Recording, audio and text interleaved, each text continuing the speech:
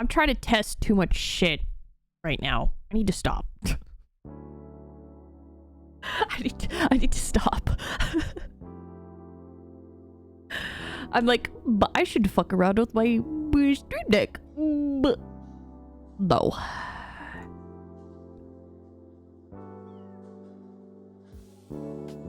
Huh? What is hello? What?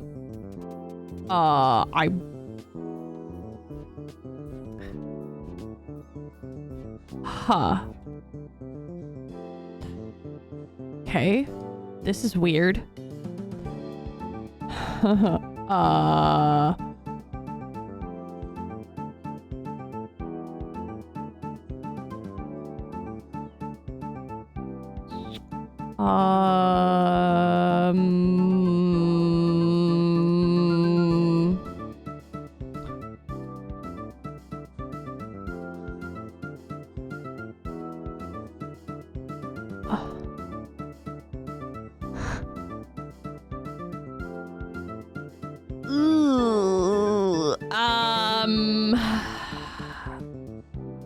Hey. Oh, fuck off. I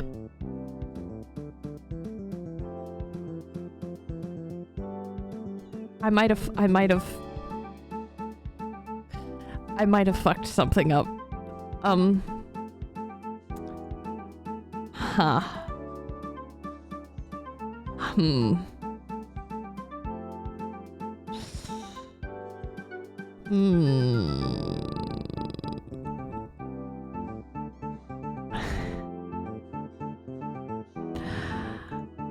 Nope, I fixed it. Never mind. Okay. Okay, I'm gonna delete that. That did not do what I wanted it to do. I'm gonna delete that. Don't worry about it. Don't worry about it. I was trying to be fuel efficient. Did not happen.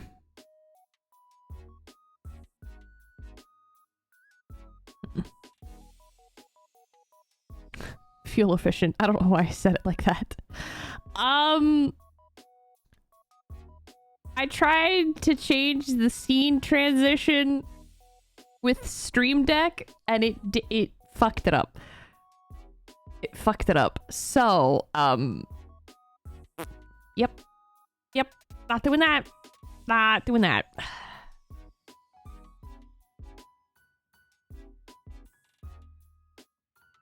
That's terrifying. I wonder if it's because I did this. Maybe if I do that. Paid. Keep same.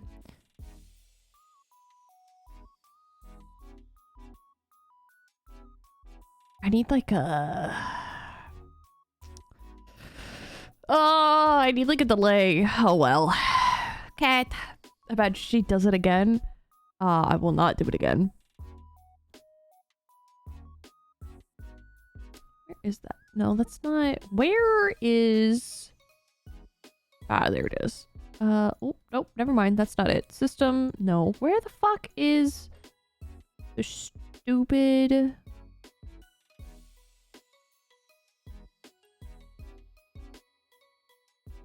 delay? Maybe that's it. Delay. 1,000...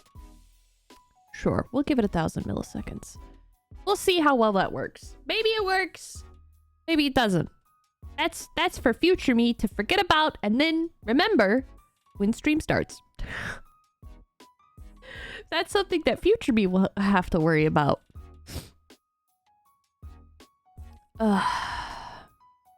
And accidentally delete everything. I mean, huh? I have never done that. I like to live life on the edge. I don't have anything exported or saved. I like to live on the edge.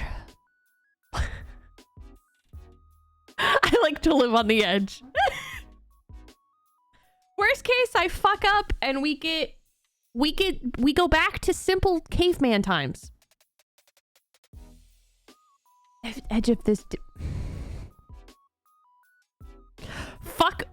Got him. Fuck both of you. I want to delete both of your messages just for the meme. So bad. So fucking bad, dude. I want to do it.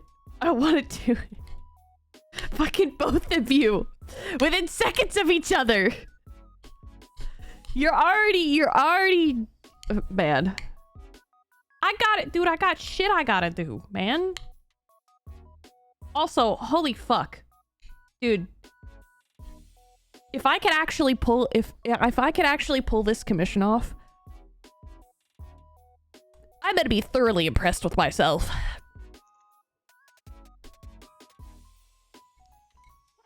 What are you ensuring? What? Huh? Stick of butter. Stick of butter. Yes. Anyway, yeah, dude, if I could pull this commission off, holy shit. But also, holy shit, it's a lot. It's a fat fucking commission. Wasn't expecting it. She kinda hefty. She kinda thick, dude. Anyway. This is what I forget. This is what I get for not knowing how to properly animate. And my dumbass is over here doing it frame by frame. What the fuck? Oh, that's why is it doing that? What?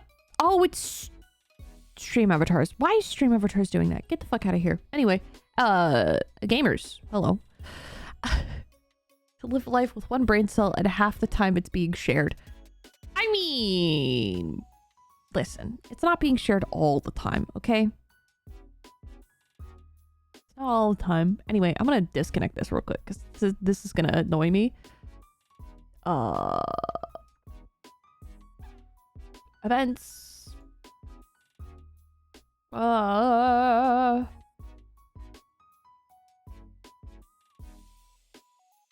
Nope. No events for you. Okay, now we're back. But Smacking my ass. hello. Why are... Oh my god, okay, we're starting strong already?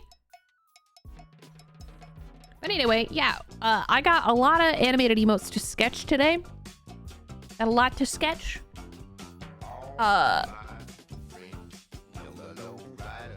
So we're probably gonna be working on emotes for the most part. And I do have to start on the print. Because you'll be happy to know that it is the 18th. I have about a week and a half left of this month, and I have not done shit on May's print. Is that a mistake? Possibly. Will I cook and get it done in time? We'll see. Did you get your boy yesterday? Yes, I did. Nice and cute bundle. Thank you. Oh fuck. But yeah, so we got a lot of emotes to animate, and we got a print to do. I'm probably gonna work on the print for the first half of stream, cause yeah, I mean I have done absolutely nothing on the print. By the way, I've only done the 3D model. Got the pose that I wanted, and then told myself I was gonna do it the second week of this month, and that did not happen. It did not happen because I decided to play games. Did you get his light cone? No, I did not get his light cone. I did not get his light cone. Mostly because I'm saving for Boot Hill. I don't have the materials to build them. Are you not always just making it in time with the prints? Yeah, pretty much. Pretty much. Though last month, I actually did pretty good as far as timing. I got them earlier than I usually do, but yeah, I'm pretty much like down to the wire with the prints, because I don't know how to manage my time well. I'm learning. Have no idea how to manage my time, and I'm simply just raw dogging life.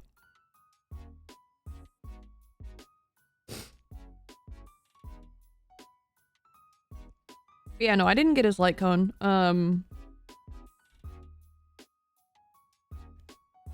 Because he did take more rolls than I thought he would. I gotta save.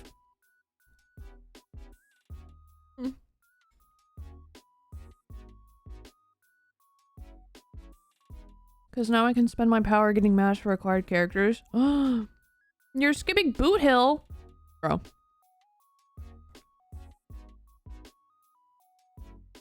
Huh? Time markers? Nah. I can't manage my money or emotional state, so I get it. Dude, same. I can't manage anything in my life. Can't manage anything in my life? Feels good. This is why I need a manager. He just fucking yells at me to get shit done. And I do it.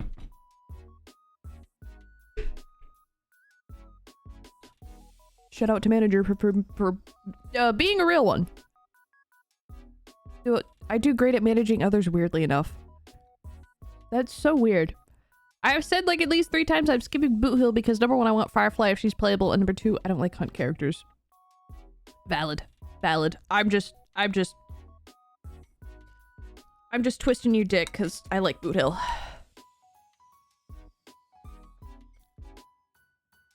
I want my Yeehaw man. Nope. I already have a manager. Don't need 2 of them.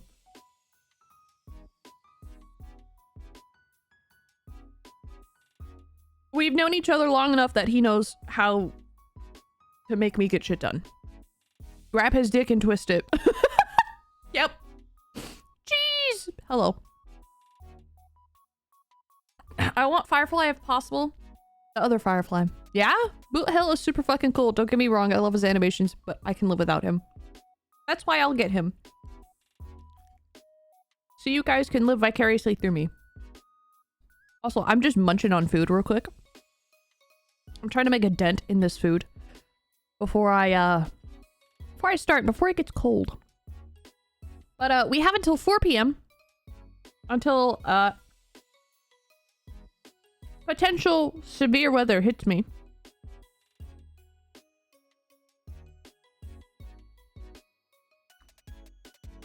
I think last I checked I was at level 2. Yeah. Hail threat level 2. Love to see it. Yeah, I have until like roughly 4 p.m. Jesus Christ. To get shit done. Munch on his got him. I pray for manager son. May cat brain rot. Cat brain rot doesn't make it. He's already insane. I got Clara this morning though. Hey yo. Sheesh. Not hard to tell you to get your shit together. I mean,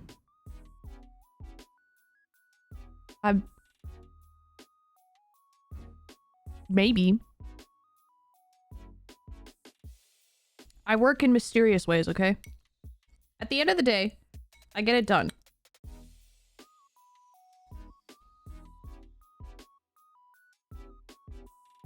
And how we get to that point is none of your business.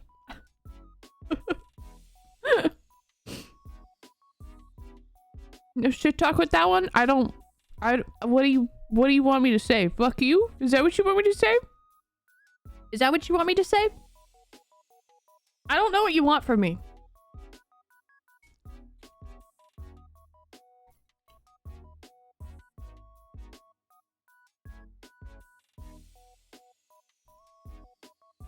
It's what I expect you to say to me. Okay. Okay. I want $1 million from you. Well, that sucks. Also, other cheese, dead joke. Dead joke.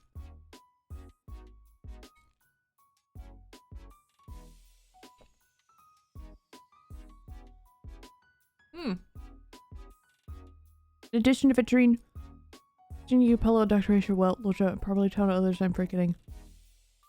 I have to work on building Clara. Jesus Christ. Cute cat? Better. I beat that joke into the ground months ago. Dude, all of you have beat the joke. I will start deleting your messages.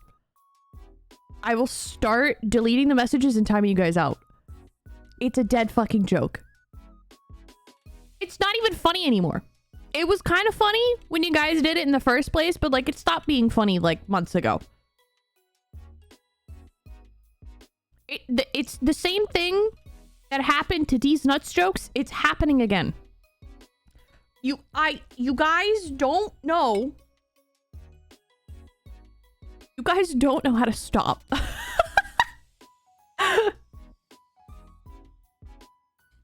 Which is great for someone who's dead inside like me. Well, I'm not dead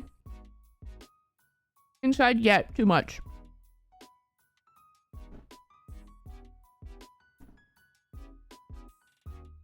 But also, I know you guys can come up with better material.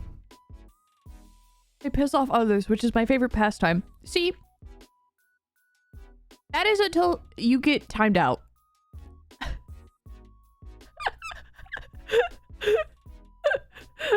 Sure, like you could do better. I don't... Why? Why do you guys do this?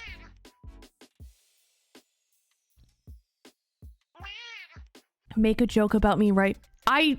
Your dick's small. I don't... I don't know what you want.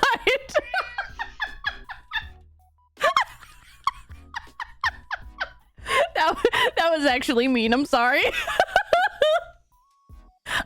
I already know that. Sticky jokes are overused and dead. Proceeds to make a small dick joke. I literally play in ways that could get me banned in Dead by Daylight just so I could piss off survivors. But see, that's funny. Also, hi Blue. Be original, you small brain. Yeah, did you have to look that one up?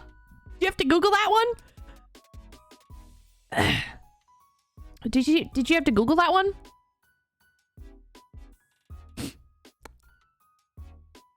Where is it? Where's the... There it is. You know what? I cast testicular torsion.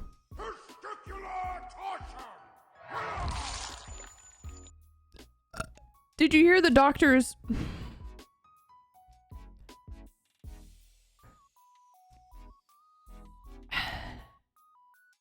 Domo, I feel like that's a D's nuts joke coming on, and I don't. I'm gonna stop you right there.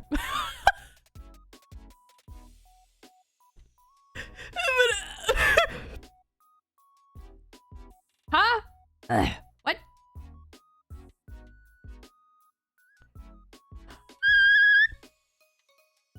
I'm getting emails. It's actually not. It's a reference to a clip. What? Huh? I also slug with what? Does it have a braid? You can see the literal fluff inside of her head because it's sticking out of her ears. Dude, yeah. I get a brain, but it's padded by all the fluff that's in my ears. Ovarian obliteration. Good. Get it out of here. I don't want it. You're doing me a favor. It's not. It's a reference to a clip of the... I have to say... Huh? Huh. I haven't seen them get pulls yet. I haven't seen them pull yet. I've only seen like bits and pieces. Cat made kettle sound and I'm on mobile. Couldn't clip it. Got him. That sounds like a skill issue. Small brain requires padding to avoid concussions. Dude, exactly. I posted it in Honkai chat yesterday. Domo, I very rarely go into Honkai chat. Listen, but also it was my day off yesterday, dude. I was rotting in bed.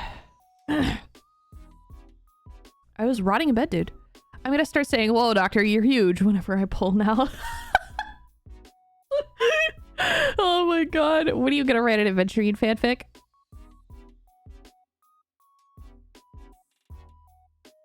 I still have to finish my COD one. I mean, what? Anyway, hope you guys like the new addition to this the testicular torsion redeem. Anyway, already started. Oh my god, based.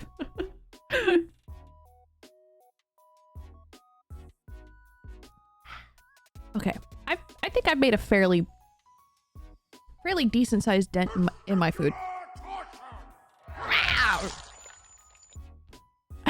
It's so stupid. Testicular torsion stickers coming soon. And by coming soon, I mean next time I get paid, which might be soon. Stick of mother.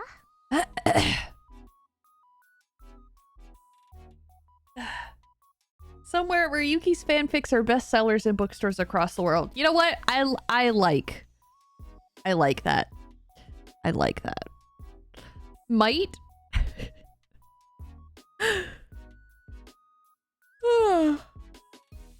Like a wind-up toy. I can't take all this torsion. And slap it onto my car. Future regrets be damned. Hell yeah. Hell yeah, you'd love to see it, dude. I don't know how well the stickers will last. I will say if you guys do slap them on your car, I don't know how well they'll last. Money permitting, I could get how the Yamcha stickers were with glitter. Oh no, those ones are only rated for a year outdoors. Never mind. I don't know how well the stickers would do outdoors, I will say. So if you are planning on slapping the torsion stickers, then I cast vaginal volatilization. What the fuck is that? What are you okay? What? Huh? What are you? Shut up.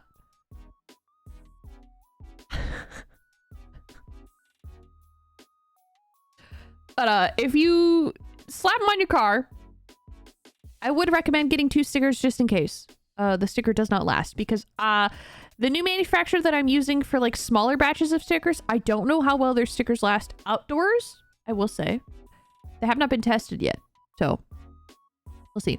There's no coffee link. It's shop. There is no exclamation coffee. It's shop that has both the links. I'm not expecting it to last super long on my car, especially with Washington weather, but it'll be funny for a while. That is true. 6 chicken nuggets and a hairpin. Well, I don't have hairpins. And I don't have any chicken nuggets. Water bottle one's holding up for now. Ayo. Sick. Yeah, if it's on your water bottle and you don't like scrub the shit out of the sticker, they should last for like ever. Ugh. I should get a second sticker and sneak over to my buddy's place and slap it on his front door. Oh my god. Yes. You little cat, have fun. Ayo. But also, you're just gonna use the exclamation. You're just gonna use the command and then... Why? What were you trying to do? What were you trying to do? Were you trying to cook? Yeah, I don't know how well the stickers will last on the cars. 2 slices of toast and a tea kettle. I don't have a tea kettle either, but I do have toast. I do have toast. Anyway. I've gotten half of my meal in.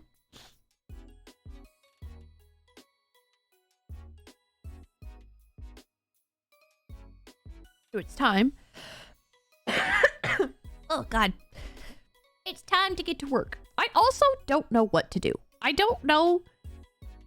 Like, a part of me has been on a fucking binge of wanting to watch, like, long format videos. And the other half of me is like, I should just stick to music. But also, part of me is like, I want to watch videos. But also, the videos that I watch are,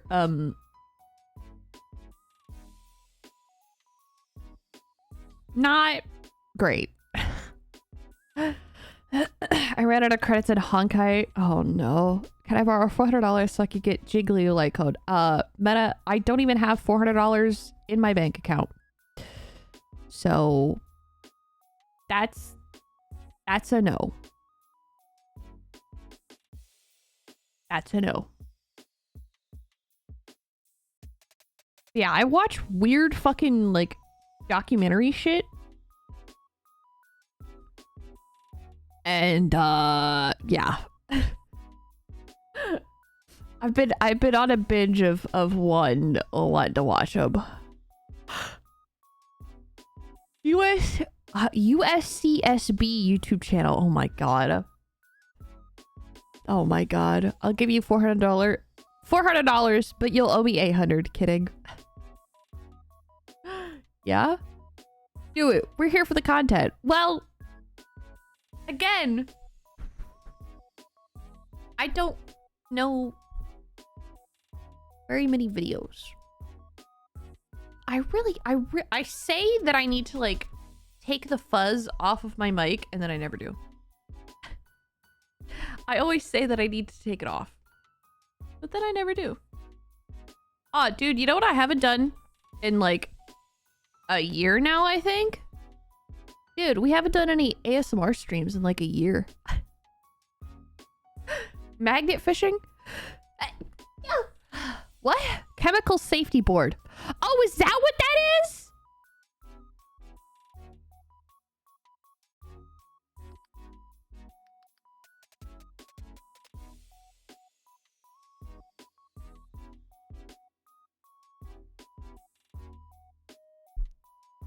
Oh my god, don't. I will...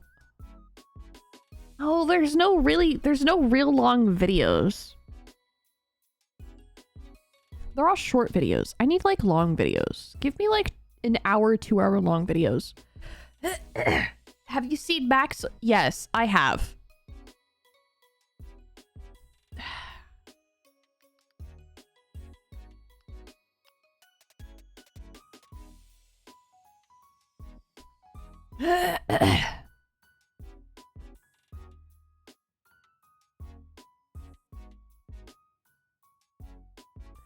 I want to watch his Baldur's Gate 3 review, but I haven't finished Baldur's Gate. So, I can't. Don't fund a meta for the light cone. The man's needs to reflect. Needs relics. Why did I read reflect? I can't read, dude. 12 hours of of silence broken up by metal pipes falling. Same. Same. Defunct Land? Oh, fuck! I love Defunct Land. Fuck it, we might just fucking binge his episodes. The episodes? Videos. Oh, no. Not do that. Salmon was in a Twitter conversation with him for a bit. What, Defunct Land? I think I gave you PTSD with the chat. No, I just read it wrong. Yeah? Hey, yo! Dude, that's sick. Look for food, baby, order pizza. Hey, yo.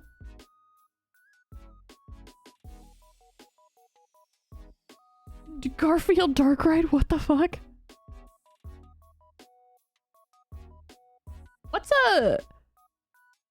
What's a good Defunct Land video?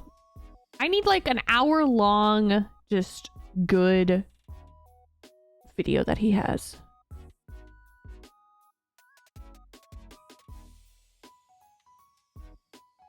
Which I guess not all of them are bad, to be honest. Journey to Epcot.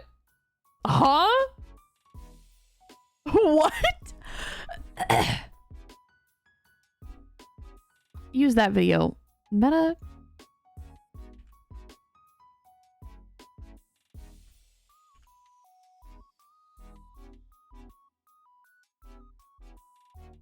Huh?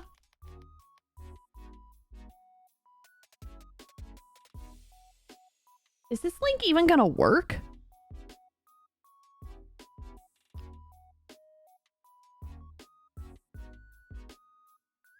I'm gonna ban you. The one about the Disney Channel theme song is straight up fire. Ayo. The Helldivers review someone posted in the Discord. Huh?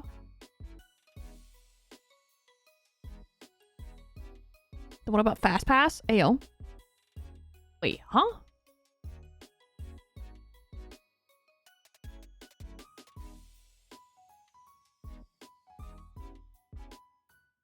How long ago was it posted? What I do though? You know exactly what you did. The video that you posted. You know exactly what you did. 15 minutes. Oh my god, this is the person that we were just talking about.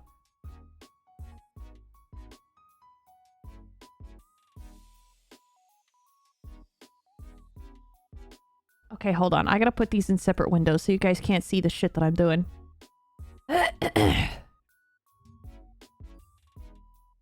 Okay. Put these in separate windows. It's a great video. I've watched it 4 times. You're insane. Journey to the pond since you want to... Huh? Okay. The fuck am I doing? Oh, yeah, that's right. Okay. Let me do this first, at least. And then we'll get started. I gotta set up. I gotta get cooking. I gotta cook, dude. I gotta cook, bro. Where the fuck are we gonna stick this video? Oh, I guess I could stick it right here, because you guys really don't see the corner right here. I could stick it there. Window capture.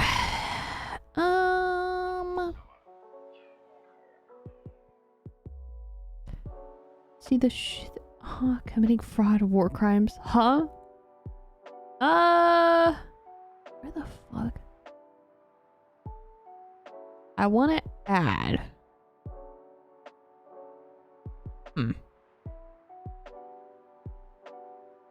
Oh, fuck. Actually, hold on. Let me go back over here and do this so I don't have to worry about this. Studio mode. In case the window capture grabs something that it's not supposed to.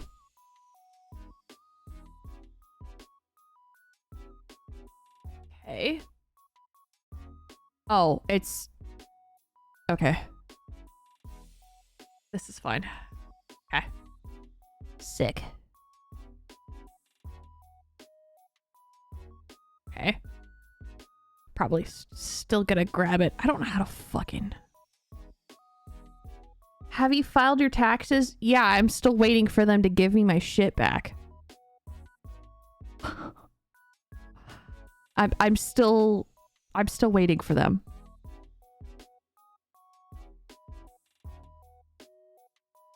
They have not. They haven't given me my shit back, so I don't know what the problem is. I'll be looking. Gotta take the dog out, touch grass. Ayo.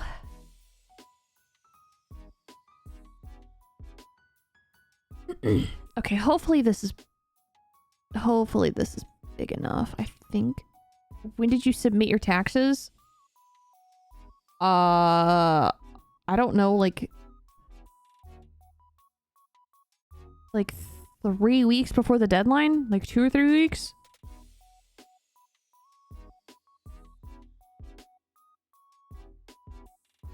And I still haven't gotten my refund back. Cool. Sick.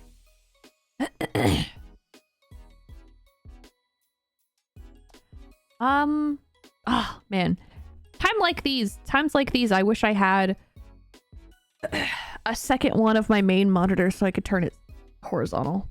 Horizontal? Vertical. Vertical, yeah.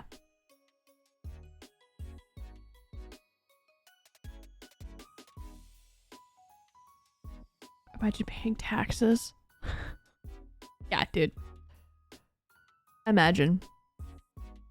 Okay, I think we should be good. I think. Should be good. Fuck. The video's tiny. Oh well. Vertical monitors are goated. Yeah. My main monitor that I have, it's on a stand that I can turn it vertical. I've been meaning to get a second one. But that shit is expensive. And I haven't had time to do that. So yeah. That's been my thing. Ugh. I do want another vertical one eventually though. Where is this? Is probably too okay. Sick. Ooh, I have to adjust. Actually here, hold on. I can move this over here so it's not blocking the video. More monitors equals more productivity.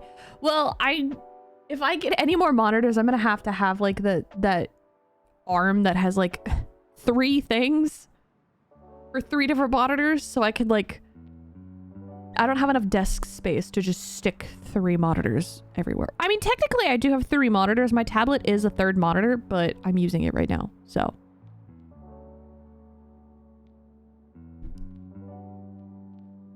Nothing in my house looks good, but I decided not to order food because it's expensive. Time to watch Cat. Ayo, we can starve together. It's okay. Anyway, let me move some of this stuff around a little bit. I'm gonna move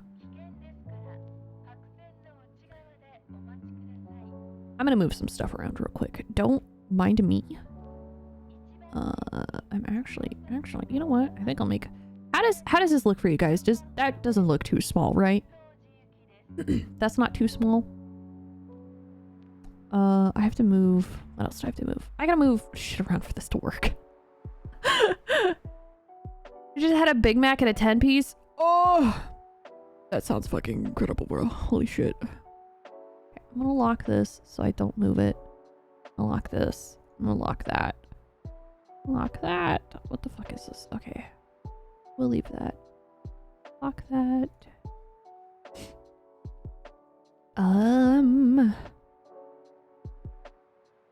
Oh, it is in here. Okay, hold on.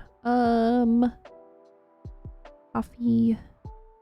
Throne. Okay, we'll move these to the center. And then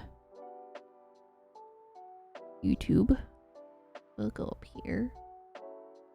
It's still really tiny though. Oh well.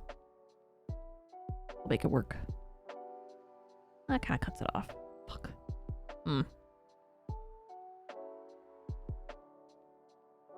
That's so tiny. I feel like it would really be better over here. Would it be? Yeah, it would. Yeah, it would be better over there.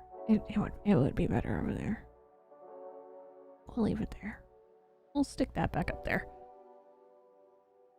Oh, y'all ever eat frozen Uncrustables? No, but I've eaten lightly unthawed ones. I've eaten cold ones. They're pretty good. I would go drive and get food for cheaper, but lately I forget my fear of driving. That's a mood.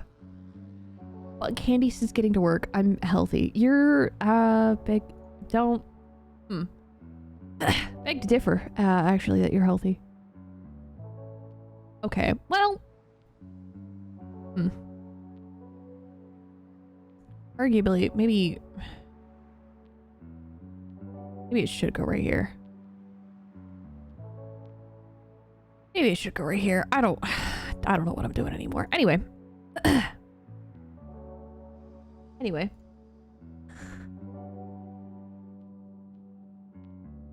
Hopefully. Video contains many certifiable thought crimes. Helldivers 2 is an amazing co-op shooter that plays exactly like No Man's Sky, except instead of exploring the cosmos, you okay, hopefully that's not horribly in the Psalm. Too loud. Every copy of Helldivers 2 is personalized. Joel wanted me to fight 10,000 fire ants. Anyway. Where humanity is beset on all sides. Hopefully the audio's not too loud. Life and the actual Terminators. Earth, the galaxy's last and only bastion of managed Ayo, wait, cat. Ayo. Sends its finest men, women, and children over 7 and spread freedom to the most horrifying hellscapes. Anyway, I'm terrible with money. Why are you saying that? What'd you do? Necessary. We play as the Helldivers, humanity's finest in emancipation and friendly fire incidents. Me. But, there's no need to worry about that last one because we are incredibly expendable. Got pizza? Ayo. All across the galaxy, Liberty's enemies march ever closer. And a new gun. Oh Of teamwork, my god. And 500-kilogram bombs. For freedom, for democracy. Anyway. And most importantly, because it's really funny. Dudes be like, Helldivers 2. I wish I could edit like him, dude. Brother in Christ. It worked. I wish I could edit like him.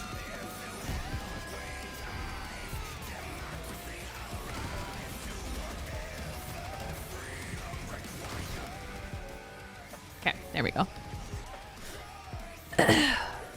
Plus the 50 I decided to spend on gambling yesterday. Jesus Christ.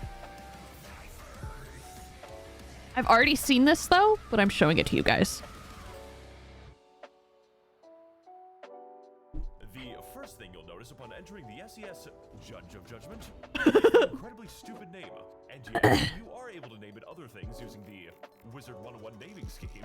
Things like the Pride of Pride, Star of the Stars, Patriot of Patriotism, and my personal favorite, the Founding Father of Family Values, because this has a lot of violence in movies. Oh, here you see me depicted as the Soy Wojak. The second thing you'll notice upon entering Jesus Christ. the ongoing galactic war, and that we are currently Ah. fucking losing the galactic war. Which is why we need to suit up with exactly 3 of our friends and choose which planet is in vital need of the democratic process. If you don't have any friends, then I hope you can speak good Mandarin. I think I did something to make him mad. But to win the galactic Jesus war, we must Christ. first understand the galactic war. We can ill afford another Malevolent Creek, which is why I'm going to go over each of the 2 fronts that are currently reducing us to smears across the galaxy. And I'm going to make difficulty 7 or above, which is coincidentally Me. the perfect enlistment age. On the left-hand side of the political spectrum, we have the automaton front. We'll be focusing on range tactics, heavy armor in slight excess, and an extremely high amount of explosive ordnance. Oh, I'm out of here, guys, later. If that sounds a little bit intimidating, then don't worry. I haven't even gotten to the horde of angry chainsaws yet. Chainsaw Man reference goes in the video here. But talking about the automaton front is never complete without talking about the fucking Creek, or as Yeah. it's known by our honored veterans, Space Vietnam. This It is Space Vietnam. single-handedly responsible for I guess most was. of our casualties. Is this SpongeBob? And that is genuinely impressive considering that 10 million men have already died in the Battle of the Madagascar Lemur. Those are considered rookie numbers, and we're already outpacing the Taipei Rebellion. In fact, every Fucking love that audio. Fuck you. Huh? Why? And personally, I don't really see what all the hype is about. After all, it's just one planet. How important could one planet possibly be?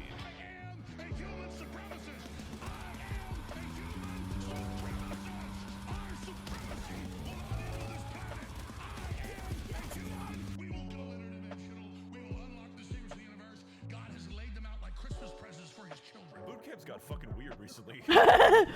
Damn. By extension, the rest of the front is essentially an exercise in how much PTSD one man can possibly get. Their firepower is so overwhelming, so absolutely constant, that describing it as an endless retreat where you accidentally accomplish all of your objectives would be very generous, as it implies that I do the objectives. Fucking shit! This That's can mean. occasionally push you into what we call unfortunate tactical positions, at which point your main options for survival are going to be watching your slower friends get burned to death in the Mekong. I will never unhear that scream. So yes, this planet may be what economists call bad use of our human capital, but after dealing with several days of what I can only describe as angry forklift decommissioning. Oh shit, this motherfucker's not OSHA certified. You really need a step ladder for that, sir.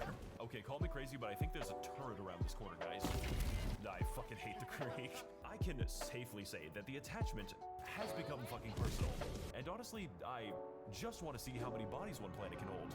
We lost Vietnam, we lost Afghanistan, and yes, we definitely lost America. So goddammit, I am not going to lose this shit to ones and zeros. God gave this galaxy to a non-binary species, and service guarantees gender affirmation. Fun facts about the bot front.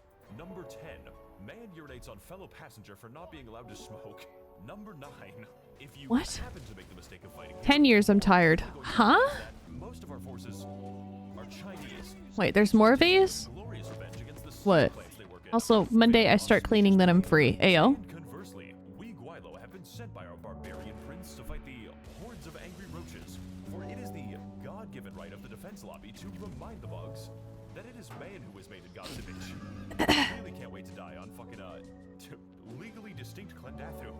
The turbided front, the turbided population problem is a wide assortment of increasingly. I need to figure out if I can copy and paste. Scotland forever! Bad case of the rigor mortis.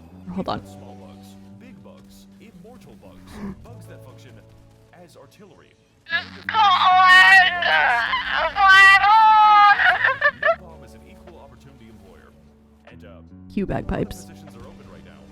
That is to say, once you start fighting Anyway. bugs, you can't stop for about 40 minutes or so, because they just spawned a battalion from the ground like the goddamn Viet Cong for the third time in a row, and I do not have enough raid for this shit. Good fucking throw, dude. I just Beautiful. walked to the McDonald's, guys. I'm just a level 1 goblin. It's literally my birthday. I'm a little birthday boy. And do you want Your birthday boy. the worst part about this war? We don't really know how they move between planets, and I don't think they have what you would call a plan. Rather, the turbided simply appear in places they wish to eviscerate, kind of like a Whole Foods. So, you can imagine my shock when I learned that those white bitches were trying to gentrify the moon. They are ruining the amazing local culture of, California. I hope it's becoming obvious that fighting these things under normal circumstances is same-day shipping to God. What the fuck? Fortunately for us, though, we have access to a wide variety of unique and hilarious tools, which are only accessible via inputting a series of hand signs, informally known as airstrike jutsu. Whether it's big airstrikes, bigger airstrikes, biggest airstrike the engine can sustain, or airstrikes that specialize in killing everything except the enemy, there are so many bad guys with so much damage to be done that the most challenging part is keeping your team out of the blast radius. I got 500 kilograms ready. What have Me. Gotta head off for a while. Delivery truck is here. Good luck. them? Throw the Stay strong. and even attach them to enemies that are running into you. My personal favorite combination is definitely the napalm and chlorine gas for when you really, really want your enemies to feel pain. You know what? I might do that combo when we go back to the bugs, Blue. Free variety. Now, of course, airstrikes aren't the only thing we can deliver. I might do that combo just for the hell of it. Because here at the Defense Department, we take care Yuki, to please provide do the Scotland forever, but as loud as you can. I have neighbors. I can't. a wide array of support tools. And by support tools, I mean the machine gun, which are crucial and necessary for fighting, literally anything. We've got flamethrowers, jetpacks, automatic lasers that demand human sacrifice, average American police taser with unlimited ammo, automatic targeting, and a vendetta against teammates.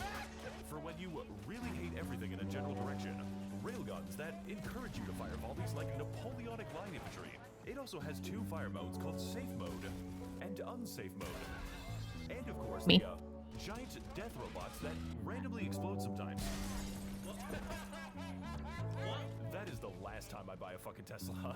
My personal favorite strategy involves everyone giving their mechs to the designated disabled man. Oh my god. To stay inside of 6 different wheelchairs. For 40 Blue, minutes, I'm not gonna lie. When I saw this, I was like, dude, we should do this. for immersion reasons. But We should do this. some of these fantastic tools absolutely pale in comparison to the fast and convenient resupply of GamerSup's energy drinks. Here to give you a fantastic boost to your gaming abilities, which, if you want to win this battle, I will now expect of you. We and the Chinese are not going to be taking back Osto 2 on 8 hours of sleep, but they did also release a sleep aid. In case somebody gives you too much energy, how am I getting away with Tim. this shit? GamerSupps comes in many different flavors, such as Guacamole Gamer Fart 9000. Why? Grandpa's Ashes, Tonight? And good. It's just good. All at the low price of 40 cents per stratagem, which is literally cheaper than the dirt I am dying over. I went to Amazon and checked. So if you are still watching this video somehow, and God bless you if you are. My favorite stratagem is that kill your teammate and use them dropping on your enemy. I do that all the time. What else do we have? We have sentry guns in case you. Every single time I get called in, I just try my hardest to just land on something. Can't wait for the devs to nerf this one and say some shit like, "Sorry, Helldivers. Command sent us rigatoni instead of railgun shells." Now, in this kind of environment with this many fireworks, casualties are not just expected; they are required. You don't really get to 12 million by being an easy game, which is why, upon the occurrence of my teammate's tragic passing, I will gain the ability to replace my friends with a legally distinct Helldiver, ready to fight and die Sup, for ayo. the worst planets you have ever seen. Like my brother in Christ, you are fighting over the Arizona Iced Tea world. Missions in this game are usually comprised of exploring new and fantastic worlds, and then building a Walmart supercenter on them. Local residents be damned. To that end, we have a great diversity of missions, like geological surveys, rescuing civilians who move their heads like confused avians. Me. Chicken! Spreading industrial amounts of carcinogenic gas and launching the fucking nuclear missile. We did it, Patrick. We saved Istanu, along with a myriad of side objectives, which you... Oh, hold on. I gotta do this real quick. Blue, you gave me an idea when we were on Helldivers last night, and I took a picture of it. I need to find it. All in service to liberate a planet by an astounding 0.0003%. This isn't a fucking charity, all right?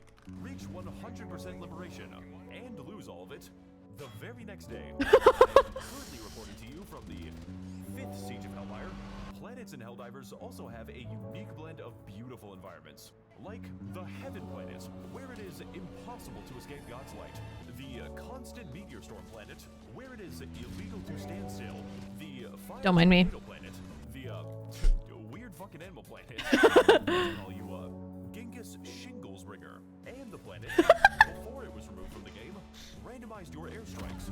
Oh, dude, I fucking hated that. What was that from? What? This? Please put this back in the game. Look, Helldivers is a game that gives you a lot of tools and a lot of places to use them.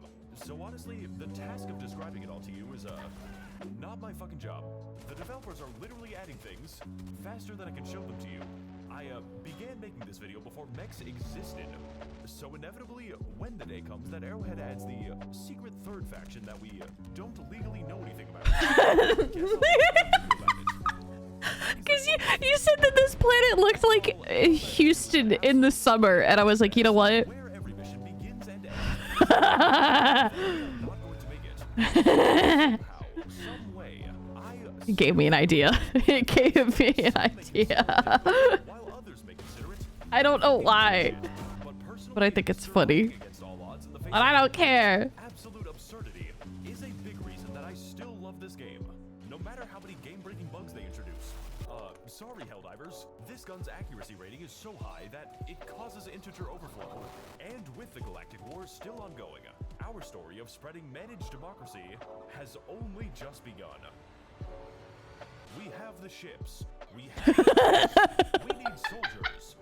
Welcome to Houston. Angry Chinese guy. Service guarantees affordable health care. I just wish I could have hid the UI. And they'll win. As long as the bug front plays the game today. On a more personal note, the Ministry of Truth extends its gratitude to all of its very kind patrons, enabling and financing our propaganda on a truly galactic scale.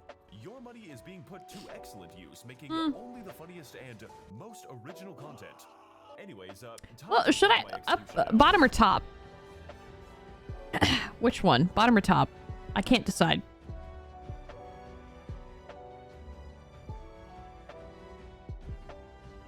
Smells like shit. Huh? Top? Okay. Top looks better? Okay.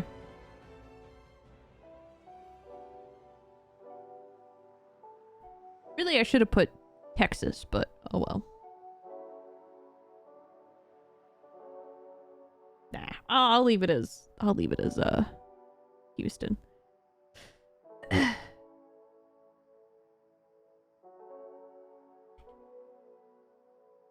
I hadn't seen that vid. Very funny.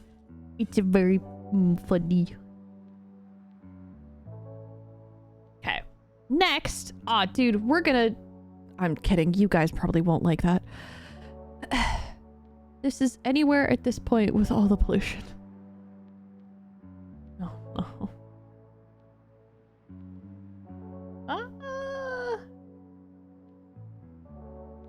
Okay, hold on. Yoink. Now we get it, really get into it. Okay, what defunct land should we do? Fast pass. Okay, yeah. We'll do this one. We'll do this one. How much do you know about lines? Okay, hold on. Okay, there we go.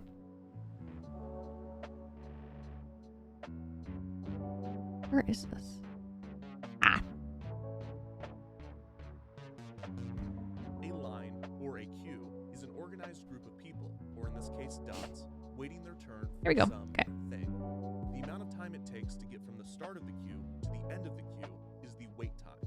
In its simplest form, the wait time is affected by two factors, the service rate and the arrival rate. The service rate is the rate at which people get pulled from the queue to do the thing. The arrival rate is the rate at which people arrive to the queue. Speed up the service, and the wait time decreases. Increase the arrival rate, and the wait time increases.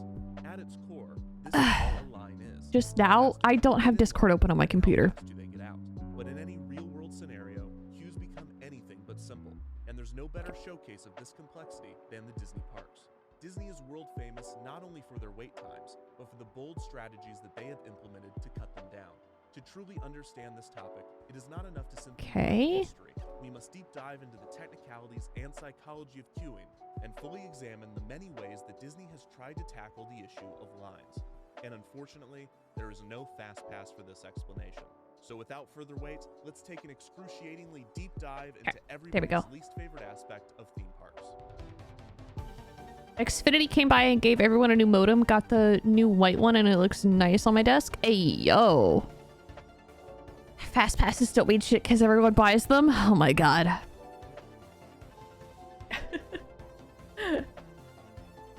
Anyway.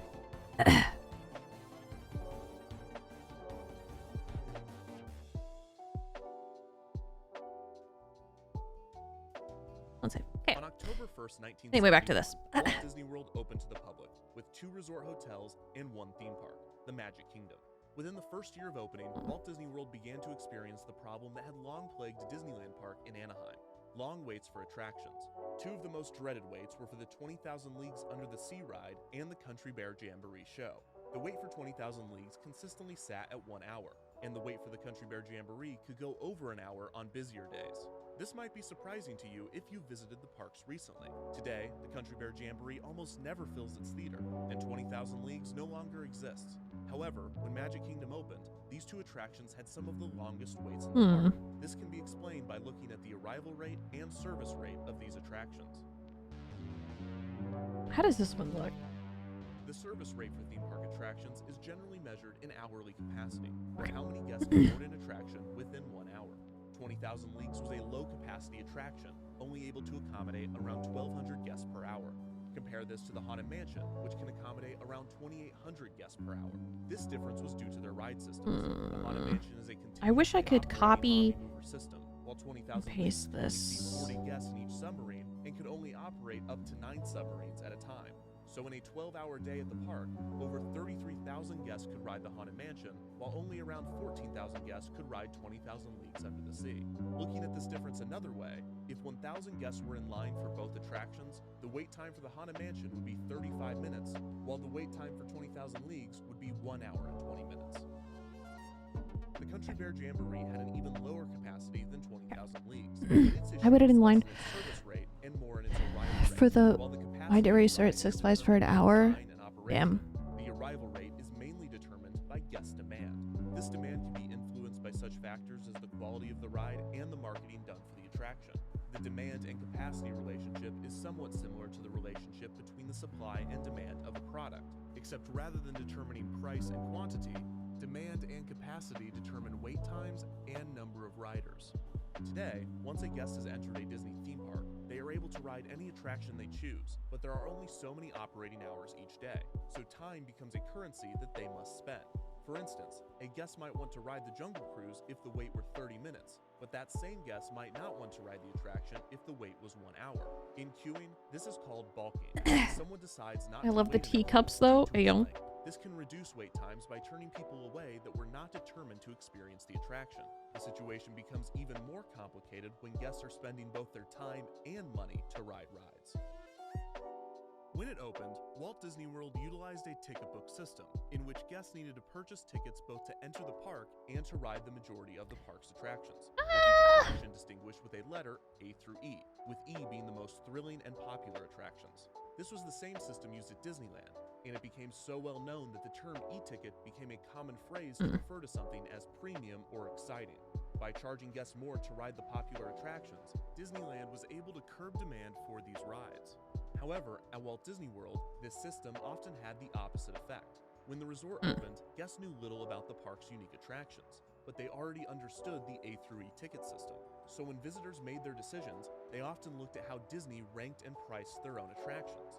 The Country Bear Jamboree, a musical show with animatronic characters unknown to guests, was listed as an e-ticket, while the Mickey Mouse Revue, a musical show with animatronic characters well known to guests, was listed as a D-ticket. This led many guests to assume that the Country Bear Jamboree was the better show, resulting in a false demand, leading to longer lines. This false demand was recognized by a Disney employee named Bruce Laval. Laval graduated from the University of Florida with an MBA specializing in operations research. I don't like how this looks. Right as the resort opened in 1971 as an industrial engineer.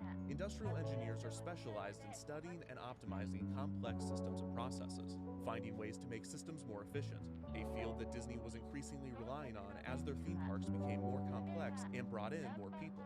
Laval was among the first industrial engineers to utilize computer simulations to optimize systems. Impressive considering at the time, computers looked like this. Yeah. Within the first few years he worked for the company, Laval noticed the false demand being created by the ticket system and argued for its removal. We're doing them pretty good. Phase for Magic Kingdom when top Disney executives, resistant to change, learned of the plan and shut it down. However, it was soon decided that Disney's third theme park, Epcot Center, would not use Epcot. the ticket system, so the decision was made to discontinue the system at both Disneyland and Walt Disney World as well. After the switch, Laval's theory was proven. Wait times at e-tickets went down, and more guests visited the underutilized attractions.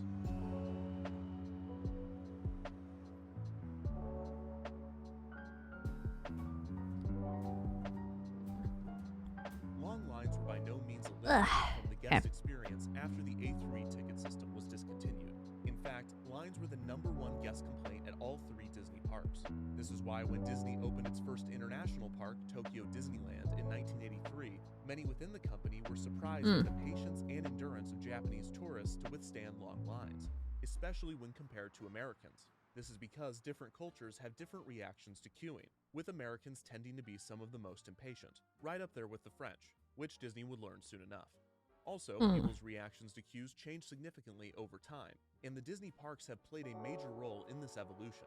The most common type of queue at Disney is called the switchback queue, in which guests snake back and forth in a zigzag motion. This was pioneered by Disney's Imagineers at the 1964 New York World's Fair.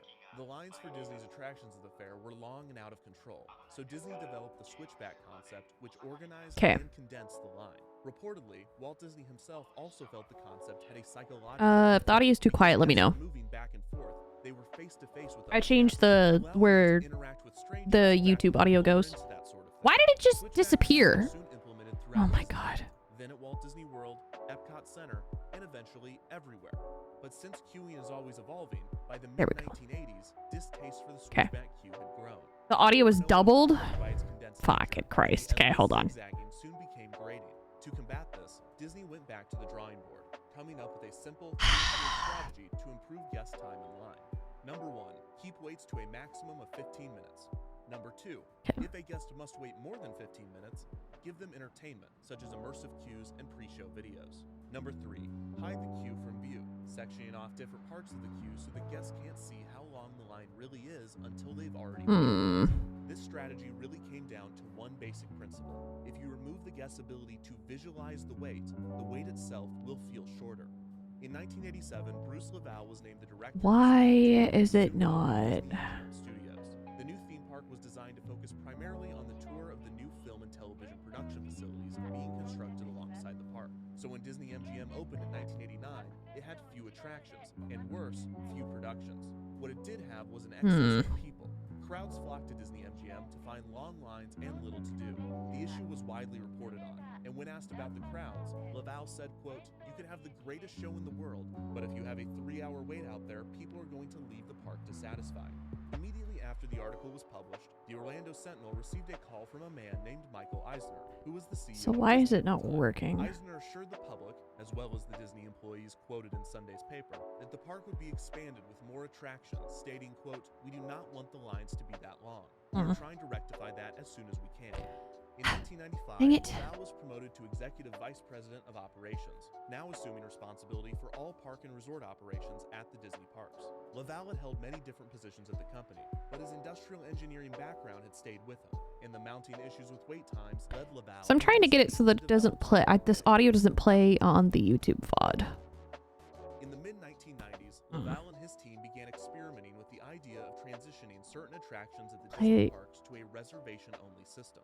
The idea was to give Abby, guests go to a sleep. reservation Yeah? time for an attraction, so Are you gonna go to they sleep? wouldn't have to wait in line. Similar to a restaurant, guests would simply arrive at the attraction for the reservation and would be seated immediately. While the idea would eliminate waits for guests at the park's most popular attractions, there were obvious issues with the concept. First, it was nearly impossible to ensure that park guests arrived for their reservations on time. Often Whatever. they would be doing something else around the park. When a guest would miss their reservation time, this would leave empty seats on the ride, therefore reducing the total capacity of the attraction. Second, if the attraction experienced downtime for any reason, then the guests holding reservations during this downtime would no longer be able to ride, as reservations for the rest of the day would already be filled. Or, if they were allowed on, the ride would now have a line of people for the rest of the day, defeating the point of the system. The idea was abandoned for these reasons, and it seemed that reservation-based attractions was a dead concept. This was until Laval had an epiphany, not while at work, but while on vacation. In 1997, Laval went on a skiing vacation in Colorado. While on the slopes, he observed the queue to get on the ski lift. Each lift chair held 4 people, and the queue was split into 2 lines, a regular line and a single rider line. Laval viewed how the single riders were squeezed into the empty seats on the ski lift when a party did not fill an entire chair. He realized that this was the compromise to the reservation-based system. Rather than a regular line and a single rider line, Laval could have a reservation-based system and a standby line. Whenever a guest would be late for the reservation, operators could take someone from the standby line so that the attraction would never lose capacity because of the ebbs and flows in guest behavior. Plus, if the attraction did experience downtime, then and the ratio of reservation-based guests to standby riders could simply be adjusted to favor those that had reservations during the downtime. Despite the idea coming from the initial reservation-based concept, what Laval was proposing was closer to a virtual queue.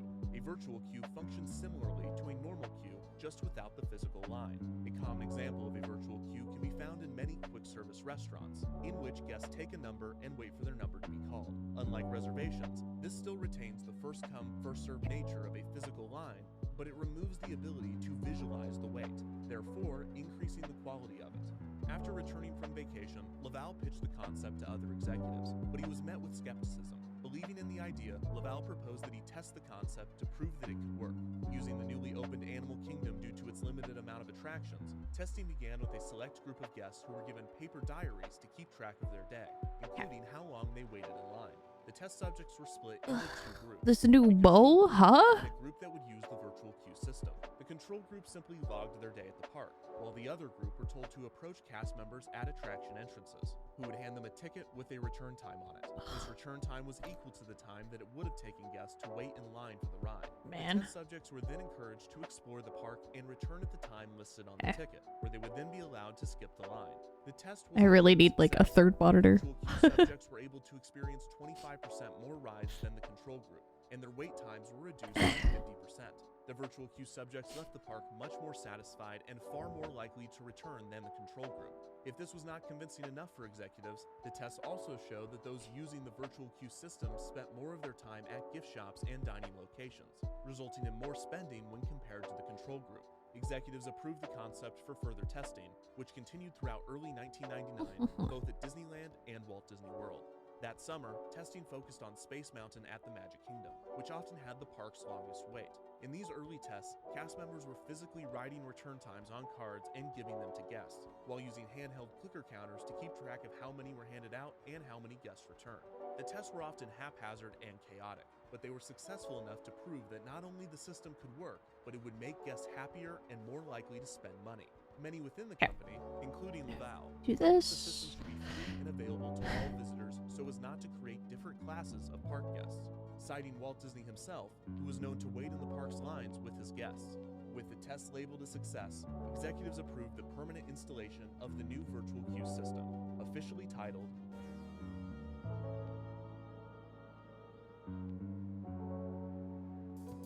Hey! Did you know that you don't have to wait in line to ride some of your favorite attractions? Just look for the signs of selected attractions and insert your park ticket. You'll get a complimentary Fast Pass with a return ride time stamped right on it. guests who entered a Walt Disney World park in late 1999 were met with a brand new system, Fast Pass. On the surface, the system was simple. Guests would approach an attraction where they would be able to view the posted standby wait time. If this was manageable, they could join the standby queue right away. However, if the wait was too long, they could instead choose to receive a Fast Pass at the kiosks placed outside of the attractions. Guests inserted their park admission ticket into the kiosk to receive their Fast Pass with a 1-hour return window listed on it. They could then enjoy the rest of the park. Once the return window arrived, they would hand their ticket to an attendant and enter the Fast Pass queue, boarding the attraction with a minimal wait. Each guest could only hold one Fast Pass at a time, and they could not receive another until the return window had arrived. Behind the scenes, the system was far more complex. Each attraction's Fast Pass data would be stored on a local computer housed in each attraction, controlling the standby wait time display, keeping track of how many Fast Passes have been handed out, and determining the return times being printed on each Fast Pass. The Ooh, okay. all wait times could be monitored throughout the park, and so that the system would know when a guest had already been given a Fast Pass to prevent them from obtaining another. The system also allowed ride operators to tell the computer when an attraction was experiencing downtime, and in response, the kiosk would slow down or cease dispersing Fast Passes until the attraction was operating again. Some cast members reported this feature not working properly or not implemented on some rides, resulting in ride operators having to go to the Fast Pass kiosk, manually disperse a stack of paper Fast Passes so that return times were pushed back, and then immediately throw those Fast Passes in the trash. When news broke on Fast Pass in the summer of 1999, Laval said, quote, "We are going to use it on 3, 4, or 5 attractions that historically have the longest lines at each park." By the end of the year, 13 attractions at Walt Disney World utilized Fast Pass, 5 at Magic Kingdom, 2 at Epcot, 5 at Disney Epcot. and 3 at Animal Kingdom. In early 2000, Fast Pass was implemented in Disneyland on 3 attractions, Space Mountain, Splash Mountain, and Roger Rabbit's cartoon spin, with plans to expand the program. One way to keep it moving is called Disney's Fast Pass. Mi un favorito. Check this out. You roll up to the Fast Pass kiosk, boom, boom, kicks back your ride time. Then you just come back to the ride at that time and giddy up. Pretty sweet little adventure. Let's hit it. FastPass was a huge learning curve for guests. Despite heavy marketing, many guests did not know about the program, and even fewer understood it. In the early days, it was referred to as Disney's best-kept secret, and many guests waiting in standby lines were visibly and vocally frustrated to see priority being given to those that had FastPasses, believing that they were being skipped or cut in line, which in a way, they were. Some people believed that FastPass was simply holding their place in the attractions line, which is not the case. The FastPass kiosk and ticket system was a virtual queue, so there was a first-come, first-served system built into the program, but that just determined guest return windows. Once guests redeemed their pass, that queue was over, and they were admitted to a new preferred queue that shared the service rate of the attraction with the standby line. The arrival of FastPass guests did affect the rate at which guests moved through the standby queue. There were a few exceptions to this, such as with Space Mountain at the Magic Kingdom, which has 2 separate tracks. So, if operated as such, one track could be standby only, and the other could be FastPass only. If this is the case, then FastPass guests are not skipping or cutting the standby line. They essentially just have their own Sleepy? attraction, as there are 2 Go to separate sleep service then. rates, and the arrival of FastPass guests have no impact on the standby line. The main issues with implementing FastPass beyond the learning curve for guests was perfecting the technology for the kiosks and finding space in each attraction for 2 lines. Luckily, many attractions already had I can't. and guests Damn. were given the choice of either the left line or the right line when they entered. A common advice from vacation planners was to always go left, because the majority of people are right-handed and thus tended to go right. A phenomenon found I have to make a outside speech in Disney 40 parks and minutes? studied by queuing Oh, experts no. for some time. Some attractions already had a split point, but not until later on in their queue. For instance, Space Mountain at Walt Disney World had a wide single-line hallway up to the ramp leading to the main show building. Here, a railing was added and all guests had to go to the right side, so that cast members could walk on the left. This made installing FastPass fairly simple, because Disney only needed to If I missed the speech, I failed the class. and build a staircase to Oh the guest God. room. The left side and the right side remained split the entire time. Reviews from those guests that used FastPass were overwhelmingly positive. On average, guests that utilized the system waited 75% less throughout the day. A few skeptics believed that the system would increase standby waits significantly throughout the park. Laval responded to this concern saying, quote, "It's only a problem if they don't self-select. The only challenge has been getting people to understand FastPass." He added that, quote, "People go on to what you might consider the secondary attractions in that area of the ride they have FastPass for. We found that these were typically attractions that they didn't go on before because they were spending too much time in line. This does Oh, I wish I could get a turnaround of this. attractions. FastPass also had the potential in certain Yeah. attractions to reduce standby wait times because it altered the arrival rate of popular attractions. By giving guests return windows, it spread out arrivals more evenly throughout the day, flattening the midday rush and reducing standby waits during this peak period. Those that loved FastPass argued that the system should be added to all of the rides in the park. Dale Stafford, VP of Operations Planning and Development for Walt Disney World, believed that this was not practical, saying, quote, "If you did it everywhere, you wouldn't have enough space in the park. Where would everyone go?" 1 year after FastPass was introduced, both guests and Disney officials were confident in labeling the program a massive success. Eisner said, quote, "They now have more time to spend money and to do other things. They're also a lot happier not having to wait in line."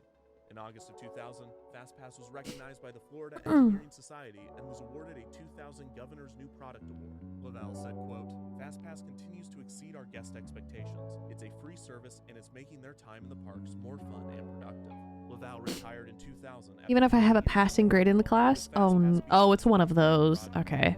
Perhaps the greatest success of FastPass was the name.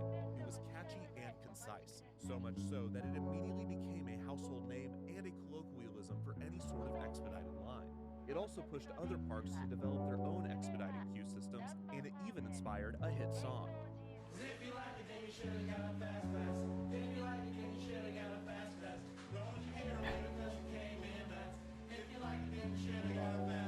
What the fuck? What a stupid song. Until touring experts started to learn the best practices for the FastPass system. For instance, guests still needed to arrive earlier in the day to receive FastPasses with optimal return times. If a guest arrived at the park's opening, they could receive a fast pass with a return window only an hour away. However, by midday, many fast pass return times could be 4 to 5 hours in the future. And on busier days, Sheesh. fast passes for popular attractions would run out by 1 or 2 o'clock in the afternoon. While the system itself worked well, there were a few issues. One was the decision to not allow guests to receive another fast pass until the return window arrived. This left many guests upset when they went to get a fast pass for an attraction, only to realize that the return window was hours away and they could not get another fast pass until then. The solution to this was allowing guests to receive an additional fast pass 2 hours after receiving their initial one. Some less than honest guests found that they could simply keep their fast passes from previous days or trips and reuse them over and over again. To combat this, Disney changed the design of fast pass tickets to more clearly show the date, although this did not entirely curb the practice. Others found ways to best the system to get as many fast passes as possible. Guests found that some attractions did not communicate with the rest of the park's computers. So if they were to get a fast pass from one of these rogue attractions, they would not communicate that the guest already held a fast pass and they could therefore obtain another. Fast pass kiosks were also used in creative ways. For instance, guests obtaining a fast pass for Who Wants to Be a Millionaire Play It might have received a special ticket inviting them to sit in one of the special contestant seats at the attraction. Sometimes the kiosks were used to direct people to other attractions by giving them a bonus fast pass, such as the Many Adventures of Winnie the Pooh, which sometimes dispensed bonus fast passes for Mickey's PhilharMagic. On February 17, 2003, the 100 millionth Fast Pass was distributed to the Dillon family of Atlanta, who were given a special golden Fast Pass that allowed them Fast Pass access to all attractions at the resort. Mike Dillon said, quote, "Things like this don't happen to the Dillons." On a particularly stormy night in the year 1871, Jebediah Dillon stowed away on a cargo ship named the Queen Marge, which would soon navigate the tumultuous waters of the Atlantic Ocean. Bound for the... Whoa, I think I lost my thread here. Sorry about that. Where was I? By 2003, FastPass had grown significantly to 26 attractions at Walt Disney World, 5 at Animal Kingdom, 6 at Disney MGM, 5 at Epcot, and 10 at Magic Kingdom. Disneyland Resort now had a total of 16 FastPass attractions, 9 at Disneyland, and 7 at California Adventure. The significant increase in FastPass attractions was due less to logistics and more to the monetary benefits of the system. During the late 90s and early 2000s, Paul Pressler, the chairman of Walt Disney Parks and Resorts, had instituted drastic cost-cutting measures, slashing budgets across the board to increase profits. At the same time, Pressler, whose background was in retail, dramatically increased the amount of shopping and merchandise carts throughout the parks. FastPass was a quick fix in many ways. Not only did the system promise to get guests out of line and into gift shops, but FastPass itself could be marketed far and wide as if it were a new attraction, during a time when Disney didn't have anything else to promote. For a period of time in the mid-2000s, FastPass was used as a perk for vacation packages, namely ones booked through AAA, which allowed guests access to what was referred to as Enhanced FastPass, which removed the 2-hour limit on guest tickets, allowing them to obtain as many FastPasses as available, with the only restriction being that they could not receive multiple passes for the same attraction until the first pass for that attraction had expired. With this, guests could enter Disneyland Park in the morning, obtain a FastPass for every FastPass attraction in the park, exit Disneyland Park, walk over to California Adventure, obtain a FastPass for every FastPass attraction at that park, and now, holding 16 FastPasses, have the best day ever. Jesus. The downside being that they now have to experience 7 attractions at a mid-2000s California Adventure. The over-implementation of FastPass did exactly what Stafford had predicted, and walkways at the parks were more congested than ever. This was especially noticeable at Disneyland, which is a much smaller park in comparison to the Magic Kingdom. The park was designed to have people waiting in line, but now, with most attractions using FastPass, guests found themselves wading through a sea of people, all waiting for their return time to arrive. Also, standby waits for high-capacity attractions, such as Pirates of the Caribbean and Haunted Mansion, were noticeably increased with FastPass.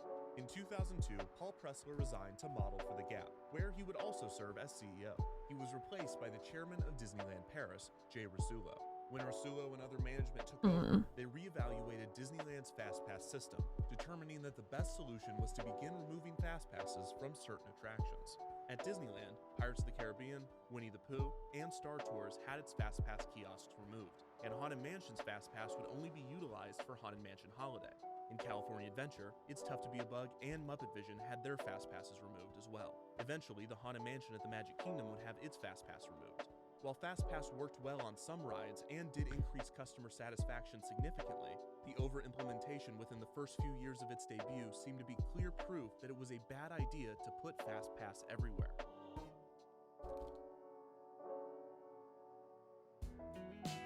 It is now September of 2007. It has been 2 years since Bob Iger became the CEO of Disney after an embattled Michael Eisner resigned. FastPass has just turned 8 years old, and Jay Rasulo is still heading the parks division. It has also been recently announced that Disney was patenting a technology that would utilize a centralized computer system to manage FastPass tickets throughout Walt Disney World and Disneyland, allowing guests to obtain FastPasses from their mobile devices, which at the time looked like this. So most of the plans relied on sending text messages to guests. The patent application also stated that the new system could allow, quote, spending per guest at hotels to determine hierarchies of access to FastPass. Disney stated publicly that they had no plans to change FastPass at the moment, merely that they were monitoring how to take advantage of technological developments. However, within the company, executives were formulating plans for a massive project in complete secrecy. In 2007, Jay Rasulo and 4 other senior Disney Parks officials formed an exploratory committee to determine how the ongoing technological revolution could reinvent the guest experience. Like Walt Disney and Imagineers in the 1960s and like Bruce Laval in the 1990s, discussions once again centered on how to improve crowd control and wait times. The group was exploring multiple concepts when one member had an epiphany. While on a flight, VP of Business Development John Padgett was browsing through the in-flight magazine Sky Mall when he came across a magnetic wristband that promised to improve balance and reduce joint pain. This was of course a scam, but it gave Padgett an idea. What if Disney park guests had their own wristband that contained technology that they could use around the park?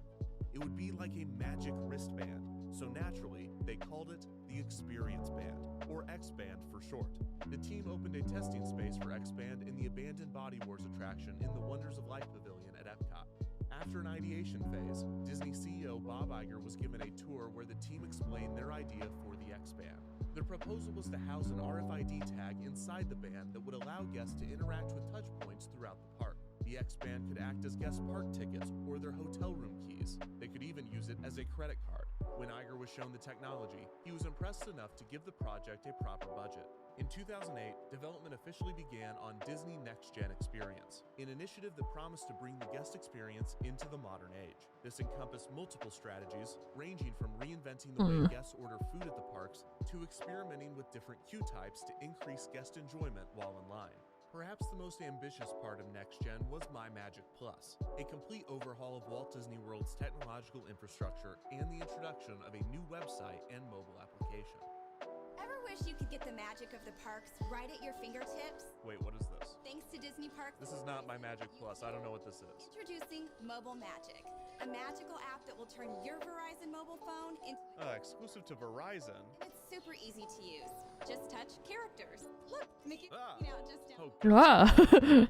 Okay, so real quick, in 2009, Disney and Verizon partnered on a new mobile app named Mobile Magic that allowed guests to see a map of the park, view show times, and play trivia for $9.99 every 180 days? Jeez. And you had to send a text message to download the app?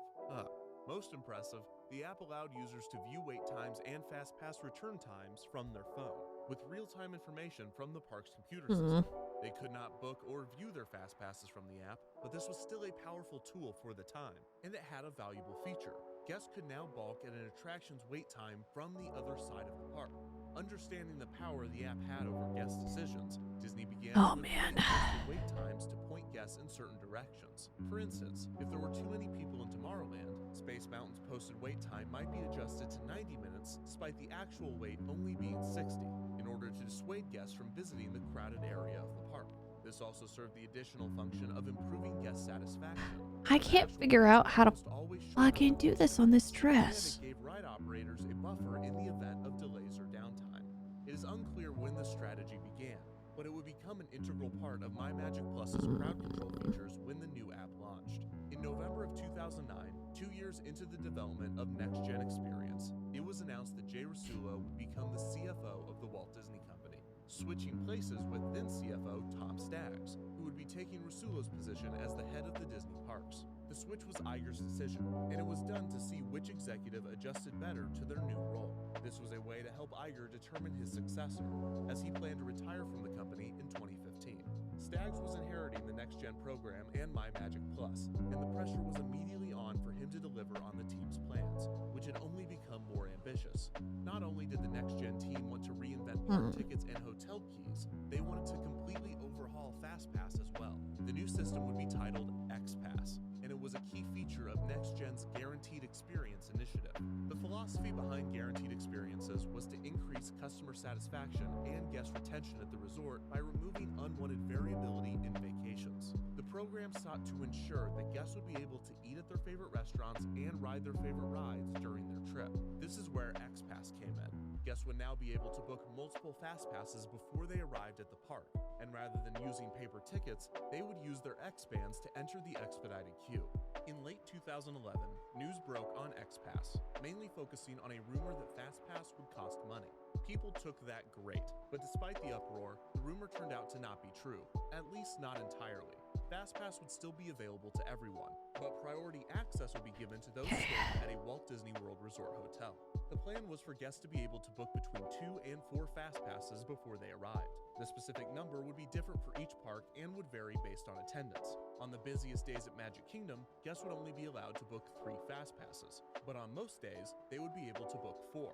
However, at Epcot, which had significantly less attractions, guests would only get to book 2 FastPasses on busy days, while most days they would get to book 3. The times for the reservations would be determined by guest preferences. Guests would input which attractions they wanted to ride, and an itinerary would be created with FastPasses to optimize. I really don't know how to do this. When paired with the rest of the next-gen technology, this had the potential to radically redesign crowd control. There was just one problem. Actually, there were 1,000 problems, but this was one of them. XPass sought to offer multiple FastPasses. Okay, maybe I don't do this one. As cool as it is, maybe I don't do it. There were not enough FastPasses available at the resort's FastPass attractions to do this. In the original FastPass system, popular attractions would run out of FastPasses for the day by noon or even before, and that was when people could only obtain one FastPass every 2 hours. Since FastPass already took up the majority of a ride's capacity, and most rides at Walt Disney World were already operating at maximum capacity, it was not feasible to simply give out more FastPasses for these rides. When the industrial engineers ran the models for XPass, it was apparent that there was not enough FastPass availability at the parks for the system to work. The engineers quickly realized that in order to offer multiple FastPasses to guests before they arrived, they would need to add FastPass to nearly every attraction at the resort. The total number of FastPass attractions at Walt Disney World would increase from 28 to 50. When the industrial engineers put the increased FastPass availability into the model, it still didn't work. Even with an additional 22 attractions, there were still numerous days throughout the year where FastPass availability would be gone before a significant amount of guests could book all of their passes. To solve this, it was suggested that FastPass be added not just to every attraction, but also to things that were not typically considered attractions, such as meet and greets with characters. Apparently, this still wasn't enough, so it was suggested that guests could obtain FastPasses to things that don't even have lines, such as fireworks shows or parades. Rather than skipping the line, special viewing areas would be created for these experiences, and guests could book a FastPass to gain access to them. Finally, this increased, or more accurately, inflated the amount of FastPasses that could be offered, which helped support the idea to FastPass in the last 40 minutes would leave me dead if this was a drinking game. basic framework figured out. That's the fun part. And My Magic Plus continued. That's the fun part, though. In February of 2011, the Walt Disney Company's board of directors approved My Magic Plus with a budget of around $1 billion. Iger reportedly sternly told Staggs, quote, "This better work," which became a mantra for the entire team. Staggs was under enormous pressure to deliver on a project that didn't really make the parks or Disney money. Now, when I put this in, does money immediately begin flowing out of my checking account? If it's working correctly, yes. Yes. Yeah. In a shocking twist, most of the rhetoric surrounding Next Gen and My Magic Plus internally was not about the potential profit from the system. Those developing the new technology and even much of the executive team believed in the more altruistic benefits of the program, the ability to guarantee experiences for vacationers, to simplify the experience of visiting the resort, to improve traffic flow and crowd control at the parks, to create an IT infrastructure that could be built on over the coming decades, even to make cast members' jobs easier so they could focus more on providing great interactions with guests. These were the key components of the pitch. This is not to say that there were not some ulterior motives. Disney definitely wanted to impress with the program to establish themselves as a major player in the tech space, but this did not create a clear path to generate income. Apart from the new digital photo pass system, which had direct monetary benefits, the revenue that the billion-dollar MyMagic Plus overhaul would generate was almost entirely theoretical. Maybe guests would think less about their purchases when using their X-Bands, which would then lead to more spending. Maybe the novelty of the X-Band would encourage more people to stay at Walt Disney World resorts, which would increase revenue. Maybe the data collected from everyone's X-Bands and account profiles could be leveraged in ways to increase spending. Maybe a few cast member positions could be automated with the system, which would save money. Maybe the traffic flow improvements would be so great that more guests could fit into the park. And the biggest maybe that the entire project was predicated on, maybe MyMagic Plus would create such a wonderful experience for our guests that they would be more likely to return and more likely to recommend that others visit. Sure, the end goal was to increase revenue, but Disney's focus was on improving the guest experience and hoping that the money would come as a result. This optimistic and almost quaint approach seemed to be at odds with the $1 billion price tag, but Iger, Staggs, Zullo, and other executives believed in the program enough to keep it going. Others throughout Disney had a much different opinion, which quickly led to infighting. Disney hired multiple tech contractors to manufacture and deliver much of the MyMagic Plus technology, and it was an open secret in the tech industry that they hired subpar firms that saw the project as a cash cow, overcharging and under-delivering. These firms also did not get along with the park's IT team, especially when major issues were found with implementation. Walt Disney Imagineering was not all in on the MyMagic Plus technology either. The parks hoped that the Imagineers would take advantage of the X-Band technology to deliver unique experiences in attractions, but Imagineering viewed the X-Bands as a gimmick, and a risky one at that. Damn. Plus, placing X-Band readers throughout the park's land so that guests could redeem fast passes clashed with the theming. Imagineer Joe Rohde said, quote, "If I'm supposed to be living with fairies, fairies don't have iPhones or magic bands." The Imagineers ended up barely integrating the X-Bands into new attractions, with Epcot's test track being one of the only real benefactors. What's FastPass Plus, you ask? Come on, I'll show you. It makes your stay a treat. Reserve that meet and greet. Come on, get it now. Make your trip. Damn. That is technically my second favorite FastPass parody song, but it's really not even a competition. Damn. In January of 2013, Disney officially announced the creation of MyMagic Plus, along with the introduction of the new high-tech wristbands, now renamed to Magic Bands. XPass was also announced, renamed to FastPass Plus. The system had been altered slightly, and it would allow guests to book 3 FastPasses in advance. This static number applied to all 4 parks rather than XPass's proposed dynamic system. As rumored, guests staying at Walt Disney World Resort hotels would get early access to FastPasses. Hotel guests would be able to book their FastPasses 60 days in advance, while everyone else could book theirs 30 days in advance. When guests went to book their FastPasses, they were given a list of attractions that had FastPass available. They then selected 3 of them. No more, no less. Meta, you really should make a drinking game out of this. Picked 2 at random. After the selections were made, the computer would intelligently create multiple itineraries that guests could choose from. After this, guests could still edit the selections, either by changing Hello. the FastPass reservation or by selecting another attraction within the initial attraction's time frame. These passes were now redeemed with Magic Bands or guest park tickets, but during the initial rollout, paper FastPass kiosks would still be available. MyMagic Plus was introduced in phases throughout 2013 and early 2014. I'm officially on vacation. Sick. Apparent and overwhelming. Reportedly, Sick. the rollout team and IT needed 2 executives to pull the plug, as the tech was making operations much worse, to which executives essentially responded, "We know, but we're in too deep." Spotty Wi-Fi, malfunctioning Magic Band readers, website crashes, and at times unusable mobile app, and many more issues plague the system and thus the resort. There are too many issues with MyMagic Plus to discuss, but if you're curious, here are a few. Oh god. Drive home now. I'll be back. Okay. The biggest disappointment with the system was that the tech was so broken that it was never able to take the guest experience to the next test, it worked, but it never impressed in the ways that the team had hoped. And many of the more ambitious plans for the technology, such as leveraging data to give guests recommendations, or even being able to communicate to cast members via magic bands as a guest birthday, could never be implemented because IT was too busy keeping the entire system afloat to ever have time to take it to the next step.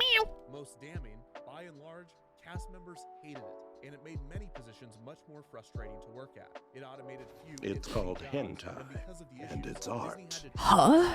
Okay, I gotta go now. Have fun arting. Good luck with your test. Publicly labeled My Magic Plus a success. And Stags even said that thanks to the system's ability to distribute guests more evenly throughout the parks, Magic Kingdom's maximum capacity was increased by 5,000 people. Although it is unclear whether this has anything to do with the new Fantasyland expansion that also debuted around this time. Stags was determined to be the winner of Iger's competition, and Rasulo stepped down from CFO in 2015, while Stags was promoted to Chief Operating Officer, with Bob Chapek, the president of Disney's Consumer Products Division, promoted to head of the parks. Stags would unexpectedly leave the company the following year, with no confirmed reason for his departure. Overall, My Magic Plus and Magic Bands streamlined the guest experience as much as it stalled it. Some guests loved it, some guests hated it, and others simply didn't care. In many ways, the introduction of the technology was a wash. A $1 billion wash. But what about the new program's headlining feature? Your art was the prettiest art of all the art. The original paper FastPass system was still Oh. operating off of a I'll be back after speech. from the late 90s. So the Good updated luck. technology, as buggy as it could I would be, give you was thighs, but definitely a welcome one. But FastPass Plus yeah. was much more than its touch points. It was an entirely new system. And like the original FastPass, it was a huge learning curve for guests. The new system could only be accessed on the website, on the My Disney Experience app, or with a cast member at one of the FastPass Plus kiosks set up throughout the park. During the initial rollout, this led to huge lines for the FastPass Plus kiosks. Give head pats. Yeah, give head pats. to skip the lines. While guests adjusted to the new system, the system itself was undergoing constant adjustment. In November of 2013, Epcot and Hollywood Studios transitioned to a tiered FastPass Plus system, in which the park's most popular attractions were separated from the rest, and only one popular attraction could be held at a time. In February of 2014, the transition to FastPass Plus was complete, and all paper FastPass kiosks were removed from the park. Rumoredly, the speed of the transition was part of an effort to force guest adoption of the new technology in order to prove its efficacy. 2 months later, the system was altered once again to allow guests to receive additional FastPasses after they redeemed their first 3. Once guests redeemed their third FastPass for the day, they could go to a FastPass Plus kiosk and choose one additional pass. After they redeemed this additional one, they could select another and repeat the process until the end of the day. The next major change would not come until Of all the art. the Yo. itinerary system was dropped, and now guests had to choose each of their FastPass times themselves. This also removed the 3 initial FastPass rule, allowing guests to select only 1 or 2 FastPasses without forcing them to start with 3. Finally, guests can now choose their additional FastPasses from the My Disney Experience app rather than only at the kiosks. It would not be until 2017 that Disneyland would update their FastPass system. Rumoredly, Disneyland was set to receive My Magic Plus, Magic Bands, FastPass Plus, and all, but the major issues with the system resulted in the expansion being canceled. Instead, Disneyland would receive an entirely different system called MaxPass. For $10 a day, visitors could book FastPasses from their phone, except they could only do so when inside the park. Like paper FastPass, users could only receive 1 FastPass at a time, unable to receive additional passes until the first return window had arrived, or 90 minutes after the initial pass was booked. The system received mixed reviews upon announcement, but after installation, many warmed up to it, believing that MaxPass was superior to FastPass Plus, which by this point was the subject of a heated debate. FastPass Plus was a divisive Also, I hope and many have strong opinions on it. this isn't like Pros and cons to the boring. system, so I'd like to take this moment to examine the I hope this isn't boring. I just really like videos like this. discussing or factoring in other ways guests are able to cut the line, such as with tour guides or the guest assistance program. These systems have their own complex histories during this period that, while interesting and important, are not factored into this list or this discussion on FastPass in general. That said, here are some of the pros and cons to FastPass Plus. My pizza isn't ready to get picked up, so I'm back. Ayo. The line more, obviously. Pro number 2, improve traffic flow throughout the park. Welcome back. One of the biggest downsides downsides to the original FastPass system was that guests had to travel to an attraction's entrance to obtain a paper FastPass just to return to the same location when it was time to ride. This backtracking was causing major traffic flow issues, so allowing guests to make reservations from their phone eliminated this unnecessary foot traffic. Plus, it was more convenient for guests. Pro number 3, reduction in length of stay. As park attendance climbed throughout the early 2000s, fast passes for major attractions ran out earlier in the day, so in turn, guests arrived earlier in the day, resulting in more people arriving in the morning and staying for longer, which increased the amount of people in each park.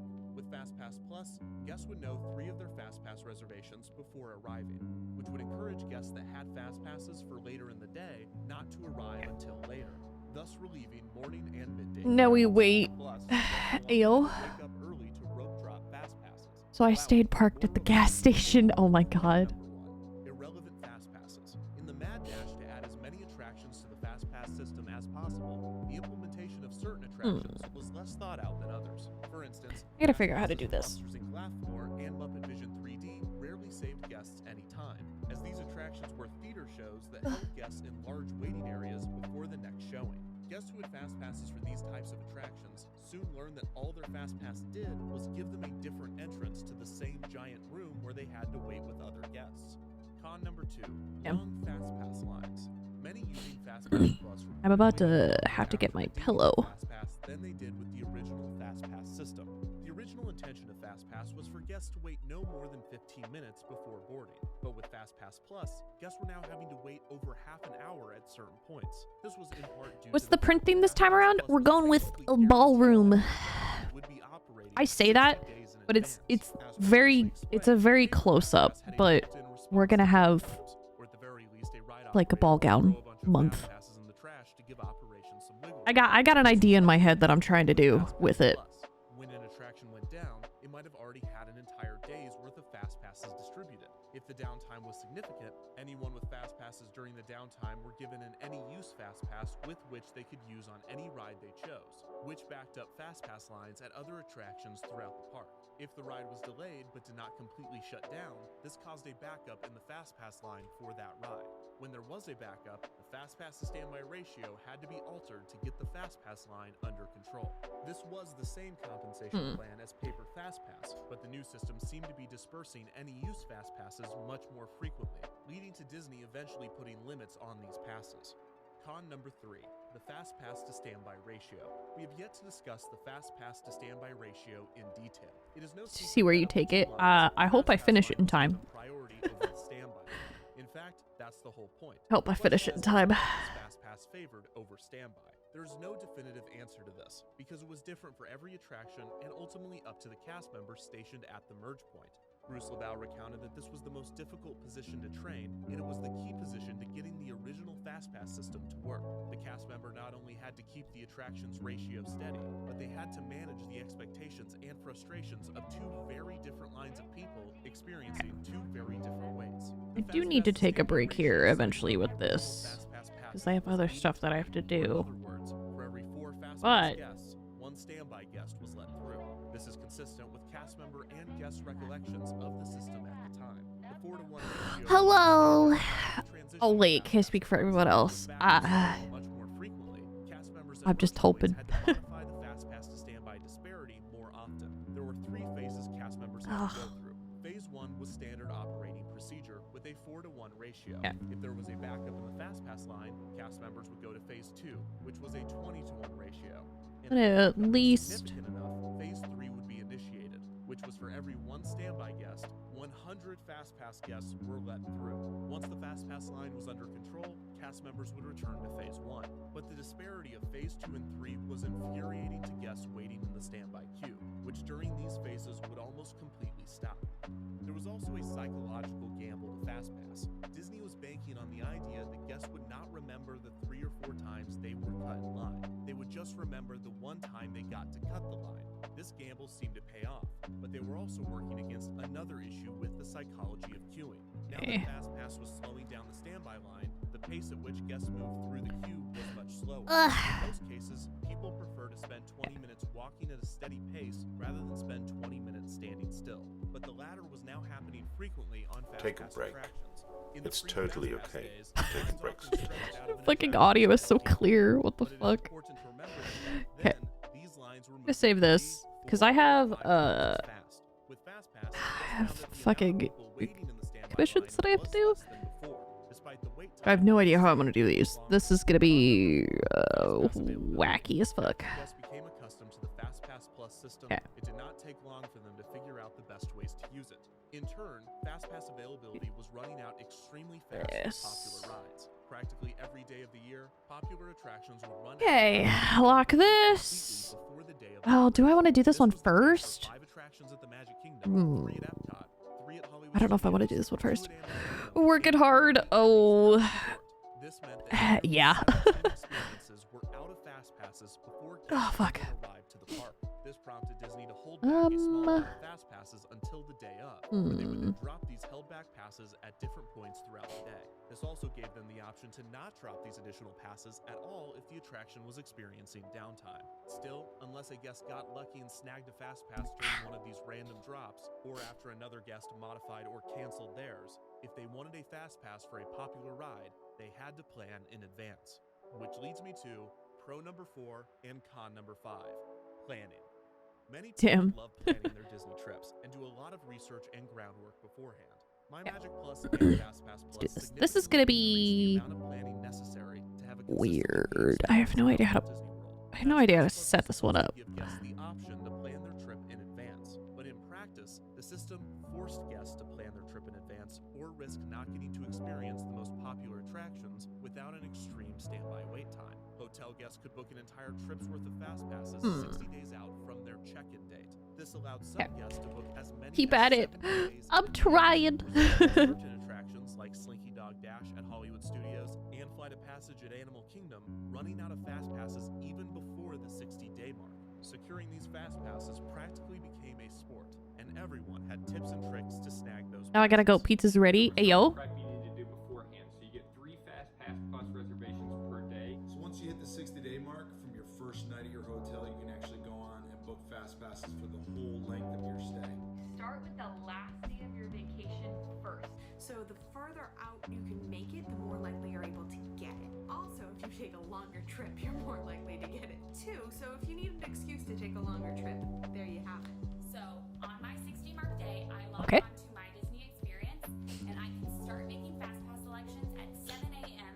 Okay, oh, actually, you know what? I might be able to do this. Which is where I live, because you want to make sure that you are logged in about 5 minutes before your fast pass window opens. If at all possible, book them early in the day. That way you can get more fast passes for different parks later in the day. Save that first hour of the day to ride some of the smaller rides, but then you try to. I'm on that fancy Wi-Fi 6 now. Sheesh. As possible together.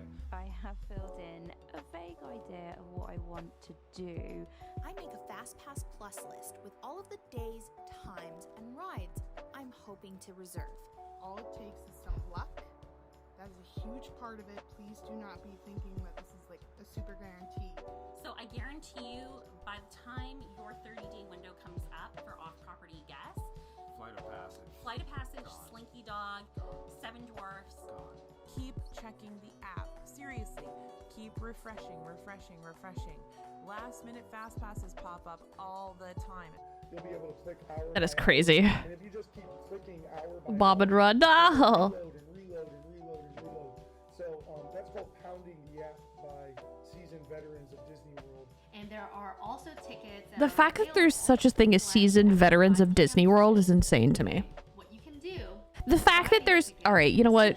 That might be a little too controversial. That might be a bit of too hot of a take. Never mind.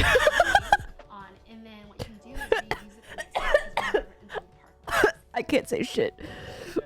We did it. Some people are just crazy about going. I don't understand it. And the extra planning was a welcome activity. Say it. I was gonna say I don't understand. I don't understand Disney adults. I really don't. How? Like, yeah, maybe going to Disney World like once or twice, but like, how the fuck do these people find a reason to go like every other day pretty much? Like, how? But also, how do you like a company that much that you're going to their theme park like every other day? It's insane to me. I don't think I've ever been, actually, and I lived in Florida. I don't think I've ever been. When you finally hit 18 or 21, but every day, yeah. Yeah, I can get going. I can get going once when you like turn old enough. Yearly season passes is wild to me. Yeah. Yeah. The only time I had a year season pass for anything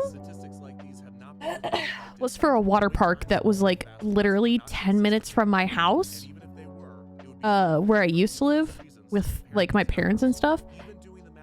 And they only got me that yearly season pass because I loved water parks. Literally, I would spend like most of my time in the lazy river just like swimming around and chilling. And then like once I saw like a line was short for a water ride I wanted to go on, I would go on it and then go back in the lazy river. For some of them, this is their job, their YouTube career. I guess that's fair, yeah. But also, like, how do you make a YouTube career out of Disney? Like, there's only so much you can do at a park. I've been to Universal and Disney and haven't really wanted to go back, Lamau. Yeah, I've never been to... I haven't been to Universal. I think my mom has. I want to go to... I would rather go to Universal than Disney. Know of a summer-long pass, but a year, that's a lot. Yeah, actually, I think it was a summer. I think it was a summer pass because it was a water park and they would close like after... what is it? When do water parks usually close for the season? Is it like... I forget what day it is. But yeah, it usually was a summer pass. But I would get a summer pass and I would go pretty much like... every like 2 or 3 days I would go to the water park. Because it was free to get in for me. Because I had a pass. And then I could take a friend for like $10, I think, at the time. So I would like invite like my best friend over and be like, hey, go to the water park. And we would just like get like a little like ice box of like food and stuff and we'd just chill at the water park for the whole day. It was fun. Top 10 rides, number 5 will surprise you. Maybe. I don't know. It's just wild to me. The second factor is balking point. The ride enthusiast has a balking point of 4 hours, meaning that they refuse to ride a ride that has over a 4-hour wait. On the other hand, the average tourist... I mean, more power to you, but like, I don't know. The annual pass holder won't wait more than 30 minutes. What do you mean you never invited me? Listen, this was when I was in middle school. This determines whether a guest wants to ride an attraction or do an activity such as eat at a restaurant or go gift shopping.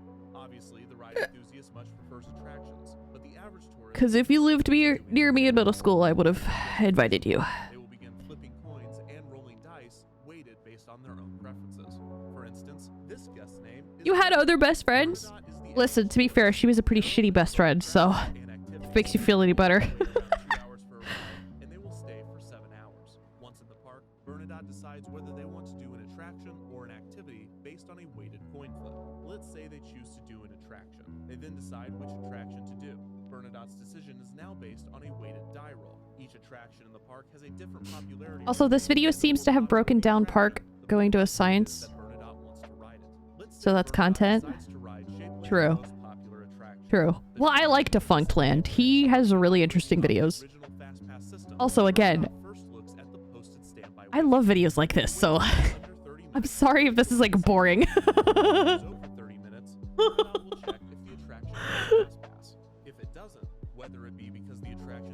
I just like Defunctland videos.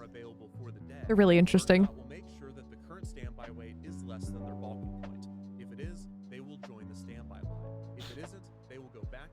And decide to do a different attraction.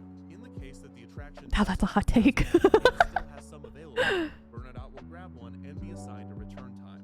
The equation that determines Bernadette's return time is the same one used at the original FastPass kiosks. With their spot in the virtual queue secured, Bernadette... That's cool. Makes good work background noise. Yeah, I work better with like podcasts and stuff than I do music, to be fair. But this time, Bernadette ensures that they will still have time to make it back for their FastPass. Bernadotte's stay time preference is 7 hours, so after they have been at the park for 7 hours, they will choose to leave and their day at Shapeland will be finished. This same logical and preference-based progression is repeated for every single guest in the park over the course of the operating day. At the end of each run, the simulation gives me a plethora of data to comb through. Almost everything in my simulation is dynamic. I can change the number of attractions, attraction capacity, runtime, popularity, and whether each individual attraction has Fast Pass or not. I can change the behavior archetypes, the park's arrival schedule, and even how many guests are able to utilize the Fast Pass system. How'd the hell diving go? Last week? It does not take into account, such as these. We didn't end up hell diving last week. I forget why. I forget why we didn't end up hell diving last week. I forget. And one with a system that simulates Fast Pass Plus to the best of the But I do plan on hell diving this week. So after obtaining and organizing the results, some fascinating patterns emerged. First, Actually, you know what? Maybe I moved the mouth. Whenever discussing the pros and cons of Fast Pass, 3 factors always seem to emerge: standby wait times, You were out? wait times, and average number of attractions ridden. Thanks to Shape Was that on Saturday? answers as to how virtual Oh yeah, it was. It was. Yeah, and the week before I got too obsessed with COD. Yeah. Last Saturday I got invited to go to a botanical garden. when there is no Fast Pass implemented throughout the park. As you can see, we still get huge waits. The Triangle has a wait of over 3 hours because everybody wants to ride the Triangle. There are 2 rides, the Square and the Circle, that have 1-hour waits, while the Hexagon and Octagon have no waits and are typically walk-ons. Let's see what happens when we add Fast Pass to the 3 most popular attractions and operate the park with the original. Okay, maybe I do. Wait times increase for every single attraction. The Triangle's average standby wait Was it nice? It was very nice. but the Octagon still is. Now let's simulate Fast Pass Plus. Even though my allergies kind of hit me. Except for one. The standby wait for the most popular But it was worth it. People that buy COD battle passes, they're just as crazy. Blue, listen, to be fair, I didn't buy the battle pass. I got it gifted to me. So you can suck my pee-pee. I back taking a lunch break alone. Allergies, I feel that. Yeah. There were bees buzzing around and spreading that pollen, so I knew my allergies was gonna fight back. And it did. Also, your hair wraps around your ears? I know this is random. Oh, wait, why am I asking? You sent me a reference sheet. Why am I asking? Ding donk. Okay, yeah, it is. Okay. Sick.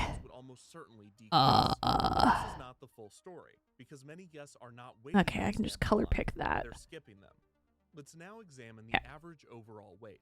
This takes into account both the guests waiting in standby and the guests waiting between 5 and 15 minutes in the Fast Is this by commission? Yeah. I'm trying to do the animations. The only emote I'm really gonna have issues with is the flamethrower one. That's the only one that I think I'm gonna have issues with. Everything else I pretty much figured out in my head last night. But this one I'm like, I have no idea how I'm gonna do this one. I have a vague idea, but I don't know. This guy waits 60 days to ride 7 dwarfs? I guess technically, but that might throw things off a bit.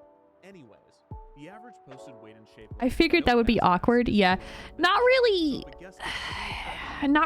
Well, awkward and However, few guests actually do this. I'm not the best at animating stuff. But also, I'm doing these frame by frame.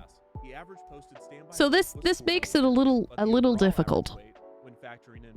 Cuz I'm trying to optimize it so that there's not many frames. Cuz I think I gave myself 6 frames to do this, which all of those frames are going towards the flame. So I have a flamethrower. Hey y'all. Nice. Yeah, I gotta figure out composition, which is what I'm trying to do now. serving the maximum number of guests. However, other rides at Shapeland are not operating at maximum capacity. The reason for the increase in the average amount of rides ridden goes back to what Bruce Laval claimed about FastPass backfilling less attended attractions. And it brings up a new concept. We know about how capacity and arrival rate can affect a wait time in different ways. So we get this. Is the concept of a negative I also have to make sure that it's... I have to make sure that it's not too complicated, because this emote is going to be really tiny. So I have to make sure I don't make it too overly detailed. I believe in you. Thank you.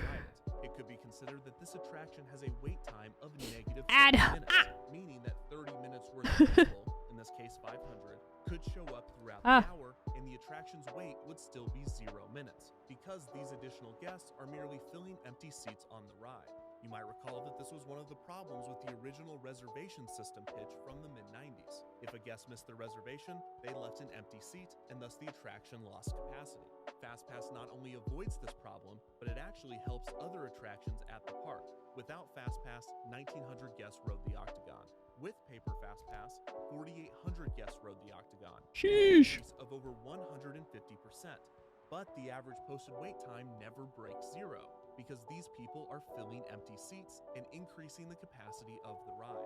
This explains why with FastPass, despite most attractions rising, guests on average waited less, because unlike with no FastPass, I see. guests were actively being pushed to You're my dad. which dropped the average Oh my god. wait per attraction. However, with You're gifted out here, dude? this 0 wait threshold is broken in most cases, as with the Octagon, which previously went from a walk-on to an average of a Oh, excuse me. Well, enjoy your gift sub now. but the overall average wait per attraction was 42 minutes. This is interesting. And your emotes. Skipping the line more often than with the original FastPass. The rides Okay, this is gonna be throughout the park are so significant that there is no a little confusing. Holy shit. Hey yo. minutes less than FastPass Plus. FastPass does reduce average overall wait times by encouraging guests to go to underutilized attractions, so long as those exist. Finally, let's look at the average number of I just have to make this eraser smaller.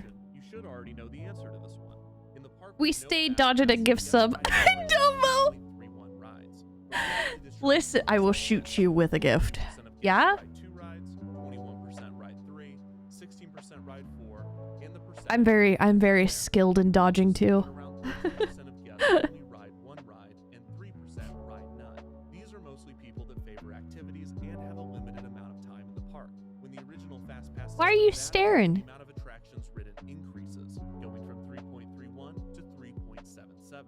With FastPass Plus, we again see an increase. Also, do you, for the flamethrower, do you want like the full animation, that's in the example, or do you just want like the flame to be constant? Because that's also a thing. But it's not the full story. This is the distribution graph that we showed earlier for when Shapeland has no FastPass implemented. This is what it looks like with FastPass Plus when the average amount of attractions ridden increases from 3.31 to 4.23. Assuming that the distribution is even in the I figured it would be like little puffs. Okay. that is not FastPass Plus. This That works. That's what I have it set out to do. Frame-wise, that's why it has six frames. while less people are able to do what could be considered a reasonable. So yeah, I'll do that. Kai, I know where you live. Oh my god. Chigloo is built. Now it's time to build a Gamma Boy. Hey, yo. Yo, we shooting? Oh my god. And someone found out how to do 39 rides in a day. These are people that got fast passes for long waits like the Triangle and spent most of their time. I also don't know how much of the flamethrower you want me to show. Meanwhile, the amount of people riding only 2 I can try to get as much of it as I can, but I have to worry about composition. FastPass Plus distribution. This is because the waits for rides like the Triangle, Square, and Circle are so long that Dodge that. Yeah, dodge this. My American G's were tingling when I came back. other guests want to ride Same. but they don't want to wait over an hour. So if they enter during midday, they instead choose to eat a meal, gift shop, and then leave because the wait is so high Okay. throughout the park. As much as is comfortable. Okay. Increases the average amount of attractions ridden per guest Because I think... I don't think I'm going to be able to get much in, depending on how I do this. I'm going to try to get it... I'm going to try and get as much in as I can. So, we'll see. Have it much worse than they did before. So at this point, your mid to late 2010s trip to Walt Disney World might have some additional context. Perhaps you even know where you land on this distribution graph. I could probably predict your opinion on the entire subject based on that. If you were here, booking 60 days in advance and then riding 8 or more attractions per day, imagine that you enjoy Bring drinks. Stay away then. That's what she said. Oh my god. I might have to make these bigger. One. Now these two sides might have some opinions on the other. If you didn't use the system to its full effect, you might have been waiting in long standby lines, watching hordes of guests in the fast pass line cut you just because they researched. But I actually am excited for this because I like doing new emotes. For not doing their research and using the system that was available to everyone, despite that system requiring a certain amount of time, energy, technological literacy, English proficiency. I need to figure out how to put the mesh transformation here. And loved FastPass. The truth is that it only worked so well for these people because it worked so poorly for these people. Otherwise, most everyone would be here in the middle. But since this is not the case, probable disdain exists between both camps of guests. I come back to you for an animated gun emote. I've never done an animated gun emote. Oh my god, that would actually be sick. Earlier at work we had thunder rolling in, but then it dissipated. Damn. Yeah, the storms aren't supposed to hit me for another like 2.5 hours. System at the Disney parks for a long time wasn't based on money. After the discontinuing of the A through E ticket systems, all guests had equal access as long as they could pay for the price of admission. As we discussed earlier, the in-park currency is time. Yeah, I would love to do an animated gun emote. I wish I could figure out how people... I know how people do it. Unfortunately, I know how people are more efficient at animated emotes. And unfortunately, I don't have that program because that program is very expensive. Hence why, unfortunately, my animated emotes are very expensive because they are frame by frame. I don't animate them like how other people do. I am drawing each frame individually. Got off last night? What do you mean? With knowledge still being the dividing factor. This is how long it takes on average for a guest to do the top 6 attractions at Shapeland, but this time with paper FastPass. Here we see the different knowledge classes emerge. This is split between those that the hell pods were ready, but we all said good night. Yeah. Got off. Knew the system best could do the 6 attractions in less than 4 hours. I'm pretty sure we could pick up the mission later. At FPS fit, so I think you'd do really well. I'm somehow really good at figuring out how many frames an emote is. I get pretty close. The only emote that has caused me so much pain and would be mega expensive for absolutely no reason is my EP emote. My EP emote I think is like 32 frames. Yeah. Never doing that one again. Oh, okay, I thought I left my boy. Nah. Shapeland isn't a real park. These are just fake numbers you made up. But that's not actually true. Because EP! It's a great ass emote though, but my god. It was so many frames. It was worth it. Bro, we're at 60% on the Terminids. Hey, yo! Oh, what on the, killing 2 billion, was it? It's really cute. Thank you. I really want to make it for other people, but it's too many frames. It is too many frames. 2 billion. Yeah, Lamau. Oh my god. We're at 60%? That's insane. But yeah, I actually, you know what? I am curious how much an EP emote would be. It's 14 frames and it's like, what, 32 frames? Oh my god. while the park's more diverse set of attractions help to mitigate the effects of the system. Oh my god. Bro, that's so much money. What the fuck? So this disparity That's crazy. and has created rigid categories of preference among park guests. While the system does not treat everyone the same, Dude, imagine paying $460 for an animated emote. Actually, I know people who spend that much money on emotes. regular vacationers that come every year or two. That's crazy. That's crazy. That might go multiple times a month. Many argue with Ooh, yeah. Yeah. Would? Hi, please. For a single emote? Maybe if you bought, like, you know, multiple emotes, yeah, that's understandable. But for one emote? However, this conclusion ignores But also, I feel like I need to, and demand. Let's use an analogy. So there is a company that makes shoes. price my emotes Potential customers. better. One really wants the shoes. I don't know. Art is a luxury. Ah, yeah, I know. I have to keep telling myself that. I have to keep telling myself that art is a luxury because sometimes I'm like, man, maybe my animated emotes are too expensive. Customer 2 would buy them as well. But then I have to remind myself, I'm hand drawing each frame. Customer 1 would still I'm hand drawing each frame. really want the shoes. But since customer 2 doesn't feel strongly about them, they would pass on the offer. Now let's say the shoe store offered customer 2 the shoes for $30. I dropped 300 on Gamba. Ugh, but maybe after you figure out a better method, yeah. Yeah, I think it's fair for your current method. Yeah, which sucks because, like, Rather than simply using supply and demand to find a fixed I wish I had a better method. will find ways to maximize profits via price discrimination, especially when Maybe I would just have to do it like, but as it applies to queuing, we're not trying I don't know. to maximize wait times, we're trying to minimize them. Because maybe I don't have to do it frame by frame. Maybe I could charge by, like, how complicated the emote is. Live 2D is the way I'm seeing. Blue, to get Live 2D is Live 2D is ridiculously expensive, or else I would. But also, that requires me to learn rigging, and frankly, I don't really want to do that. If there was, like, another thing that I could do that is not hand-drawing emotes, I would. Semi-regular visitors that understood the system booking 60 days in advance, regular visitors and annual pass holders without reservations booking Hold up. and once in a lifetime vacation. Live 2D, but like this one? Didn't you make your model? God, no. Oh my god, no. I did not make this model. Dynamic system, great in theory, not so much in practice.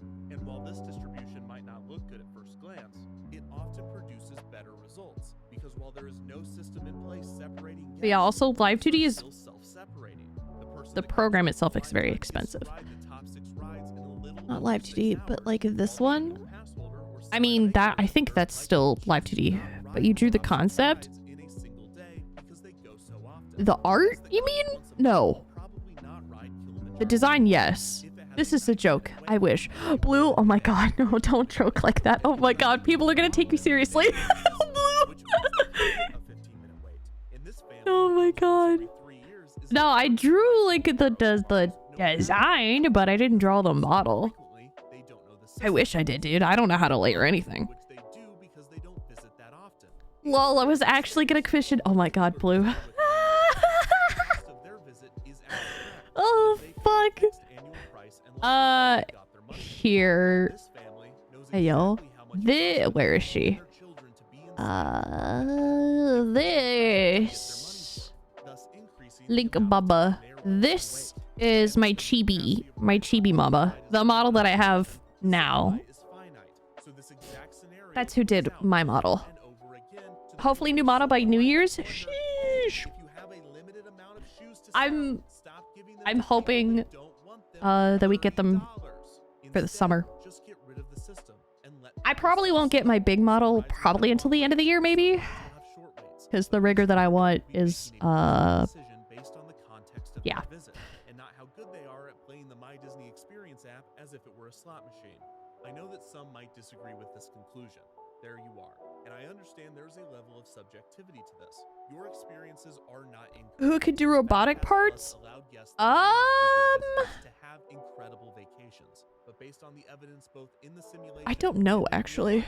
The truth is that in practice, FastPass Plus was I don't know anybody who does fair system robotic and parts on system, models. and it often was the opposite.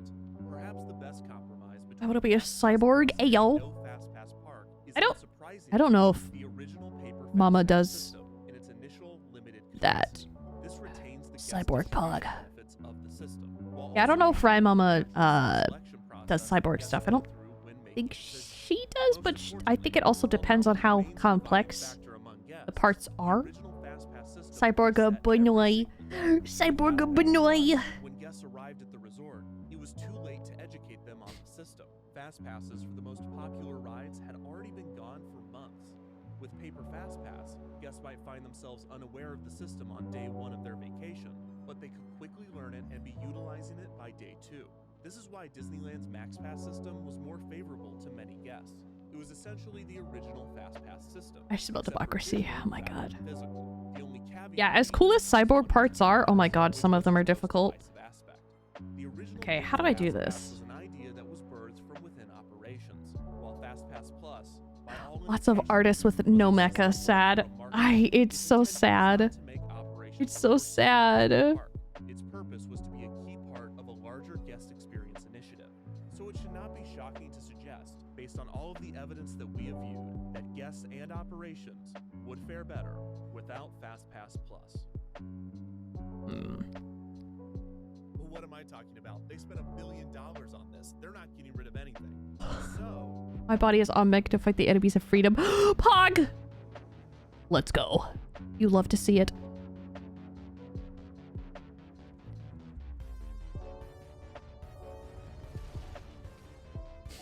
I don't know how to do this, actually. So what started as a neat little idea has turned into a $1 billion Democracy flows through my veins. What do you do? Hell yeah. Kill the monster, but you don't want to because you spent $1 billion making it, and some guests have befriended the monster and have really come to like it, so that would be sad for them. Okay, so we're not killing it. What if the monster was friends with everybody? Can't do that. As long as the monster is still alive, it has to eat a certain amount of people. What if the monster had more friends than it does now? In order for the monster to be able to have more friends, i.e. FastPass users, there would need to be more ride capacity. This could be done by adding new attractions. I don't actually argue that this will trigger induced demand, which is when increasing the supply of something also increases its demand. The most common example being a highway adding another lane, and rather than reducing traffic, it actually increases congestion. This is not perfectly comparable to theme parks. The reason traffic increases from a lane to a highway is because the increased supply reduces the price, or in this case, congestion, enough for the demand to increase in response. New drivers are not generated simply by the allure or appeal of the lane itself. However, How do you do this? almost always draw in new guests. Oh my god. Any capacity gained Oh, hello. Also, building new Oh. takes time and is by no means Pog? What if you could increase the capacity of an already existing ride? As we've discussed, ride capacity is finite and is determined by design and operation. You can't just put more ride cars on Space Mountain or make it go faster. Thank you, hello. Yo. Yeah, no, I wasn't trying to fit more of the flamethrower. I'm just trying to do like the little square that's like up here. You can actually, and they did. But that was to support the new Soarin' Around the World ride film. Would they really do that with a ride just to quietly increase capacity? But despite all of these strategies to I did a Roblox sponsored stream, unironically, Lamau. Oh my god. Get that bag. Hell yeah. 2.6 million people visited Walt Disney World annually. When X-Pass was developed in 2008, 47.1 million people visited annually. By the time FastPass Plus rolled out in 2013, 50.1 million people visited annually. In 2014, 51.5 million people visited. In 2015, 54 million. By 2019, over 58 million people were visiting the resort annually, a 16% increase since when FastPass Plus was introduced. I fucking died when I saw the offer in Stream Elements. Oh my god. And FastPass Plus did not operate I'll fight 3. Ayo. only grew bigger. Some parks fared better than others. For instance, Magic Kingdom has a wide array of attractions and appeals to many different demographics. When attending attendance increases, not all of those additional visitors want to go to one specific ride. If the park has an annual increase of 100,000 visitors, not all 100,000 visitors want to ride Space Mountain.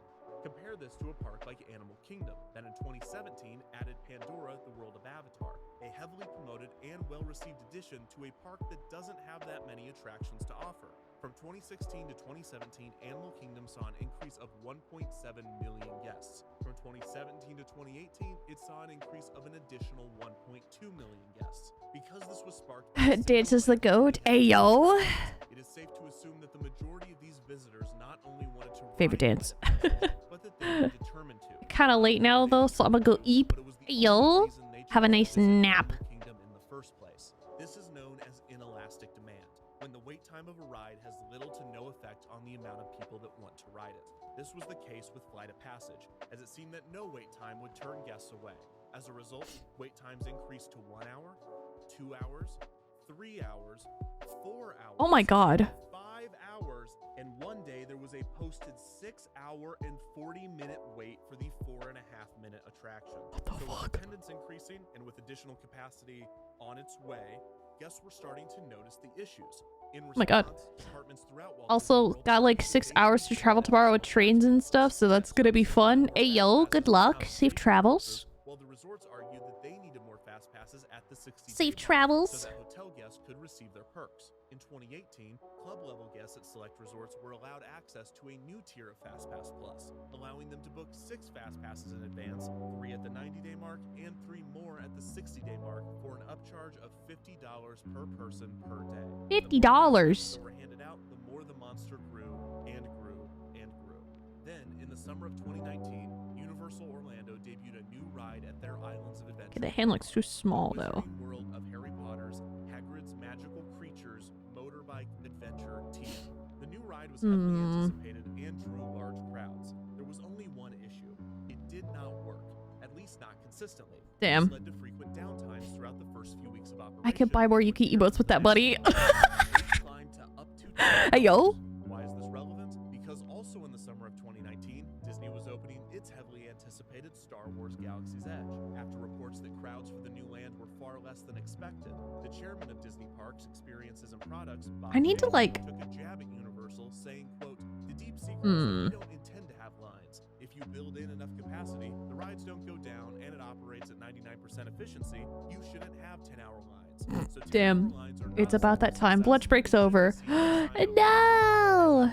Coincidentally, Disney was about to debut another ride for Galaxy's Edge, Star Wars Rise of the Resistance, the land's signature attraction, which, like Hagrid's, Have fun at did work. not work consistently, and the ride was primed for the Fast Pass monster to swallow guests, resulting in huge wait times. Under pressure to open the ride Dude, this is anyway, crazy. Disney took extreme measures to ensure that wait times remained under control.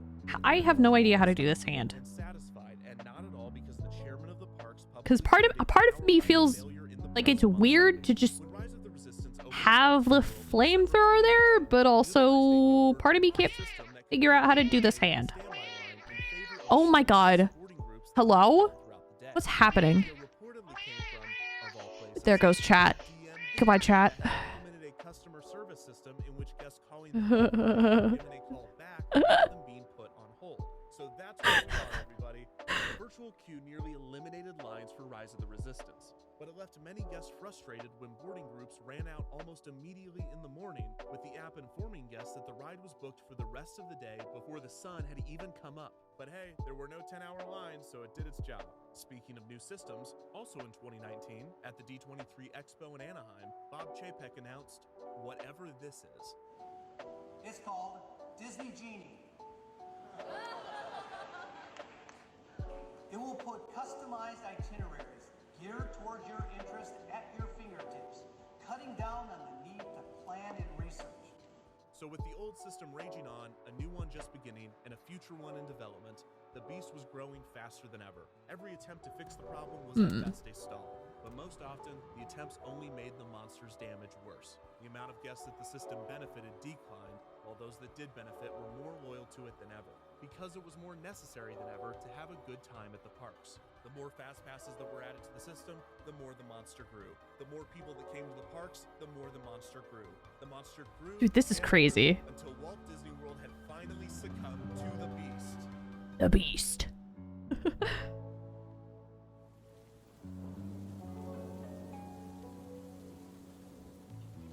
Well, boss, good news. We broke everything. We broke everything! You know that thing that doesn't directly make us money that we spent $1 billion on? Yeah. Yeah? Well, it's broken. But on the bright side, it also broke everything. Look. Those people are just trying to go to the attraction. Why is it? Eating them? I don't know. I don't know. Those people. Oh, those people are friends with it. Oh my gosh, how is this good? Oh my god. Everything is broken. Yeah, but how is that good? Come on, boss, don't you see? Typical Disney, yeah. Which means we can charge people money to bypass the mess we created. Huh? Right now, most of the people that have Oh no. the monster are buying rooms at our hotels, and as a perk, the monster won't eat them as The much. monster won't eat them as much! Our research shows that getting rid of this perk won't really hurt our hotel business all that much. So instead, let's just start charging people to be friends with the monster. Look at this graph. This kind of advantage shouldn't be Actually. it should be an additional charge. Dotson, you're a genius. You're a... Boss, that's not even the best part. Look at all these people. They're where the real money is. We're going to charge people to have a worse day? No, of course not. But we're gonna make money from them. See, it takes these people. Oh, you have a... Okay, I see. What flower is that you have in your hair? Is it a lily? There's no way they're gonna do those 6 rides in a single day. I can't tell because I gotta make the reference sheet bigger. Which means they'll have to buy more tickets. Exactly. Either they buy into the system. Yes, a stargazer lily? Ooh. Or they have to do multiple days, which means more money for us. Fellow star enjoyer? And all it took was $1 billion and a lot of mistakes. Well, Dotson, in life, you win some, you lose some. And sometimes you manage to do both at the same time. There's just one problem. The friends of the monster are not going to be happy with us when we charge for this. Oh, you're right. That would be a PR nightmare. It would take some sort of global cataclysmic event that would shut down our business long enough for us to make drastic changes to our operating procedure, while also giving us a shield from criticism of those changes. Oh, did you not hear? Oh, did you not hear? Had a star obsession as a kid? Oh my god, same. Same. I love space, dude.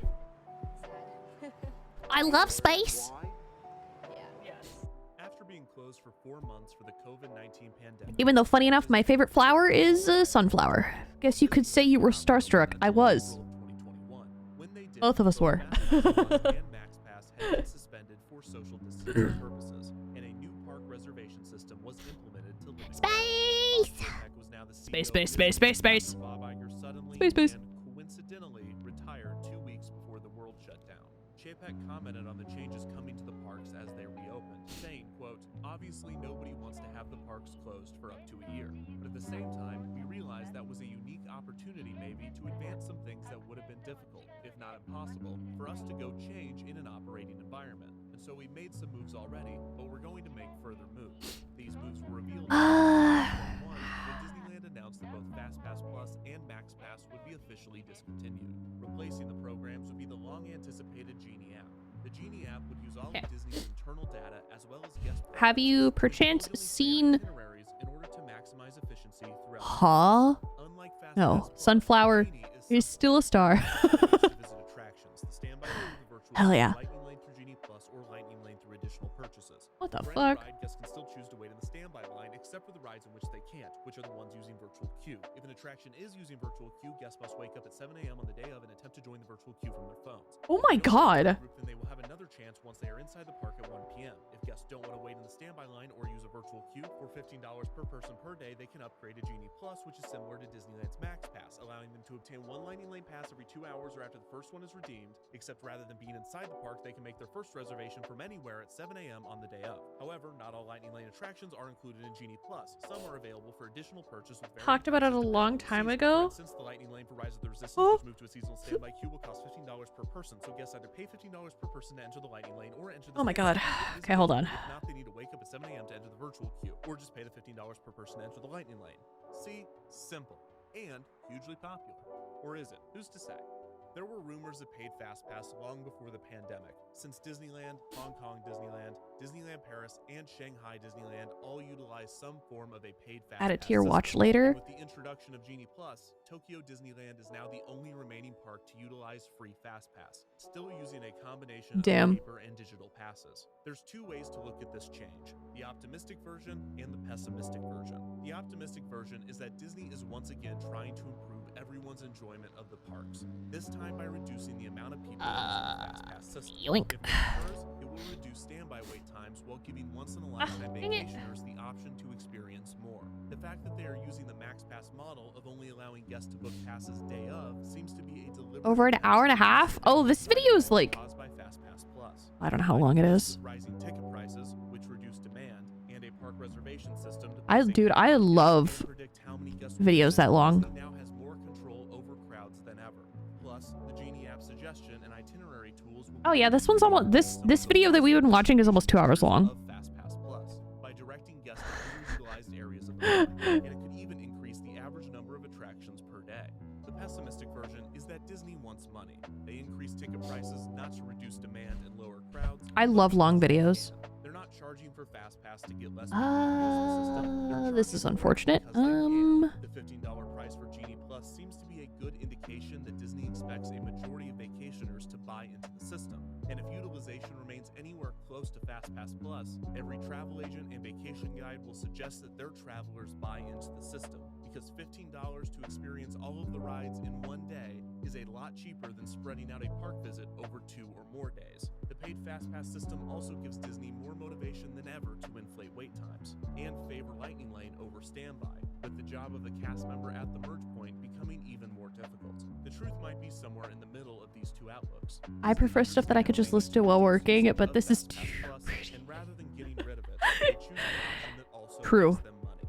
So far, the amount of passes offered seems somewhat limited, with Lightning I'm Lane on watching popular attractions Creepcast with running out quickly in the morning, Bandicoot but and who Meat knows if Canyon. this will remain the Was case. traumatized As with FastPass and FastPass by a recent creepypasta they read. Lamau. Oh my god. seen for quite some time. Wait, no way. So the FastPass beast has finally been killed.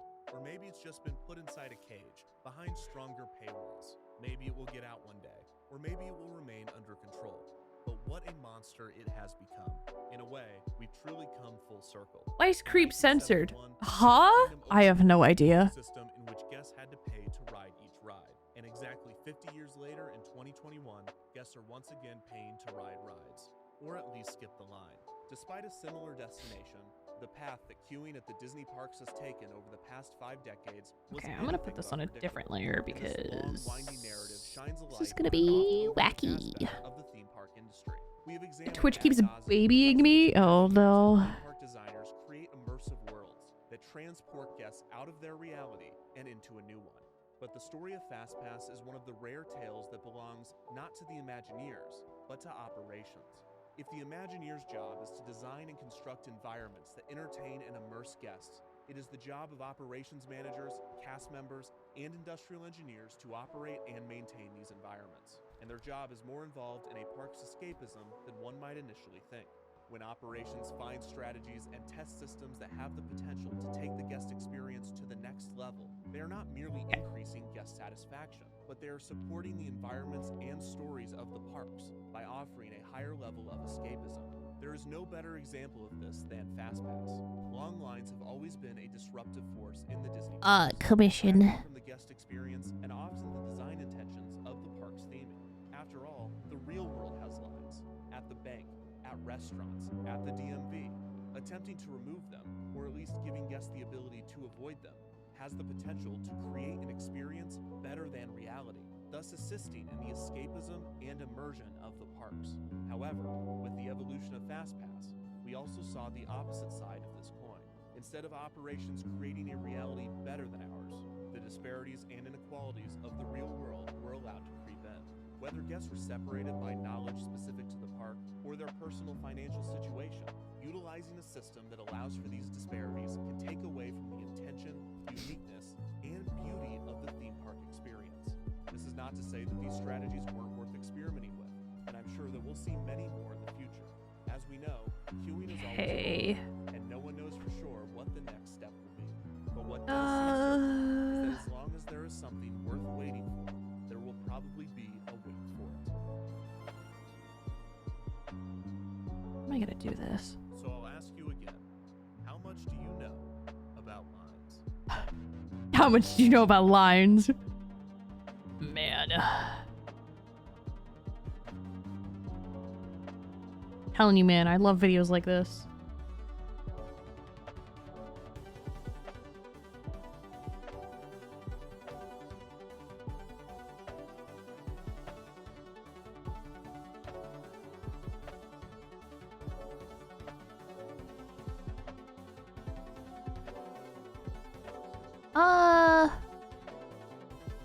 Okay.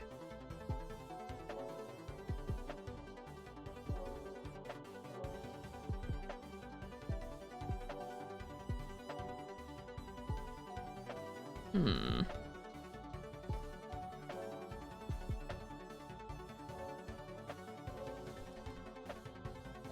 Okay, this might be harder than I thought.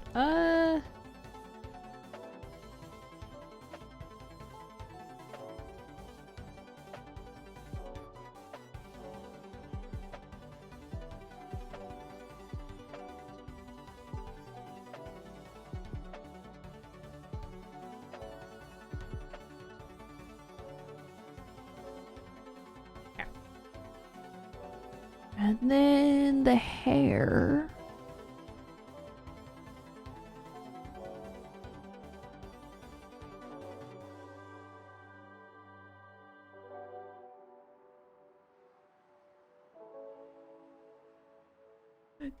Damn, dude, that was 2 hours long. What the fuck? I can't listen to any song that's not gay motivated. Like getting into my feels. Oh no. Oh no. Well, fuck. Now what do we watch? I have to watch one of his older videos. He has so many videos. I haven't seen all of them. When was his last video, actually? 2 months ago. Okay, not bad. Not bad. Not bad.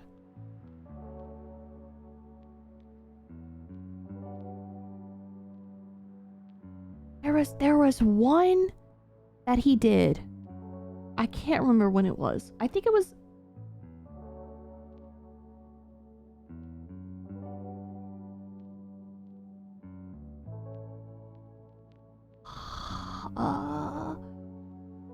I can't remember which one it was. I think it was a really old one. I think it was about... What was it? I think it was about the park in Disney, or not. Yeah, the park at Disney. Duh. Base video, ayo. Makes me sad I can't listen to her wish. Was T from Get You Without Crying? Oh my god. Mood. Where is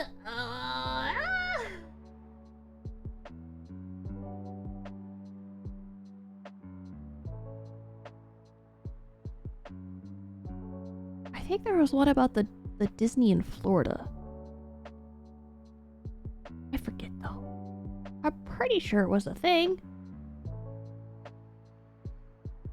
Action Park. Oh god.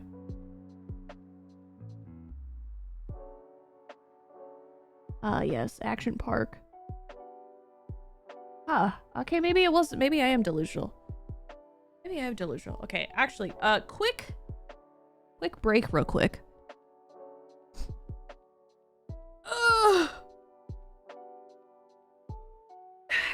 Quick bathroom break, and then we get back into it. We keep cooking.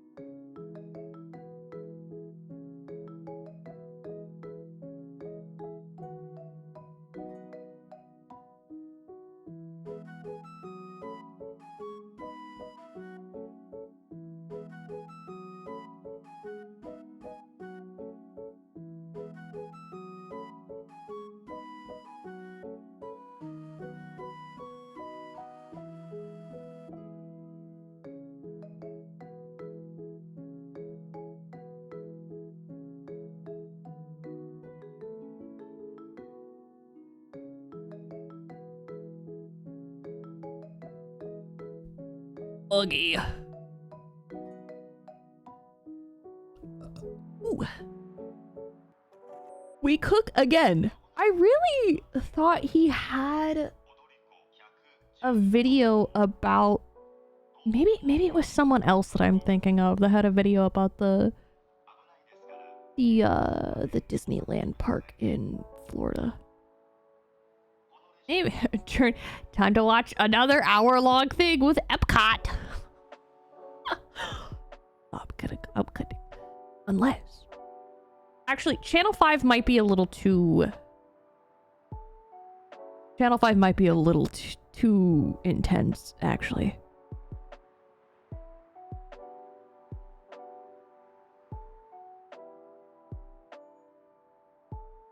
But it would be cool. But also, I don't know if it's don't know.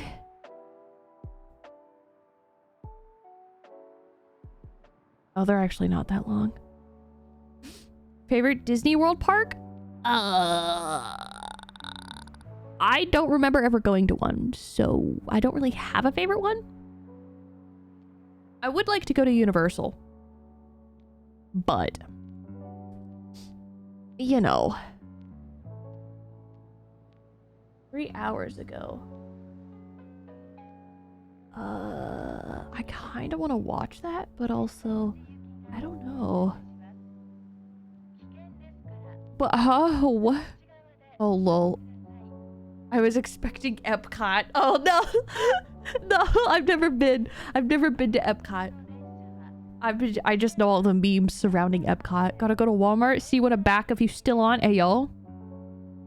It's 108 degrees outside. Maddie, your car's, well, your car might, well, it's 80 degrees here. It needs to stop. Oh, no.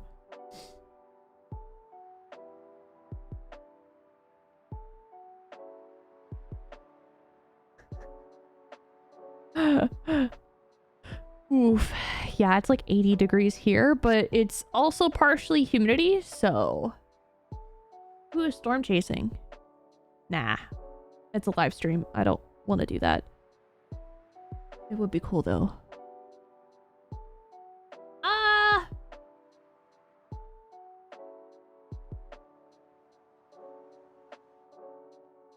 Fuck.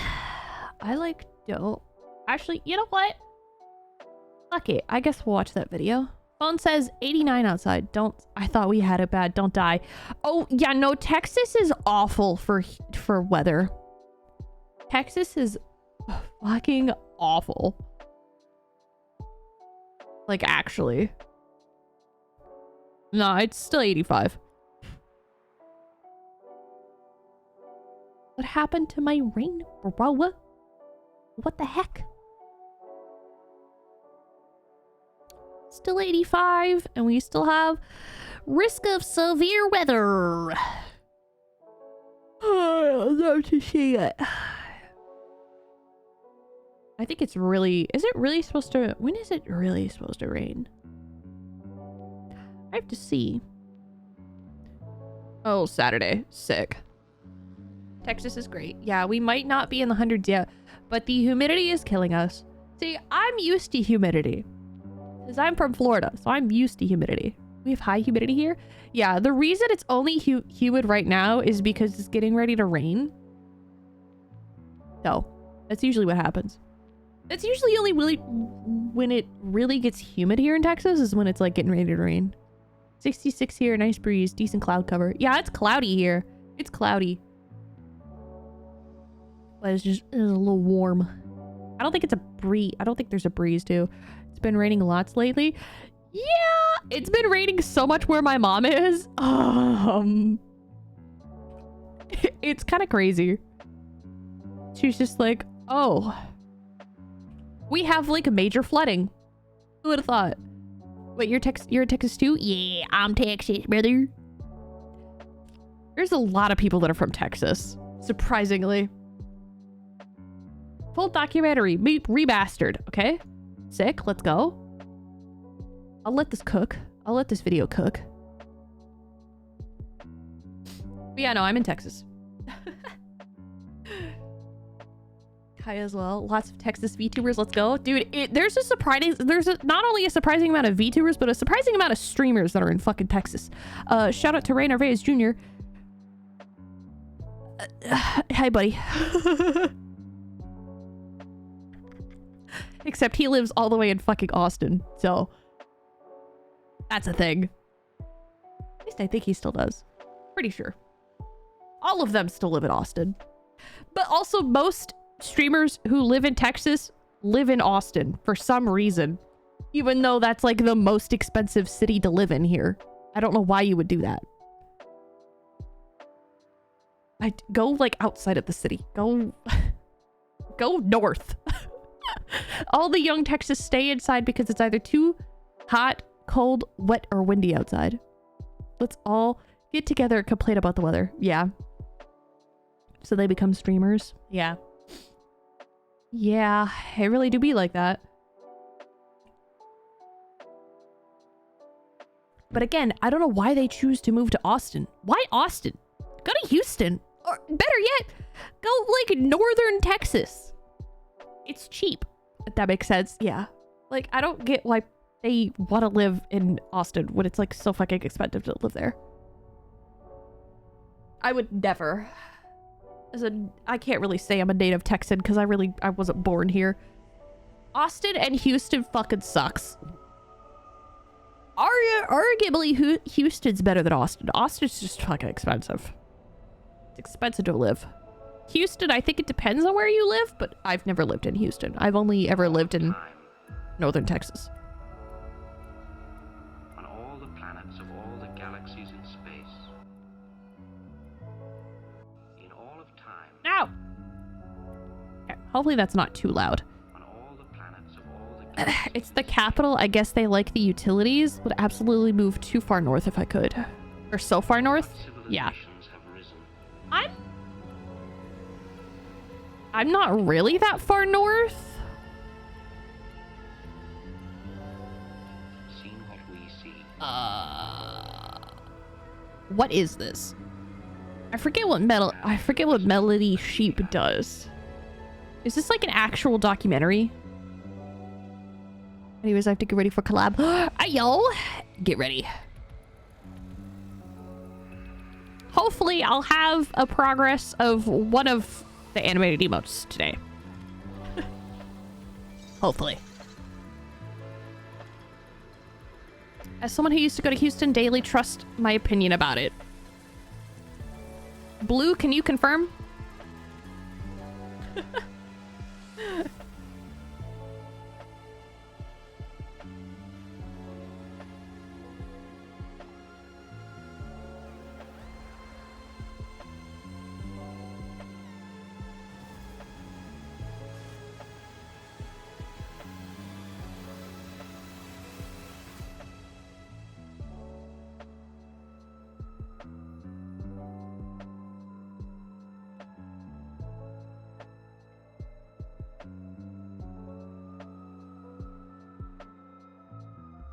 Fucking Blue's not here. Ah!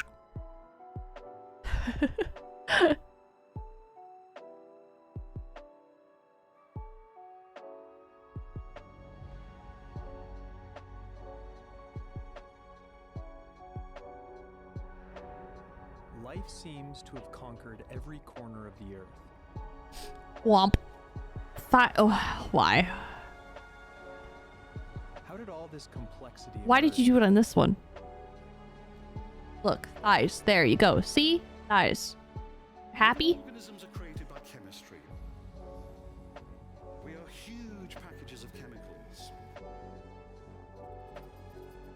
Now, what are the ideal conditions for? I forget what this is. Well, first you need energy. Actually, I remember what this guy does now. I want to listen to this later.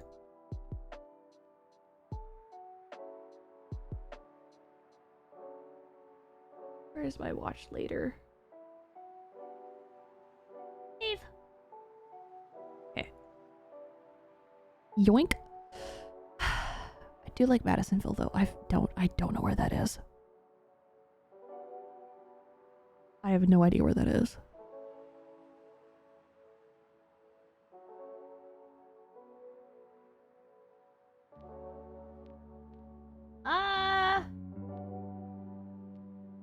Hmm. Hmm.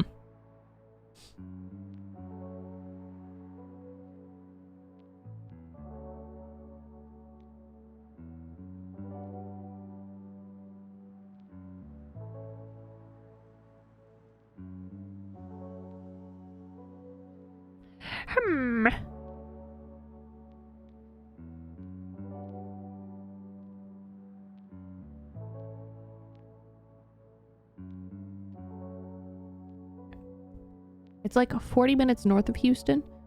For the last Buc-ee's. Huh? What do you mean? The last Buc-ee's. I have a Buc-ee's near me. Ain't no last Buc-ee's.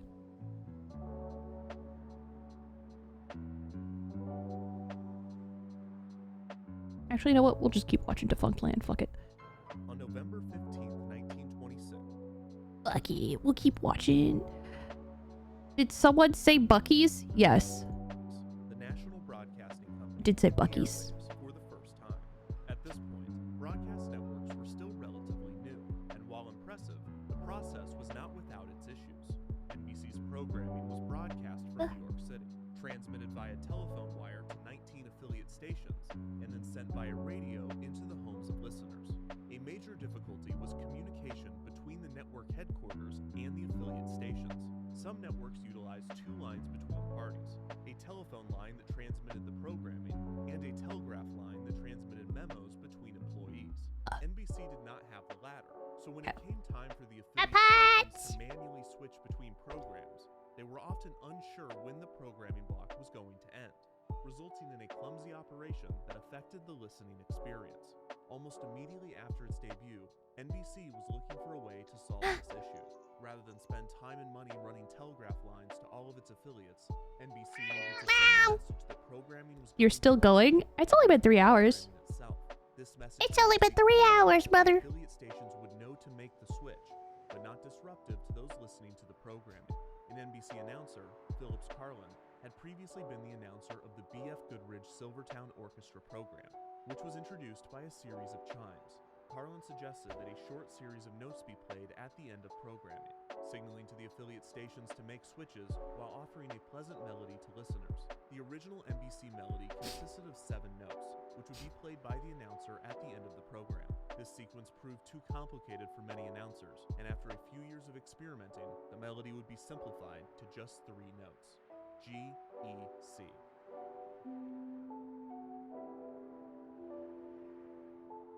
While not the first musical network Got my print in the mail today. Adorable as usual. Ayo. Sick. And was the first iconic sound signature in the United States. Speaking of, as more radio and eventually television networks we gotta entered cook. the media landscape throughout the 20th century, many would try to create sound signatures of their own.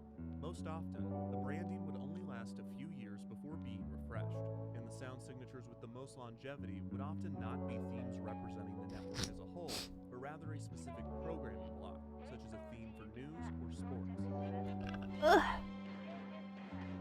Network themes that became permanent. The NBC chimes are still used today, 90 years after being introduced. In 1984, Nickelodeon debuted a theme sung by Little Notes 2, they're part of the collection. Oh no, my notes are so bad though. Nickelodeon. This sound signature remains the network's theme and has been Yeah? countless times in the 40 years since being introduced. In 1993, HBO debuted the HBO Static Angel. The branding was created by a team led by HBO's head of production, Bruce Richmond, and the logo and short music cues still appear with HBO original programming nearly 3 decades later. The NBC chimes, the Nickelodeon mnemonic, and the HBO Static Angel are all What? recognizable to generations of viewers. Before on my desk, I haven't gotten around to tossing it yet because my room was a mess. Oh my god. Playing for 2 decades and has achieved an iconic status for generations as well. Makes me hate everything less. Oh my god. The theme comprises 4 notes. Crazy. 4 notes that debuted in the early 2000s. 4 notes that dominated through the network's rise and peak in popularity. 4 notes that are still being used on the channel today. The Disney Channel theme was created by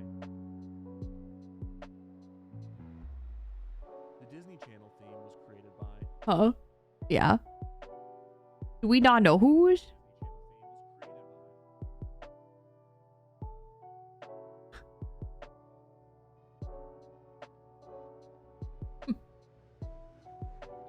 IDD, you keep punch back. Why?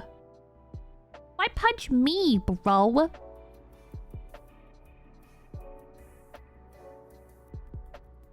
I have no idea. Should be good. Can you hear me okay? I can hear you great. Okay, great.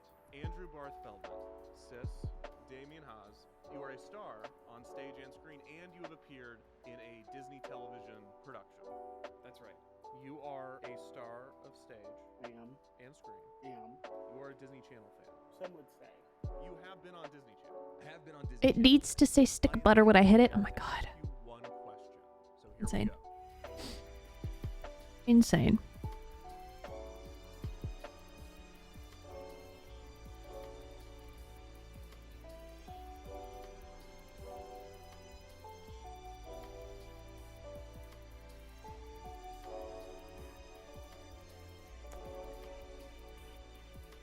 The bite, you keep punching back. Oh my god. You guys like punching me too much. I feel like you guys have a lot of anger issues.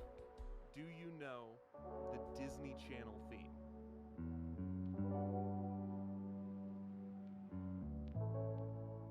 Me. I feel like I do. Do you know the Disney Channel theme song? Why you punching me? It makes me think like a Hillary Duff, like, hi, I'm Hillary Duff, and you're watching the Disney Channel, and then it'd be like, I can't remember the theme. I wouldn't hit it out of anger. I mean, it's hi. Then why would you hit it? That's the theme. But That's not the theme. That is something, and the theme is in there. it is there. There is one. Yes, there is a theme.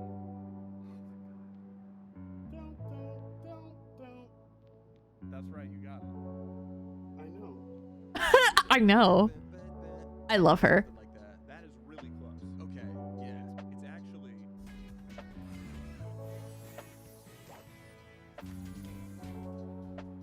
Yeah, of course.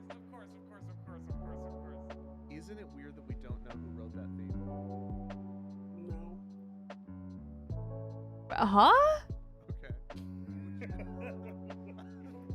We don't know who wrote the Nickelodeon theme. Yes, we do. I don't. But you I don't. know if you want it.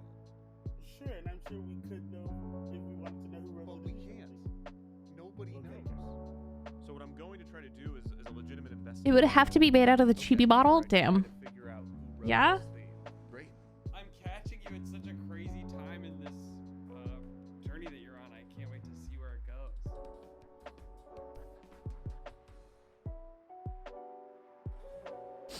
Get back to this. Oh.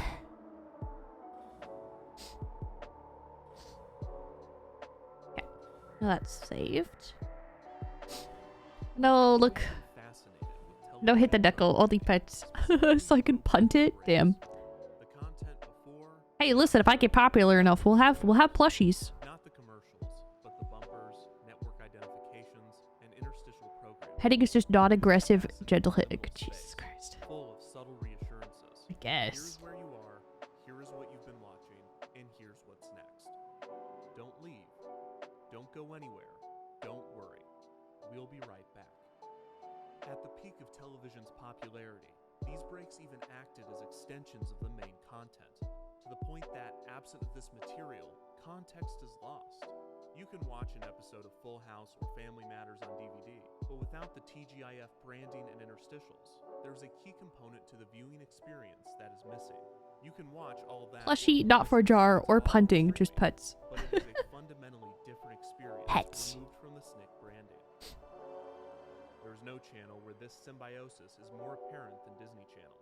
Unlike its rivals Cartoon Network and Nickelodeon, Disney Channel does not have traditional commercial breaks with content produced by third-party advertisers. Instead, the channel uses this time in a variety of creative ways. This programming, which is Minecraft. watched by millions of Yeah? people for over 2 decades, is surrounded and accented by 4 simple notes. But how do you trace back their origins. Where do you even begin?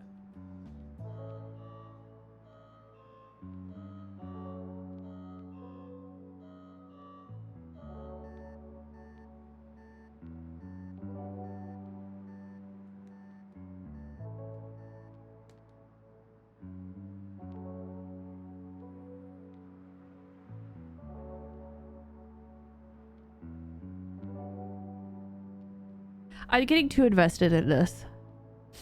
One would be punching bag and one would be... Oh my god. I can't believe you've done this.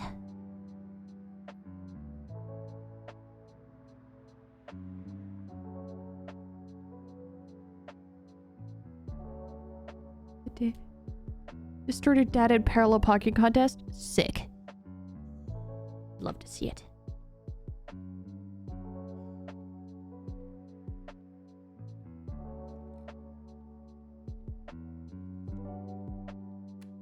I'm terrible at parallel parking.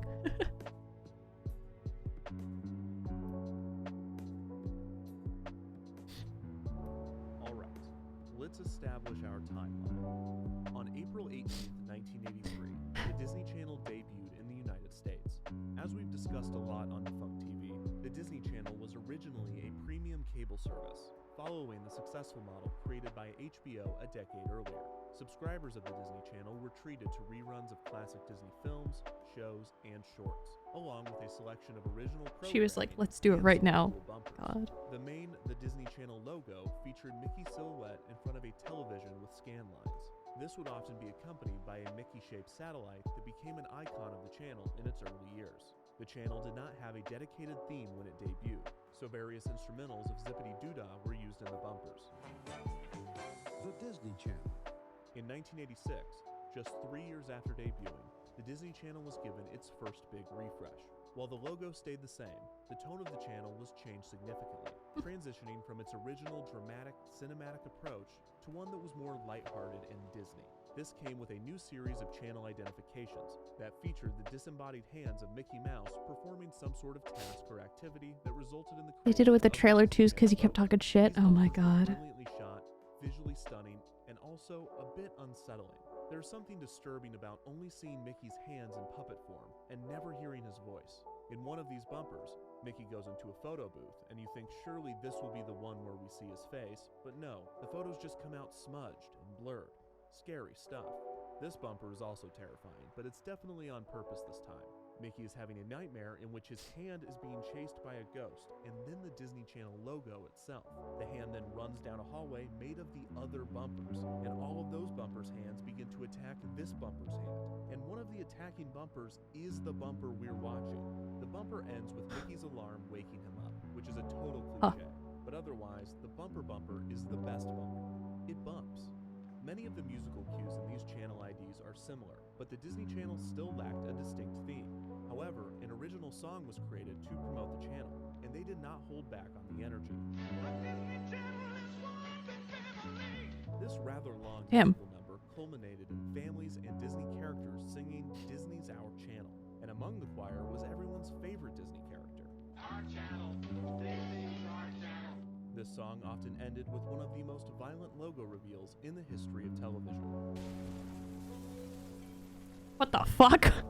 A few years later, in the early 90s, more channel IDs in the POV style were created, except rather than puppetry, these new ones used claymation, and instead of featuring Mickey's hands, this batch was from the perspective of Donald. In 1995, the Disney Channel began to phase out the scanline portion of its logo, opting to just use the text to represent the channel. This would not last long though, as 2 years later in 1997, the channel would have its most significant change yet, transitioning from a premium cable service to a basic cable channel.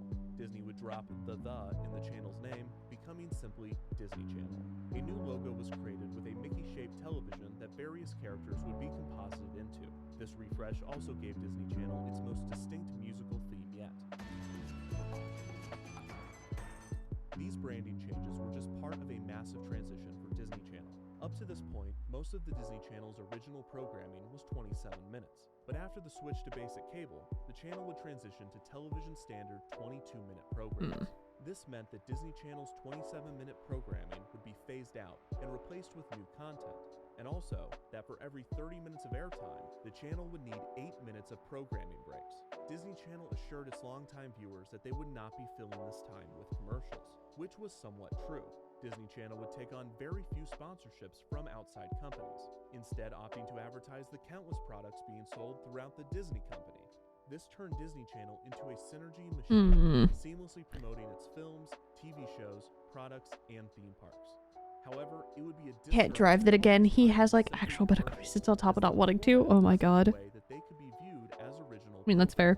For instance, within a year of the transition to basic cable, Disney Channel began airing a program called Movie Surfers. Movie Surfers gave viewers an inside look at the newest Disney feature film, with child actors serving as entertainment reporters. Ideas such as these were brilliant and a sign of what was to come, but at this point in the late 90s, Disney Channel was still very much in a period of transition and experimentation, and not every idea stuck. Coming out of the switch to basic cable, Disney Channel created 3 distinct programming blocks. First, Playhouse Disney was created as a morning block with programming aimed at preschoolers. Second, Vault Disney was created to air classic films, television programs, and shorts. Vault Disney would air at night and throughout the early morning. Finally, over a year after the rebrand, a third programming block was introduced to Disney Channel, an afternoon block aimed at tweens and teens named Zoog Disney. Zoog Disney had its own theme, its own characters, and even its own world. The Zoogs were a group of robots that lived inside of the bits and bytes between the television and computer screen. Their entire backstory is explained in their theme song, including the odd detail that they've been alive since the birth of fire. And since it was released in 1998, each character was introduced in a rap. The Zoog Disney program was an attempt to appeal Semi-truck trip. I had a lot of fun learning that. Oh no. more and more interested in this thing called the interweb. It Interweb. Also served the dual purpose of promoting the tie-in website. The lineup for Zoog Disney was initially pretty sparse, with Disney needing to syndicate shows such as Growing Pains while it built its own tween programming. Though Disney really only needed to syndicate the 7th season of Growing Pains because this was the one that featured a young Leonardo DiCaprio, which allowed the channel to brand an entire week of programming as Leonardo Week. In 2000, Disney Channel introduced a new variant of the 1997 logo, removing the characters in the middle and giving it a more modern, hip look. The Zoogs were also given a CG redesign with Oh god. human-looking characters, and Disney Channel even created Zoog video games and action figures. Oh god. Sound signature was also circulated around this time, but it was less Coolest thing I got to drive was an M1 tank. Ayo. melodic shouts. The fact that I remember some of this shit, I don't remember any of this stuff. In 2000 and Lizzie McGuire in 2001, Disney Channel was on its Don't way remember to any of this. position itself as a major competitor in the preteen demographic, which at the time was dominated by Nickelodeon. By 2002, Disney Channel was ready for another refresh. The 3 programming block model might have helped with the transition from premium cable, but it was no longer needed. The block with the most successful branding, Playhouse Disney, would remain. The Vault Disney block would be retired entirely, as Disney Channel was going all in on tween programming. The Zoog Disney branding would also be I do. Most of its content would remain. Old. I'm kidding. More episodes and more interstitial programs in a similar vein were created. The previous movie block branding, Zoog Movie, would become Disney Channel Movie, with a brand new song that would become iconic for viewers of the channel. Okay, I do remember that. The rebranding would bring a new logo and a new channel theme. Oh god, that gave me like PTSD. I don't know why. It gave me like war flashbacks. So I figure the first step in finding out who wrote the Disney Channel theme is finding when the theme first appeared. The Disney Channel Wiki said this came about sometime in September of 2002, so let's watch some ads from September of 2002. Kids like you express themselves every day on Disney Channel. It does help to talk about September 11th because you know you get it out of Huh? What? What the fuck? when you get to be heard. It was such a traumatic event that how could you forget? If you had heard me last year, that's all I would have been talking about. It's definitely a healing process. Disney Channel. Express yourself. What the fuck kind of ad was that? What the fuck?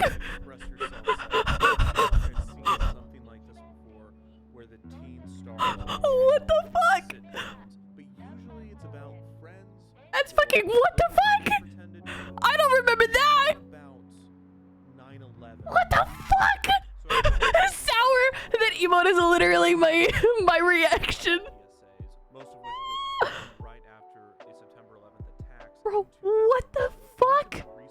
Shia LaBeouf. About a year ago, there was a bunch of news stories looking back on these PSAs. But Ah, yes. What the fuck is... which visually are Huh. a lot less patriotic, which makes the transition into talking about 9/11 far more jarring. Anyways, When you give, you get Okay. a lot more. That was weird. Adventures magazine for all the details. You can make a difference. Kids can make a big difference. That was this is still the old logo. weird. I haven't heard the new theme yet, but I also haven't seen any Zoog Disney branding. So in the timeline here, it seems this is after Zoog Disney was retired, but before the new assets went into circulation. Ah. I'll watch a few more from this batch just to make sure. Kids like you express Kids like you express yourself. One of the positive sides of September 11th. Jesus Christ. That's enough. That's enough. That's enough of that one. Let's move on, please. Say it's awesome you got a September 2002 Disney Channel airing from before the retool/logo change. So that makes me optimistic that the wiki is right and that September 2002 is when we get the new logo. Not sure if that's when the theme's going to show up though. Also, huge thank you to archivists that upload programming breaks. These are specifically from... Oh my god. I didn't like the old Disney commercials.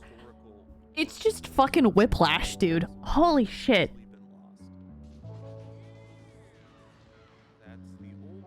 Yeah, that is the old theme. Before the retool. Gosh darn it. Let's see if there's any of those express yourself ads in there.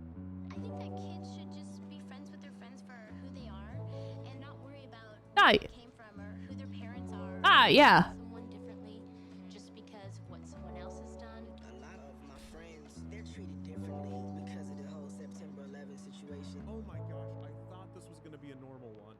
This was before Disney Channel's logo changed a few days later on October 7th, 2002 by CA Square. And then Evans Media Archive says, nope, they changed it on September 30th, 2002.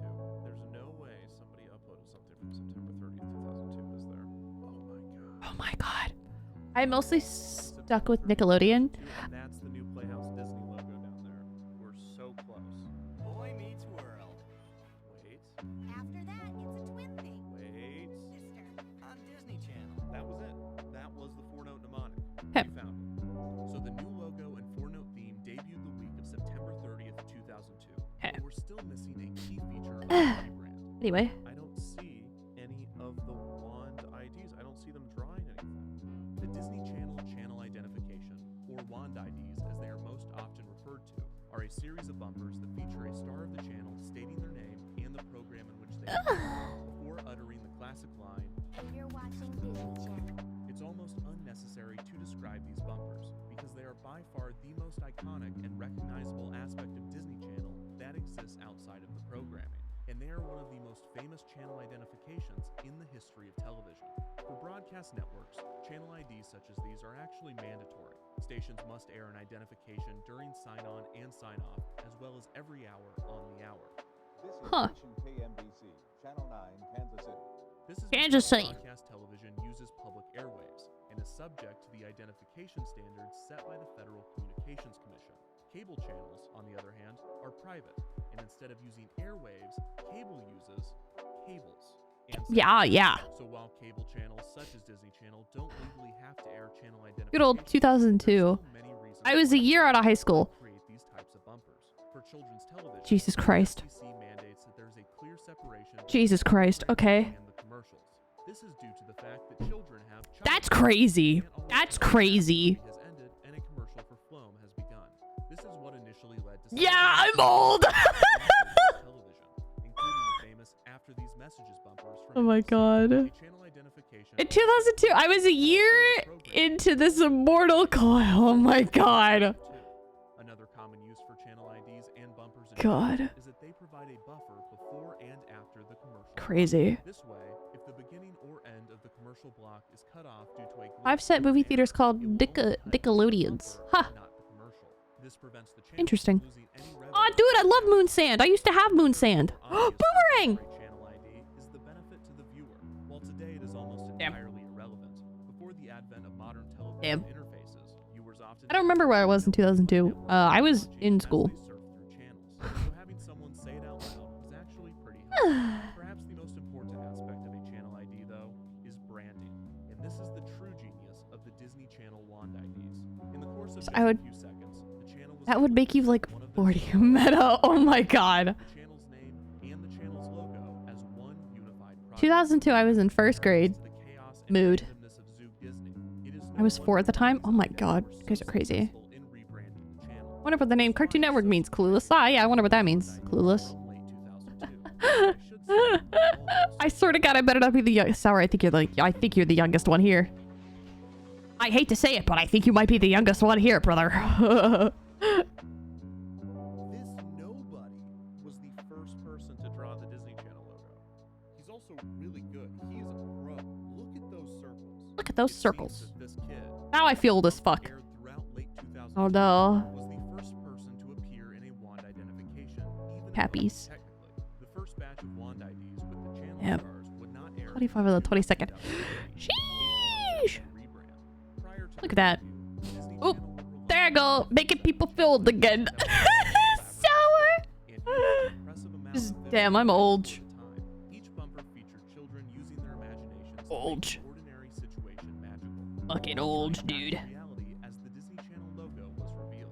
Like the other bumpers from this refresh, these idents also ended with the 4-note theme. Watching these back to back, it's interesting to note how different the music cues are. They all have different tones, instrumentation, and progressions. Often, the only common element is the final 4 notes, which also vary slightly in key and rhythm.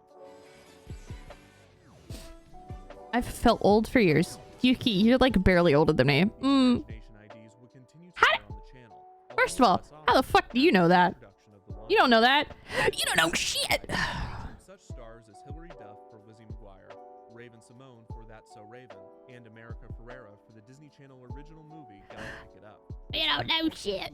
Hanging out with all you kiddos. Animated Lizzie, and another for Kim Possible, Ron Stockwell, and Rupert. It is hard to properly explain just how popular these bumpers are. Yeah. It seemed that every child She's like, how do you do, my fellow kids? Me and my friend have glow sticks one day, and on the commercials you can see Elementary school 02. Listen, I don't know what grade I was in, to be completely honest. we were watching Disney Channel. We like to draw it all the time. They never had you do a wand ID despite you being on the channel. No, and I could talk about my disappointment with that all day. Mood? That's what I wanted to do. That was all I wanted to do because if I ever flipped the channel, odds are I would see like, what's up? I'm Juggy Brodelteen and you're watching the Disney Channel. And The Disney Channel. the closest I ever got was they had my I do have pins in my hip though. Oh my god. special week, and you know, Get our fucking goated. Can't wait. but it was with my character that was a zombie and was co-hosted by someone who did all the talking. So we never did the Mickey. It was just always like, you know, coming up next is whatever, and I'd be like, ah, and they'd be like, that's right, it is a new episode. Mood. Remained relevant with Disney Channel fans old and new. I almost got a screw put up my femur a while back. That's a. That's. And at the 2022 D23 Disney I have a guess on age, though I missed the time before the army when my body wasn't broken to shit. Mood. Mood. Memes. Constantly circulates online, with fans editing the footage to display the stars' drawings more realistically, showcasing just how bad these actors are at drawing what appears to be a fairly simple logo. Returning to the initial batch that was aired on the channel, the clever editing around these awful drawings is evident. I think the worst one has to be Spencer Breslin, who even in the edited version is still noticeably off. To be fair, he probably had other things on his mind. If you had heard me last year, that's all I would have been talking about. I had seen these edited versions a few times, but I just thought of something while revisiting them. Where did this footage come from? These are obviously My spine has vertebrae fusing? What the fuck? Sure enough, I was able to find a few of these outtakes, and there are a few things that stood out to me. First, this line from Hilary Duff. Oh, it's mouse ears. Oh. stars were not sure what they were even supposed to be drawing, which makes you wonder what instructions they were given. Most likely, they were told they were drawing the new logo, and this was just her noticing that they were mouse ears for the first time. Hilary Duff is one of the first to ever see the new logo. I have a rough estimate of Finn's age, and I always suspect No point of reference for what the final version will look like, and has no concept. slightly older, which gives me a rough estimate of Cat's age. This is the burden of the trailblazer and the solitude of the That's crazy. They made us do it like 900 times. That's crazy. Plus, I was like pubescent teen. Like, what are they making me do? This is invisible. Another thing I noticed is that these outfits are the same ones used in the Express Yourself bumpers / 9/11 PSAs.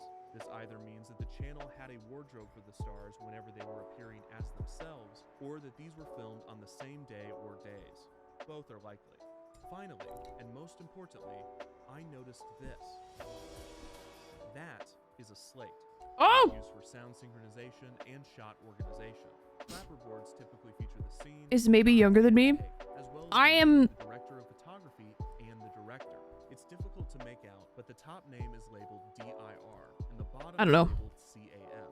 This means that someone named G. Owen directed at You least can't one guess. of the first batch of Wand IDs.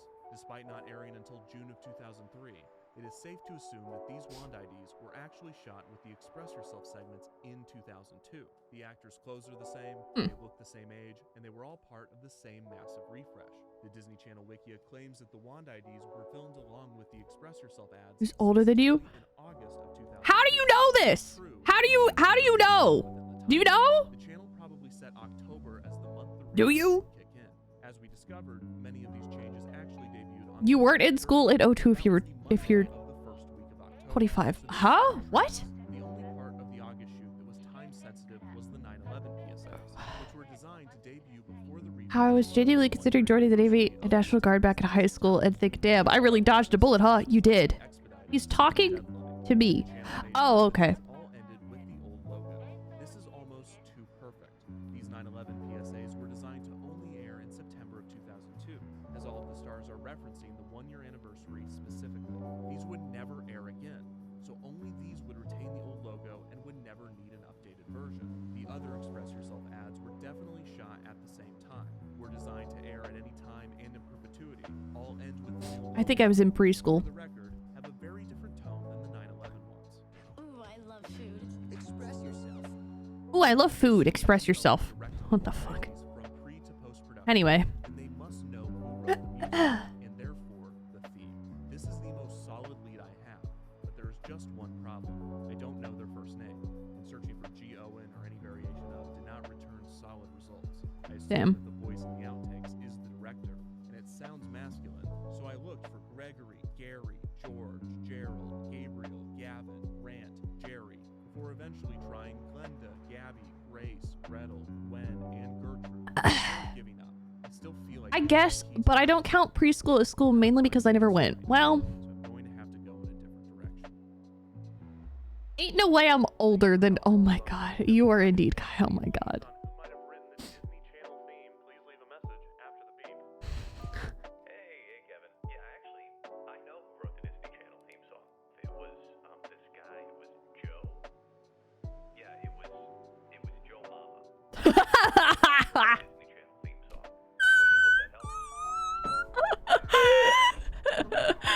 And older than me as well. I seem to have a habit of floating to older women. Huh? What? What do you mean? What are you talking? What is happening? What are you talking about? Huh?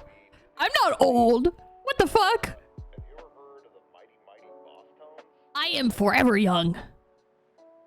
The Mighty Mighty Bosstones are a ska band that was formed in Boston. Ska! Dude, I love ska. In 1983. The band was originally started by blah blah blah blah. All you need to know is that in 1997, the band released the hit single "The Impression That I Get." This is by far the most popular Mighty Mighty Bosstones song, and for our purposes, its relevance is found in the repeated horn riff heard throughout the track. Let me know if you hear anything familiar. Yes, the impression that I get by the Mighty Mighty Bosstones seemingly features what would become the Disney Channel theme 5 years later. My birthday's on Monday. Hey, yo, god damn it. Old point. Yeah, points old. Old! The reason that I mention this is not because I think the composer of the theme stole from the Mighty Mighty Bosstones. It is because I think the theme was written by a Bostonian. I mention this because there is almost no information on the Disney Channel theme online, and everywhere I seem to go, if there is discussion on these 4 notes, someone will bring up this song. So while I don't think this is part of the mystery, the Mighty Mighty Bosstones... I was pointing at you. I'm not old, Sour. Fuck you. I'm not old, bitch. His IRL me has been mistaken for a high schooler. My face didn't age. Kai, same. I get ID'd all the time.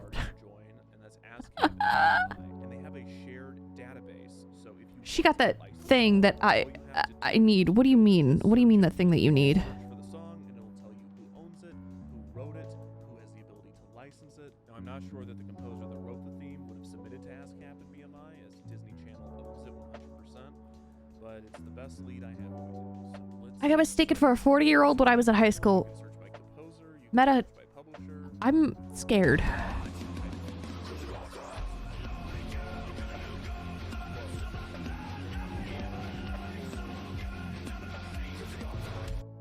What the fuck?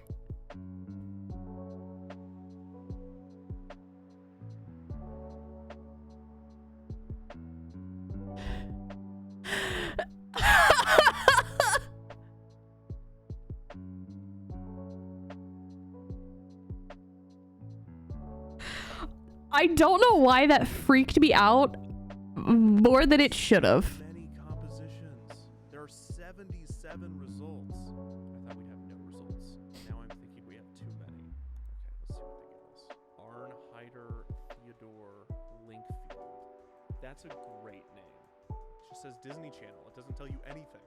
It doesn't say the year. The composition is just titled Disney Channel. Okay, Him. here's another one called Disney Channel. That song. We have No. publishers this time. Disney Luft Raus. Is that German? Air out. Air out. Like Disney Channel. Is that what like a bumper's called? Like an air out? Okay, that's German Disney Channel. Okay, this is Japanese Disney Channel. Japan Central Music Limited. It's not Disney Channel 10th anniversary because that would have been 93 or something like that. David Norland is credited for writing at least half of these results. I mean, look at how many he made. But how do we verify that he wrote the theme? Because these don't give much away. Okay, so these alternate titles are actually what the announcer is saying. So, and now back to, yeah, so it says, and now back to, right here. Sweet Niblets, Hannah Montana. I bet you I can find the one that says Sweet Niblets. And if it ends with the theme, David Norland wrote the theme. Okay, we got this. Let's do it. Rock stardom? No biggie. New boy crushes? Whoa, stop the presses! Catch the drama of Hannah Montana on Disney Channel. Waiting for Sweet Niblets. Hannah Miley? Why no? Hang out with Hannah and Miley on Hannah Montana right here on Disney Channel.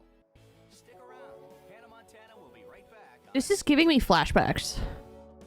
Let's get back to Hannah Montana on Say Sweet Niblets. Hannah Montana. Sweet Niblets. Part of Disney Channel's Summer of Stars. Don't go away. Hannah Montana will be right back. Part of Disney Channel's Summer of Stars. Yuki, and I hate it. What? You hate what? Hannah Montana, all part of That's So Sweet Life of Hannah Montana. Hannah Montana. Hannah Montana. Sweet Niblets. Hannah Montana. Yes, we got it. It is the theme. Hannah Montana will be right back on Disney Channel. It is. It's there. Sweet Niblets. Hannah Montana Disney promo. David Richard Christopher Norland. Now I just gotta figure out how to get in touch with this guy. His website does not mention working for Disney Channel. Damn. I'm 95% sure this is the David Norland that wrote for Disney Channel. And I found a way to contact him. Really hope he responds. The flashbacks? Oh, yeah. Sorry.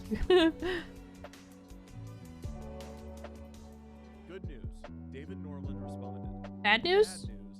He did not write the Disney Channel theme. Damn. He started writing for the channel in 2007, so the mnemonic predated his involvement. However, I still asked if he would be willing to do an interview, because he wrote many instrumentals using the 4-note theme, and he very well might know who wrote it. Another reason I love to speak with him is because he started writing for the channel in 2007. When I saw that year, 2 words immediately came to mind. Ribbon era. What? The common practice among those who study and teach history Pilot. is to separate So long what's spans of time and large apparently. Digestible eras. But how does one go about breaking apart history? Sometimes it's more obvious than others. For instance, the history of China is most often told through its dynasties, and it is very clear when each dynasty begins and ends. Disney's film history has also famously been separated into eras, such as the Golden Age, Silver Age, and the most well-known, the Disney Renaissance. While most breakdowns of the Disney animation eras explain the historical reason for the change, I find that these eras are separated less by history and more by the quality of the films. Sometimes there is a historical reason for a dip in quality, such as the wartime era. But by the time you get to the post-Renaissance, the general reasoning for the distinction is, these are the less good ones. Except for the one that you love. That's my favorite too. So what about Disney Channel? How is its history separated by the fans that study it like— Keep fighting their way into that slot more often than not. Damn. What about the DCOMs? Surprisingly, the general consensus among fans is that Disney Channel history should be separated by the bumpers. This is not ahistorical, as each change in bumper design typically coincided with other significant changes to the channel in terms of branding and strategy. Still, the nomenclature is most often related to the style of the bumpers. The era from 1983 to 1997 is typically labeled early beginnings, because most Disney Channel fans consider the channel's 1997 rebranding as the true start to the channel as they know it. 1997 to 2002 is an obvious era, and is sometimes labeled the 3-block era, the Zoom Disney era, or the Mickey TV era. 2002 to 2007 is often referred to as the bounce era, for the way the logo bounces around the screen during the bumpers. In 2007, the channel was given another refresh, retaining many elements from the bounce era, with the main difference being updated music cues and bumpers that featured a ribbon twirling around the screen before forming the Disney Channel logo. This era is thus referred to as the ribbon era. In 2010, the bumpers were refreshed once again, now placing the classic logo inside of a rounded square. This was just after Disney Channel began the switch to high definition, allowing viewers to watch in a 16:9 aspect ratio. Ayo. The original digital on-screen channel graphic, that little watermark— I was born in turning page for Disney in generation. Why? Huh? What? 4:3 aspect ratio in mind, and probably looked a bit awkward moved out to the far corner while still being attached to the bottom. The same could be said for pretty much all of the bumpers since 2002, as the classic logo hugs the left side of the screen in a way that would leave far too much empty space in a widescreen format.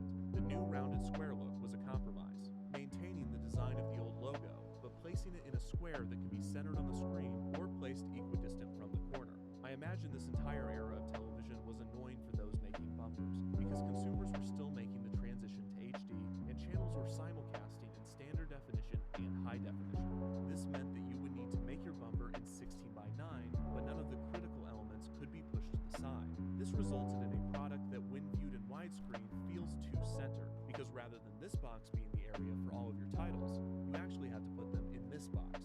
Damn. This also made the wand IDs look a bit awkward in this era when broadcast in HD, but we did get to see the dog with a blog wand ID, and he drew that logo way better than those kids. Good boy.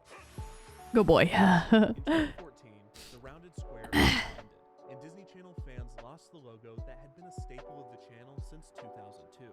The new logo removed the iconic Mickey ears, instead choosing to put ears on the dot of the eye in Disney. The wand IDs remained, with some major alterations. Instead of holding a giant glowing stick, the stars now held a wizard's wand. Instead of drawing the classic logo, the stars only drew the ears on the eye. And instead of being on a white background, the stars were placed in front of a generic location. In 2017, this changed to a colored background. And in 2018, the white background returned, as did the glow stick. These newer eras of Disney Channel have been separated into the glass or family era. The Emanator of Destruction? Huh? What? Recently, the item age. Because there's items in the bumpers. We can work on that name, there's still time. So this leads to the obvious question.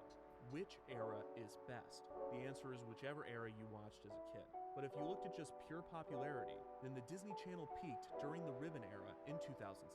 This was helped in This is large true. part by the premiere of High School Musical 2, which was watched by 17.24 million What? people. This broke the record not only for the most watched premiere of a Disney Channel original movie, but also the record for the most watched— I'm gonna say something very controversial. That's all of cable ever. It broke the record set the previous year by a Monday Night Football game, which itself broke a record— I'm gonna say something a little controversial, guys. I don't know if you're ready.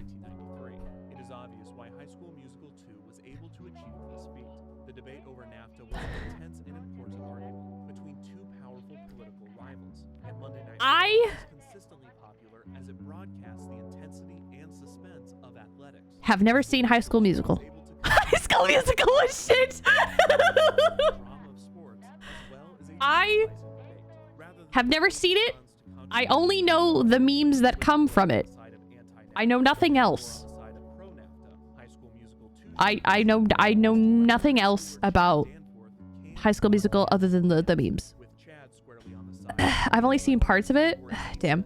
I don't dance, and with theater kid Ryan Evans firmly on the side of pro dance, or in his words, I know you can.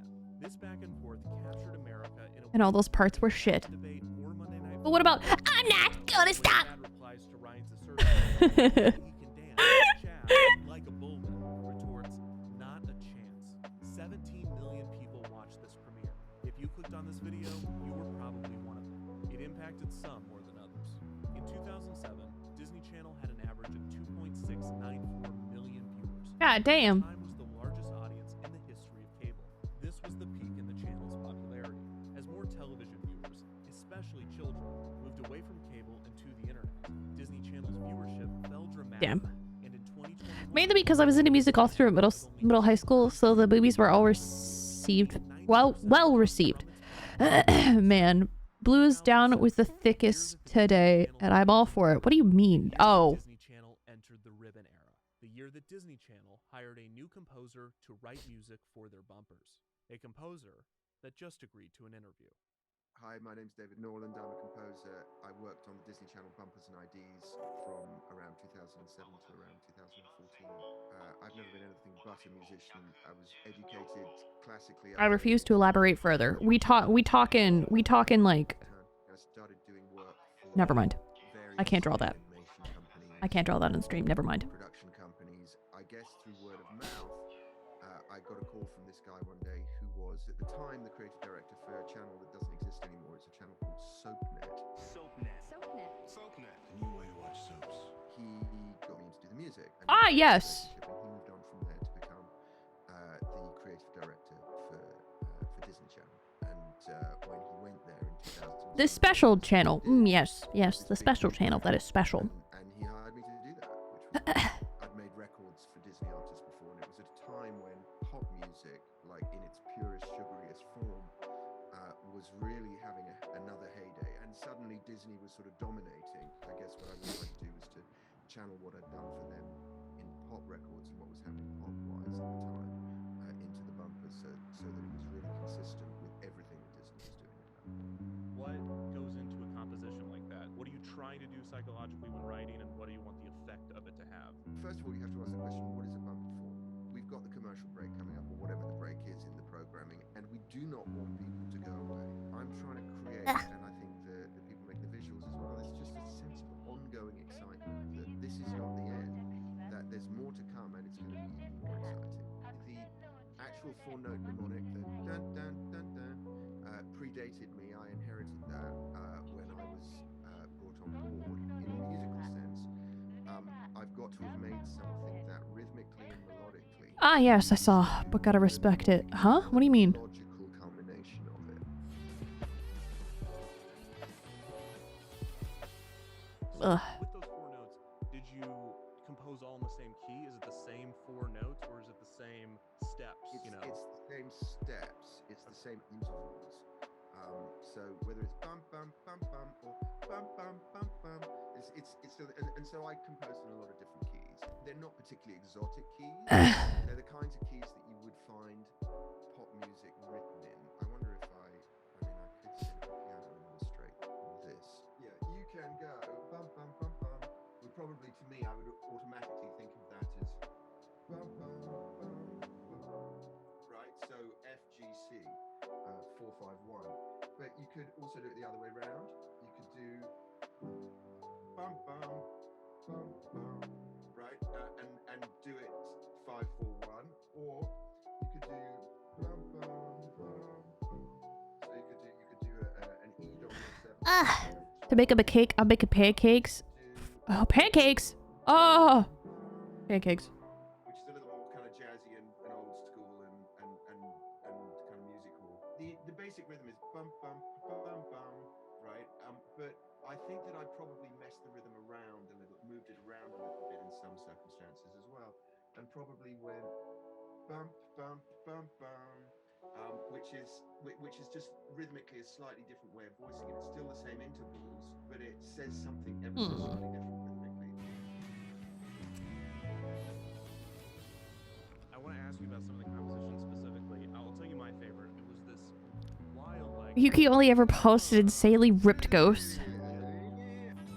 Now? What do you mean? I fucked that up so badly. Yeah, you did. Around it, and the string runs reflected precisely the rhythm movement. You were hired to do this. Do they say to you, hey, we're keeping this mnemonic, go nuts, but have it end with this? Actually, it would have been an informal conversation between me and I'm so sleepy. the executive. I keep wanting to say then go to sleep, but I know you can't. Yeah, you know what the mnemonic is, don't you? Yeah, just make sure, obviously everything's got to end with that. I don't even know that he would have even had to have said everything's got to end with that, because I would have known that. It seems very unlikely that it would even have been considered that they would change the mnemonic. It's such a successful... No, now I'm home now. Okay, well then go to bed. Go to bed. You can do gotcha later. Go to bed. But the waifus need me. Sleep needs you. I think I did have to submit a piece of sheet music with these 4 notes on a stage, but I never received that for the Disney Channel thing. No, it was all very much just, well, you know what the mnemonic is, isn't it? And I have no idea who originally came up with it. As to your quest to find out who was the originator of it, I'd be quite interested to know as well, because in this sort of very narrow specialist realm of making music, you have to figure that that's one of the more successful things of all time in that realm. I was obviously disappointed that David Damn. did not know who wrote the Disney Channel theme. Better go to fucking sleep. Better go to sleep. The errors of the channel, I stumbled across the strongest lead I've had yet.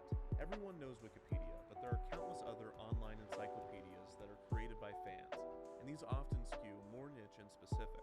While researching the different eras, I stumbled across the Audio-Visual Identity Database. It is bumper Wikipedia, and it is the most Yo. source for Disney Channel items That's cool. that I've found. Anyway. People that contributed to this database left no stone unturned. They even go as far as to list the fonts that Disney Channel started using at this time. Not only that, but they also have an entire section dedicated to the music from this era. They describe it as several drum beats which segue into a ska punk theme with electric guitars and a horn section, the last 4 notes of which become Disney Channel's signature jingle. And then, you see this. Composed by Tonal Sound and Elias Associates. I don't know how they know this. I don't know if it's right, but this is the most solid lead. Now go to sleep. Next week. Let's find Tonal Sound Elias Associates. Here's Elias. Audio Identity. A pioneer in the discipline of audio branding. Alright, they have a reel. Let's watch the reel.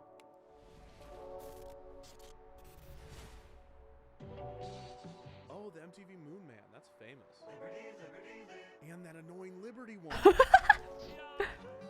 They made Yahoo. Huh? And Intel. And Honda. We are farmers.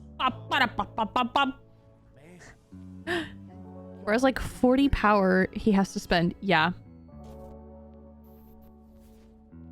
I didn't see Disney Channel, but I just saw pretty much everything else. That is every sound I have ever heard.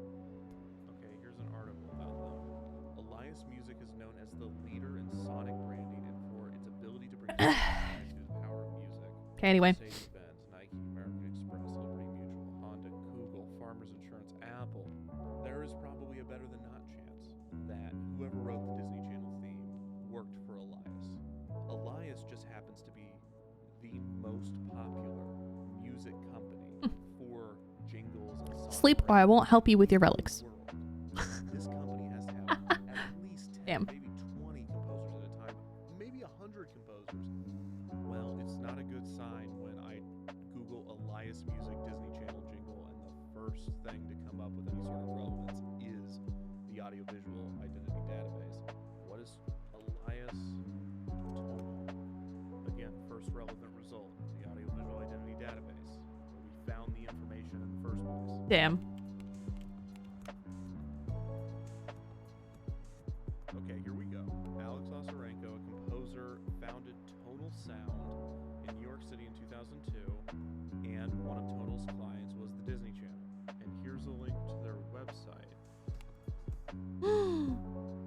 Oh no!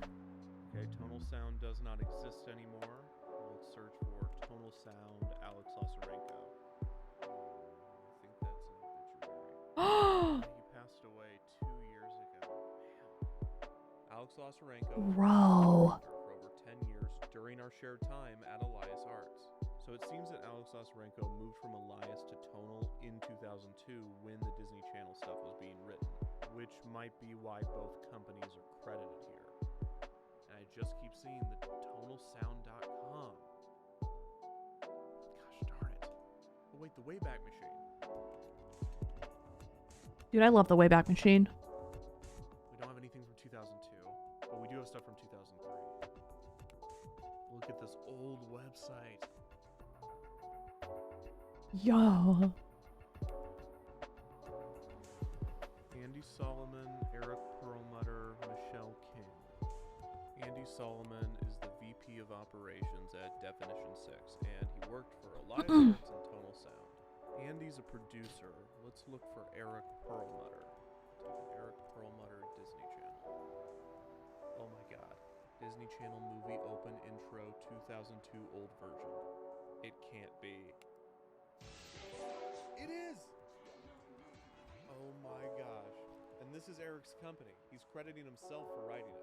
This doesn't mean he wrote the theme, but the fact that we know that he at least wrote Let's Watch a Disney Channel movie, that's a win. I needed that. So our initial lead from the audiovisual identity database was Elias Associates and Tonal Sound.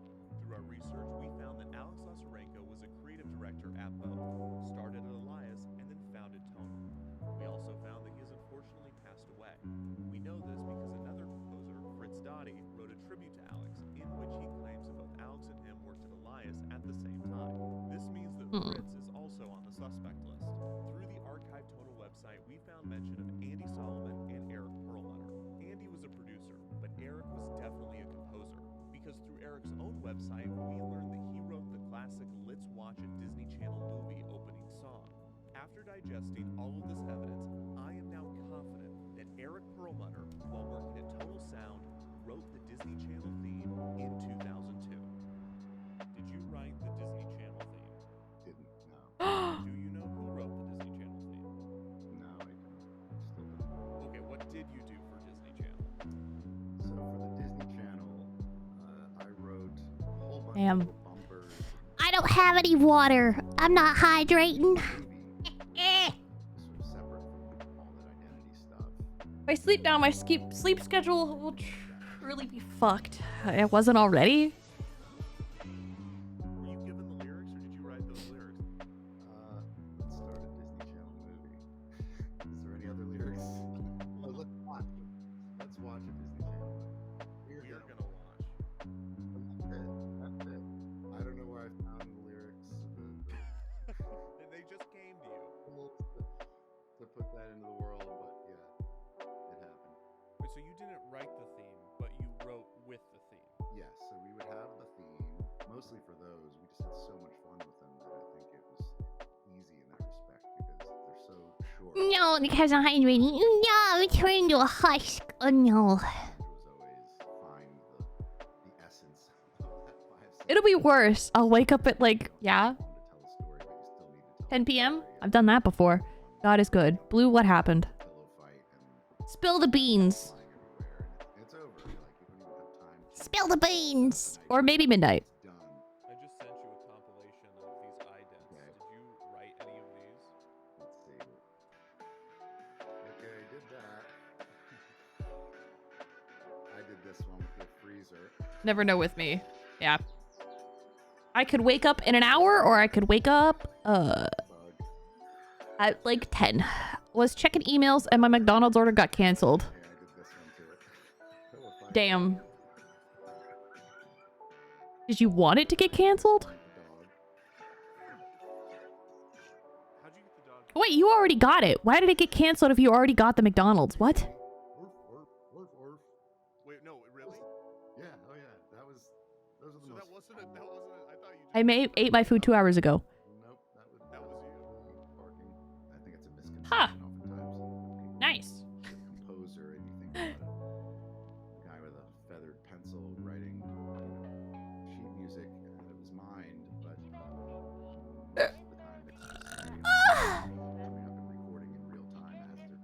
McDonald's app must have glitched, maybe. But when it came to these notes, it was pretty straight ahead. And what was the name of the music house you did these with? Elias Associates, Elias Arts. So from my research, it seems like Elias is a really big company, probably the biggest music house for jingles and sound signatures. Is that right? Absolutely, that was my understanding that they were the country's biggest, or the world's biggest music house by coastal. Because when I got there, I had to go inside instead of getting the prompt. Oh, that's weird. Yes. It could have been probably dozens of people at the time. Yes, and I think the company tried to harness this idea of there are no individuals here, a little bit of a nameless face, weren't sort of allowed to be known. Okay, thanks so much for doing this. My last question, did you work with a G. Owen? Didn't know. Okay. Damn. Time to upgrade. Hey, yo. Ooh, wah! Finding Wow, wow, wow, wow. When you create for Disney, it's Disney's. So Disney wrote the Disney Channel thing. Ain't no way this man is emailing fucking Disney, dude.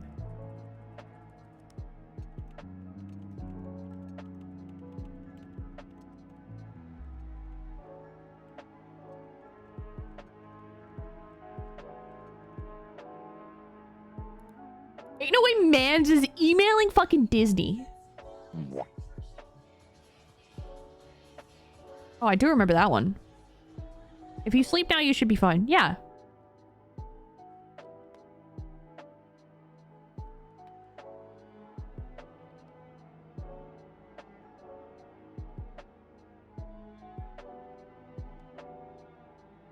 Damn. That's how people end up in a ditch. Damn.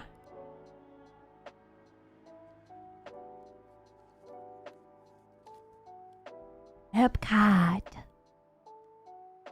Epcot.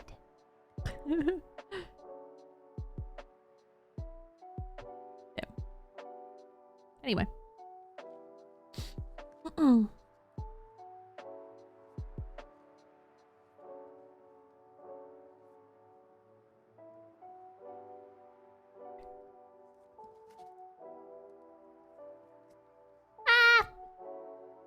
My Uber One is up. Was gonna get you something. Damn. You hate to see it. We'll get him next time.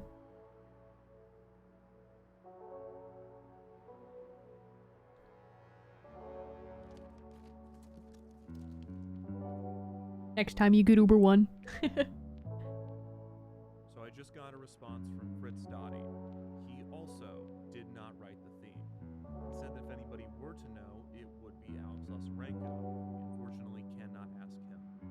It's been a few weeks now of no progress. Damn. I think it's time to admit that the trail has gone cold. I've reached out to as many relevant people as I can find, most of whom did not respond. And those that did told me that they did not write the theme and have no idea who did. There is one I avoid ordering from Uber unless really hungry. Yeah. That is releasing the video. I've always known this was my break glass in case of emergency. If I stop the video here and release it, someone out there watching must know who wrote this theme, or know someone who knows, or at the very least know who G. Owen is. I know it's anticlimactic, but I'm out of options.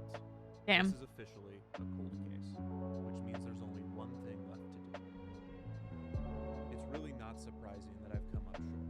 Bumpers, idents, interstitials, they are designed to be seamless. They are not meant to stand out. Damn. Why would their creators be any different? Maybe Do I build Hanya or Tingyun as support? Tingyun. Just because I like her. I thought it would be under more triumphant circumstances, but I hope it still plays well in defeat. And if I'm being honest, I just really want to do this, so please indulge me. I'm Kevin Perger, and you're watching Disney Channel. Oh my god. Beautiful. Huh. That doesn't look right. Okay, let's try this again. Dang it. No, that's Zoo Pals. That's Zoo Okay, I Pals. feel bad for making fun of those kids earlier. I also cannot draw the logo. They look tired and confused in those outtakes. I can't believe Disney would even release those. Oh my god. I know how to find the composer.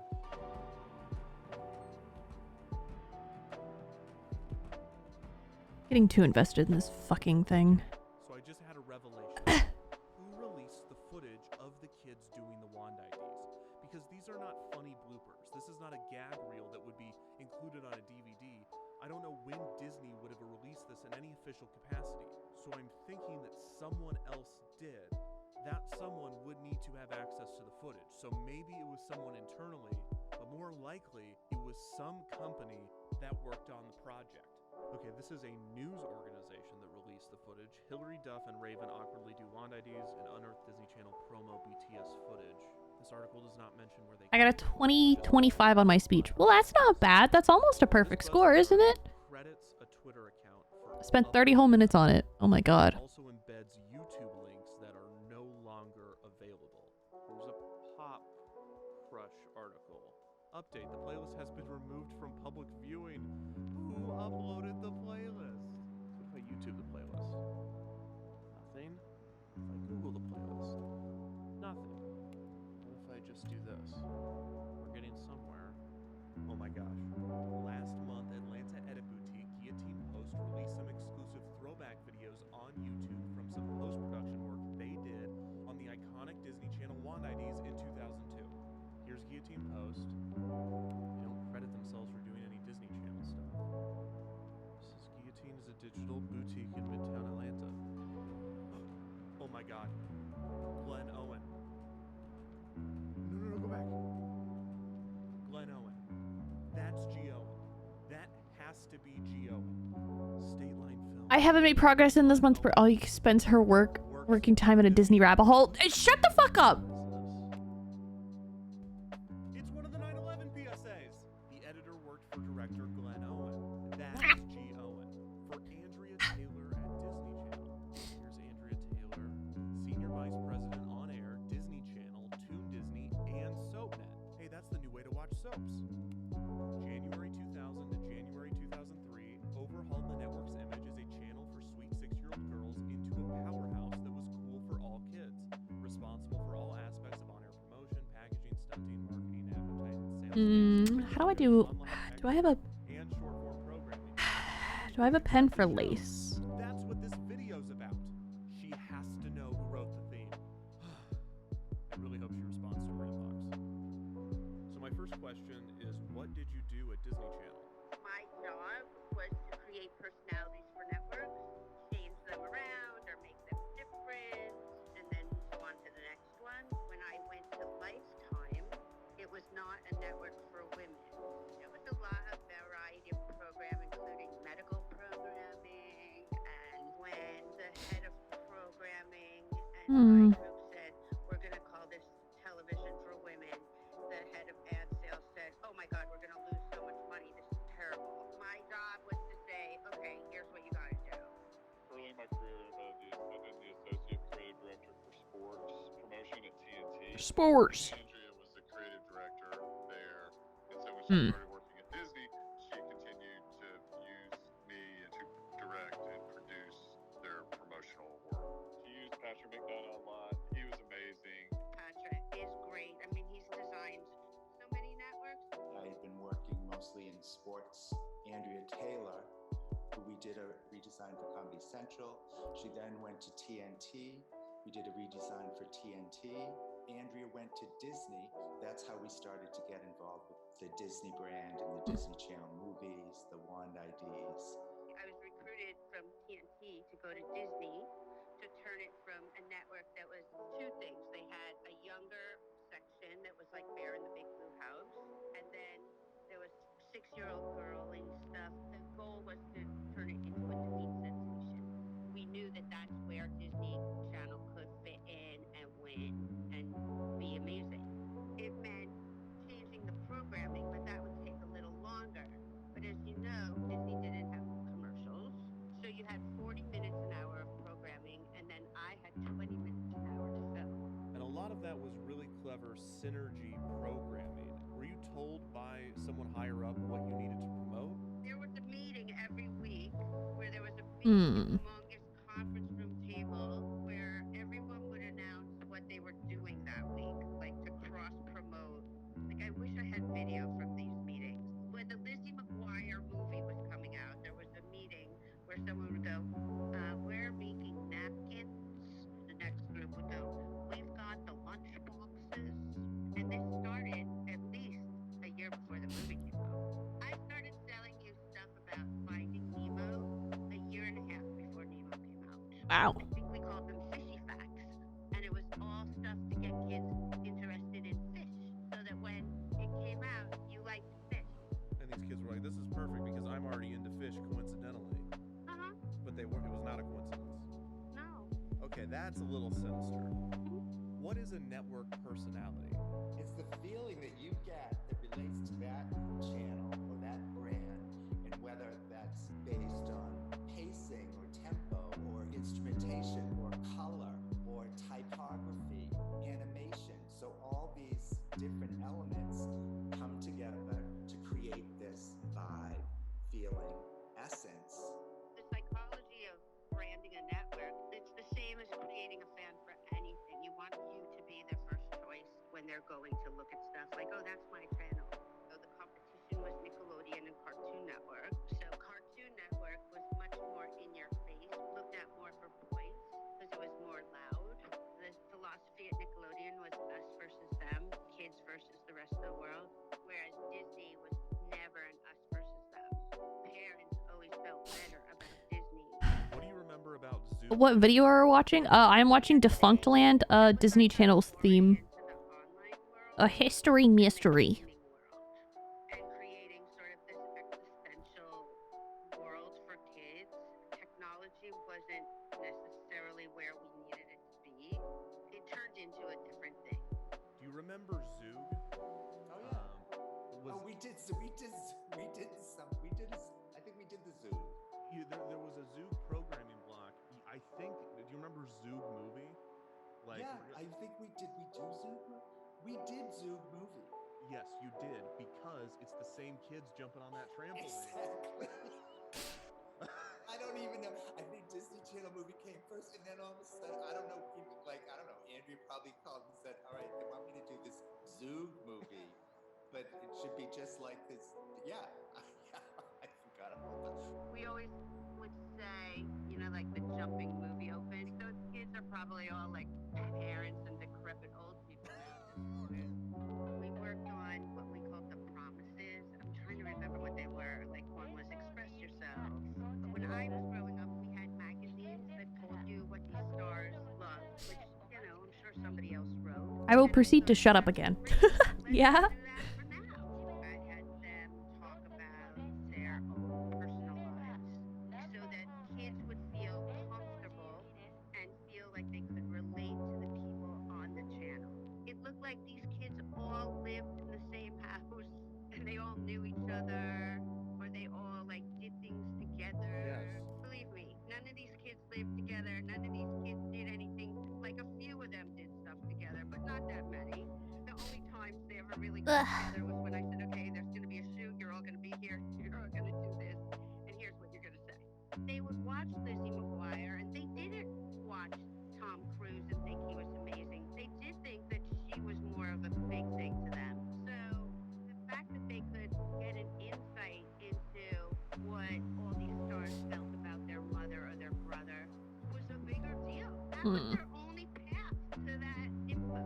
And the weirdest thing that happened was, then they became the most famous people in the world. Was that weird to see? Were you like, whoops? I know, it's pretty funny. What was the vibe? I mean, it was poppy. Like, what was it? What could you describe it for Disney Channel? Fun. And kind of magic. I mean, it makes me think about what the scenario of the kids in the cafeteria line, grays and neutrals and drab, to like in comes the Disney logo, and it's glitter and candy and pink and delicious and syrupy. They were just these fun, funny little stories that were incredibly complicated and time consuming to produce. Elio Hensley and I had come up with the wand idea because we love Tinkerbell. The wand thing came during lunch or something. Like Ugh, I love when my pan scroll stops working. I cannot wait to get a new tablet. came from. It was really hard for the stars to understand what the hell we were doing because remember, they were literally holding a stick. Some were way, way off. You'd have to do it again. And then I would always say, okay, one more, which is a lie. We'd do 10 more. Very good. One more. Ooh, none of that. They got tired of me fast, I'm sure. It's another annoying thing we're having to do on their day off. Were the wand IDs shot around the same production of some of the Express Yourself? It'd be like a Lazy Susan. You know, we would do the interview, then we'd have different B-roll sets. We'd have like that B-roll set where we have the strands of different colored plastic. So we would bounce them around and get B-roll on these different sets, and that would be one of the stops through their little promo journey. Okay, so all these iconic, classic, recognizable things for generations of children were in the same room. Correct. Not only were they shot at the same time or the same production, they were probably shot within 30 minutes of each other. 100%. So the big question I've been asking throughout all this research, and the question that I really hope you have an answer to, is who wrote the Disney Channel theme, that 4-note mnemonic that started appearing when you were redesigning the channel? Do you have any idea who could have written that? I worked with a guy, Alex Lazarenko, who is not alive anymore. He worked at a company called Tonal. He created that sound. I had worked with him for a long time. Like I'd worked with him at TNT. I'd worked with him at... Pog, cat still on. So that 4-note mnemonic, that was definitely Alex Lazarenko. It was Alex. Remember anything from the production when he was writing the theme? You know, really did it in like a day or two. You know, it's like things came to him. It was amazing. I mean, he probably wouldn't have said he wrote it in a day. He probably would have said, oh, I struggled over it for months. Do you know anyone else that would have known Alex or that would have been around for the production of these tracks specifically? I'm sure, you know what, I could probably get you to the producer. I'm trying to think of the name. Now I can't remember his name. Who was the producer on it? Andy Solomon? Andy Solomon, that's who produced it. Hi, I'm Andy Solomon, VP of Operations for Definition 6. I have no water. I probably should go soon, though. When you met Alex? Yeah, right away when I started at Elias, I started as a producer, so he was the creative director on all the jobs. I assumed it wasn't Alex because he was... I'm so brain rotted. Oh no. Executive or eventually with Tonal. People. He was also composing regularly. Oh, absolutely. He's like a classically trained musician, done a million different things, but had a knack for memorable melodies. I looked at the map of the Rockies and read it as Cocky Mountains. Yeah, I want to go to Cocky Mountains. Let's go to Cocky Mountains, dude. Disney Channel, and I forget, we did work for Encore years ago, and it was 2 notes. We'd always go, Encore, and that was the melody. So, half joking, but I also think that was part of his process as well. Do you know anyone else that I could speak to about Alex? There's his sister Lisa. Do you know Lisa Lazarenko? If you ever spent time around Alex, you would notice even when he was just casually sitting still, his right hand was almost like he had an invisible pen in his hand writing music. His right hand was always writing. I think in his mind, he was always thinking of things in a musical perspective. I noticed towards the end of his life, he was credited alongside a David Little. Do you have his information? My name's David Little. I worked at Tonal for, I would estimate, 12 years. Brokeback Mountain. Oh god. I've never seen anybody that can do something as complex. Almost seems like effortless. He would just turn around and just like knock out like an amazing piece. I'm like, all right, what's next? He's an amazing musician, and he was also in this business world, in the music for television and film and stuff. He was like fast. It's supposed to be flat. The thing that I'm struggling with most right now is lack of photos of Alex. Yeah? I found only one. Keep Yep.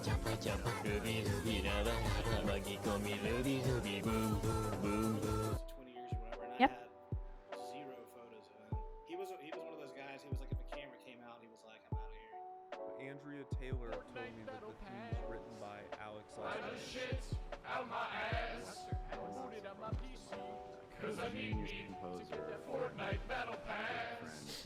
Yeah. Us, but he was really the sort of ringleader of all of our composers at Elias. It's tough when you have a boss who's a genius and who's just an absolute music prodigy, and you're just a dumb rock bass player trying to, live in the same, breathe the same air. That's not Kansas. We're not in Kansas anymore, brother. Incredibly intimidating, but hugely inspiring, and he was a great leader and boss as well. He was wonderful, loving, funny, so talented, so incredibly talented. But it just was like nothing to him. He could,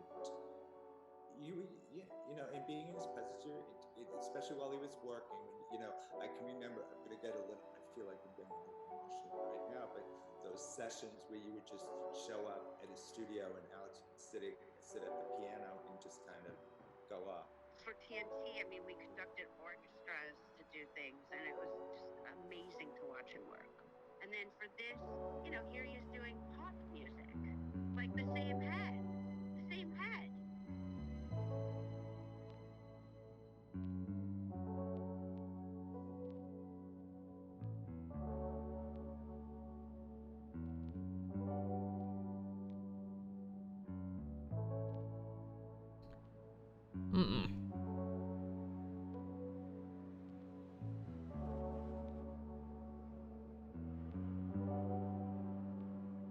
I love what I do.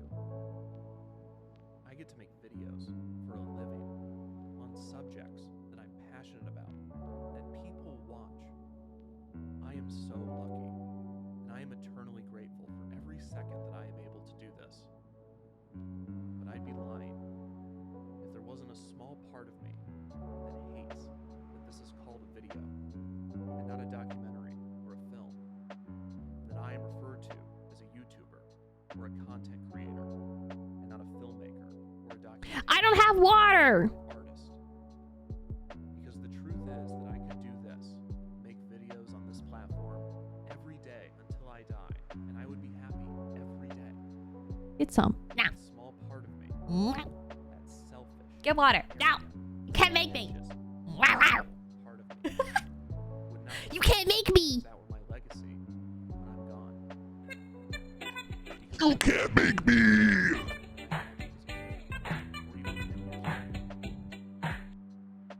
I didn't know Alex Lasarenko, and unfortunately, I never will. I made this video 2 years too late, and I missed my chance to interview him. I can't ask him what it was like composing for commercials and networks. I can't ask him how he came up with the Disney Channel theme. But I think the first question that I would ask would be, are you okay with this? Do you even want to be credited with writing this theme? Because this was his most popular work. He composed for other networks and shows and commercials and films, some of which some people may recognize. But nothing comes close to these 4 notes. How could you compete with something that has been playing non-stop for millions of people for 20 years? And according to everyone I've spoken with, he probably wrote it in a day. And he might not have thought about it again after that. It was just another job. Alex is well remembered by his friends and family and coworkers, but on a broader public and cultural scale, he does not have a well-defined legacy. There's the tribute that Fritz Dottie wrote, the IMDb page, the archived website, and one single photo. But when I release this video and credit him for composing this theme, it will likely become the thing that he is known for. And I'm hesitant to do that. I'm hesitant to condemn someone else to the fate that I fear for myself. And worse, in this case, it's just 4 notes. There is an obvious solution to this, and that is to expose you to some of Alex's other work while I have your attention, to give you a broader sense of his talents and artistry outside of this 4-note mnemonic. I could play a few clips from his other compositions. I could link to some of his work and encourage you to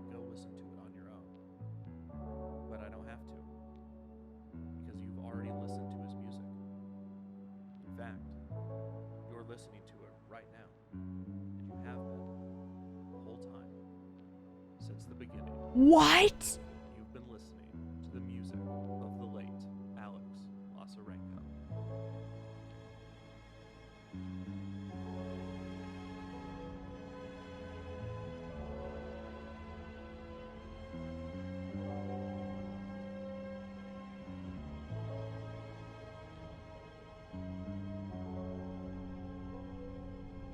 That's fucking insane.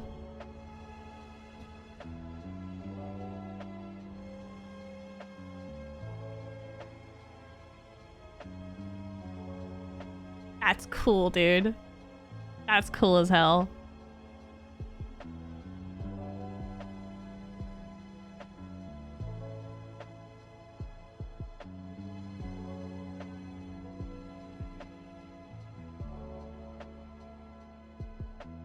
Do you ever think about your legacy as an artist at all?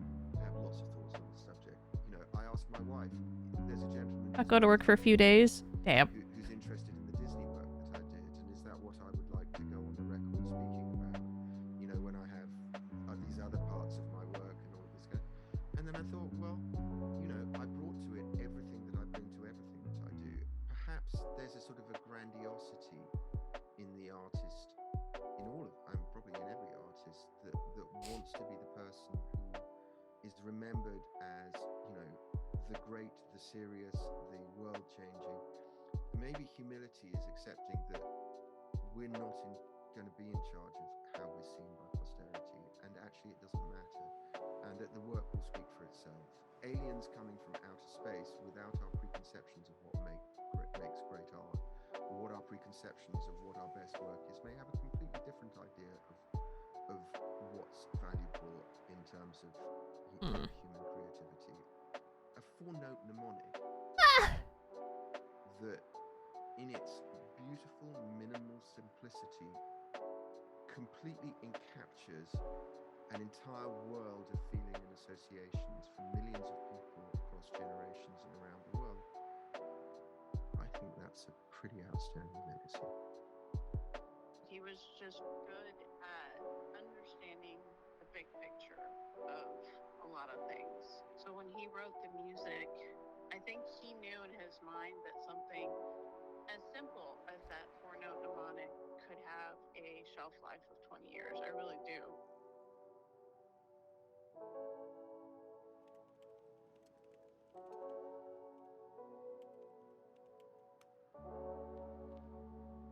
Look at you, chat, praise her.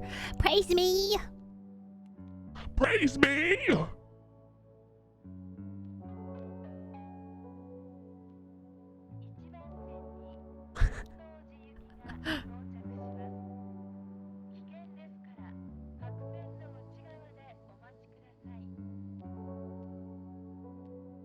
I was told to shut up for bringing it up. She even broke character. What? You said I wasn't being productive. What do you mean?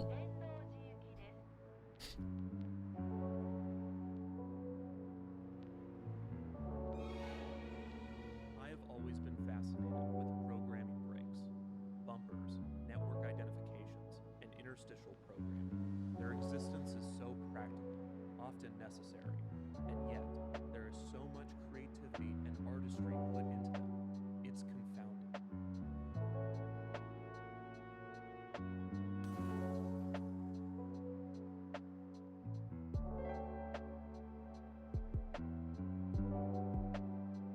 There is a part of me that wants to believe that the truest art, the most worthy, the most important, is the art which is created purely out of love for the form, the art that takes the longest to create, and the art that has the most to say. That the music You're still cute, adorable, and down bad. Yeah? that the films that play in theaters must be more important than those uploaded to the internet, that the programming must have more merit than the programming breaks. But I've never fully believed this. In truth, I am more drawn to the unsung artists, those whose work often goes overlooked. Whenever I have the opportunity to speak to these people, there is no shortage of passion, intent, or pride in what they do. It doesn't matter if it was just a job, or if they completed it in a day. It doesn't matter what platform it ended up on, or what they are referred to as. These are artists. They brought everything they had to whatever they were doing, and it showed. The fact that I've only worked 2 hours on this canvas is crazy. What is he doing? Hello? Oh my god. This fucking dude.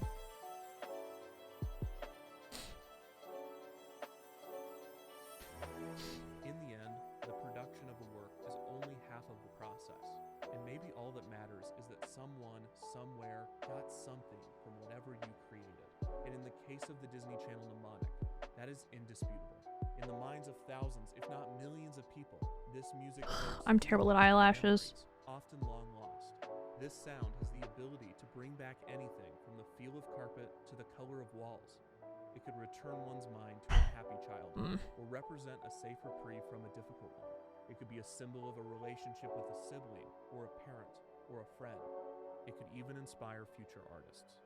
All from a sound.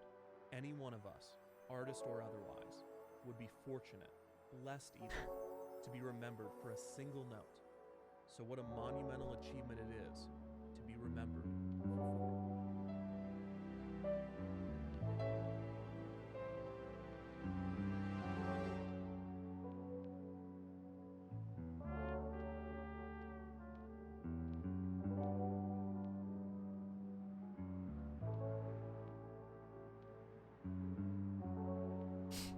It's kind of funny. Xfinity was like, yo, everyone in this apartment complex is getting new hardware.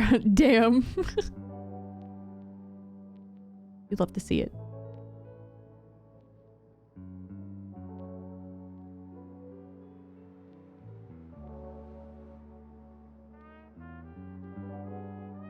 And Spectrum is like, oh, you have old equipment. We don't care. Damn.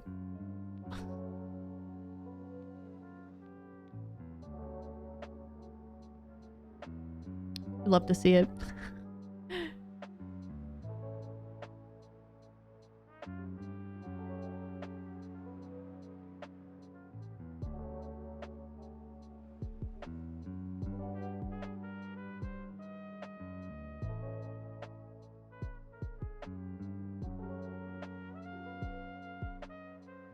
Oh man.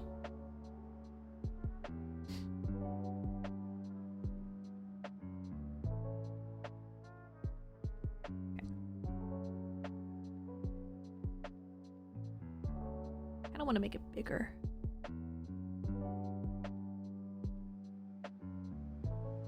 Ah! Well? Ow. And, no, I haven't. This...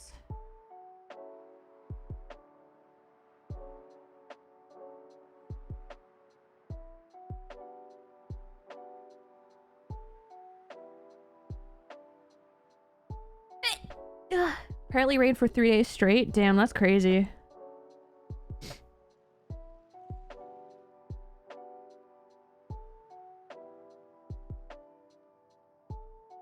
Oh. Well, that's unfortunate. What do I have to radarize this? I probably have to radarize it.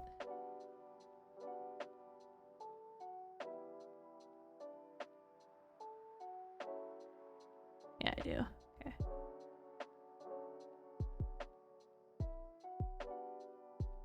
Sick. 2 hours and 32 minutes on this. Really? I only have an hour on this. Crazy. Anyway.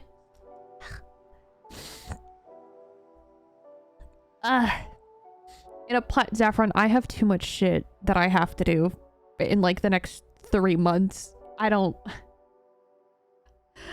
have time to do anything. The clouds for rain doesn't think the build drainage. Yeah. Yeah, I gotta mark these down. Which ones?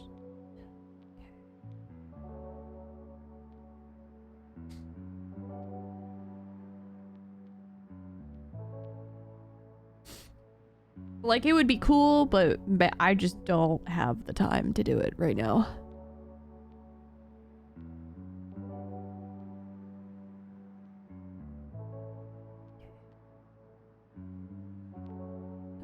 What is this one?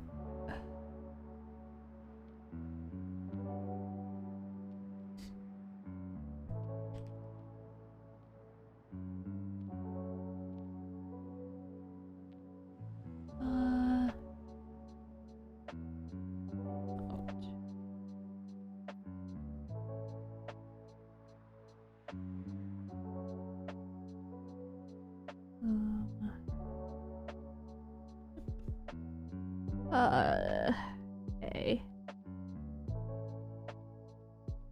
Think.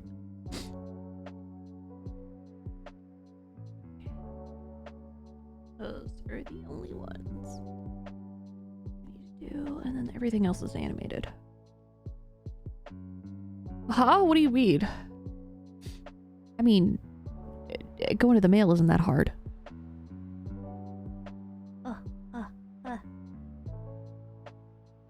Ow. Okay. Ooh. Okay. Well. Oh, fuck. Ow. It's fun while it lasted. But I should probably...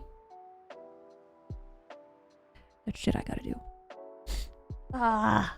Mostly, I just have to work more on this. Oh my god. Yeah, I gotta work more on this. And I gotta prep for tomorrow. Oh, that's a whole thing. Oh man. Oh, man. Anyway, hopefully I'll get done with this print soon. I hope. I still have to come up with stickers. Which I have a vague idea of what I want to do. I just don't know if you guys will like it. Instead of like little chibi stickers, I kind of want to make like little things that are like themed around the print. I don't know. That's what I originally wanted to do, but I felt like that you guys wouldn't have liked that, but who knows? Who knows?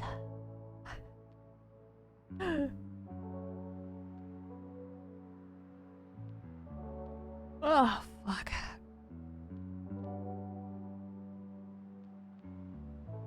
But also, I just don't know what themes to do. Like, I kind of have an idea, but I kind of don't have an idea. A big Yuki sticker? Well, big stickers cost a lot of money, so shut up and take my money. Listen.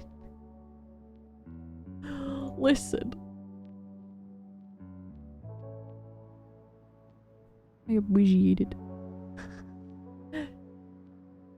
Oh man. Actually, you know what?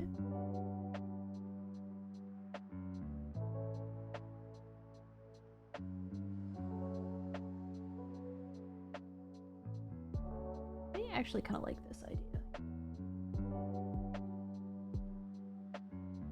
I'll save this clothing reference. Checked mail and pain. Damn.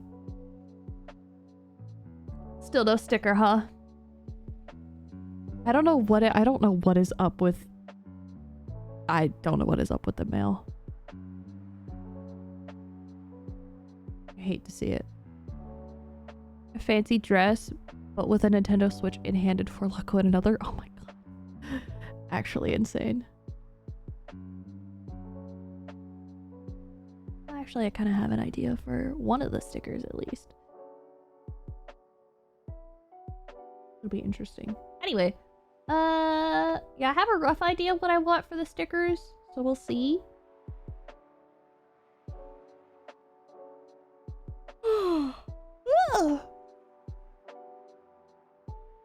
Mail also lost one of my stickers. Damn.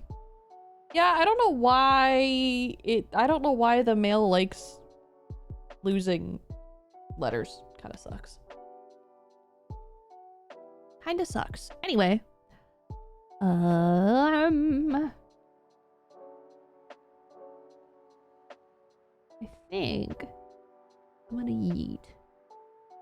I'm gonna go take a quick break and then I get back to this. I asked manager and she said she personally delivers letters sent to her office in our mailboxes. Damn.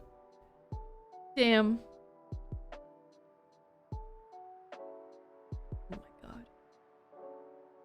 Colossal, what are you talking about? I already have themes picked out for Prince for the rest of the year.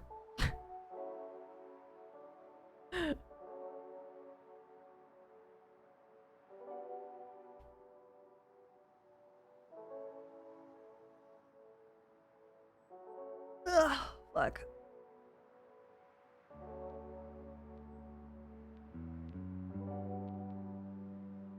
At least I think I do. Yeah, no, I do. Cause it's probably hidden in the fucking Discord. I think actually, it's probably hidden in the Discord, but it's there.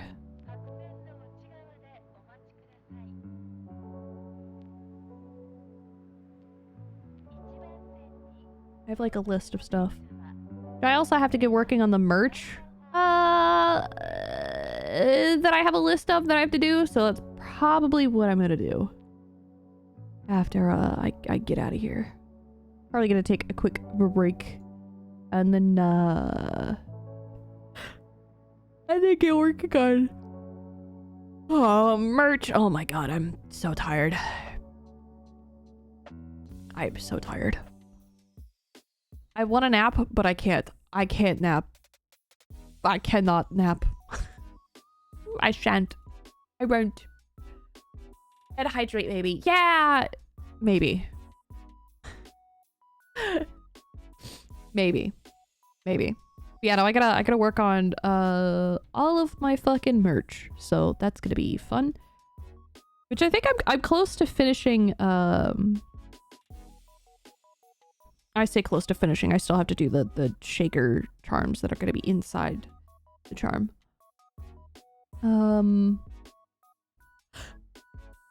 Hydrate with a Four Loko? Oh no. Absolutely not. Anyway, yeah, I'll see you gamers tomorrow for some Yakuza. We got Yakuza, and then after Yakuza, if it's the same time as usual, which it should be, it'll be Baldur's Gate collab time. Do you want to rate anyone? Who the fuck is on right now? I don't know who's on right now. Oh, Ghost is on. To Ghost. Yakuza. Yes, Yakuza. Yeah, no. Hey. But yeah, no, we got Yakuza tomorrow, and then after Yakuza, we got Baldur's Gate, and then after Baldur's Gate,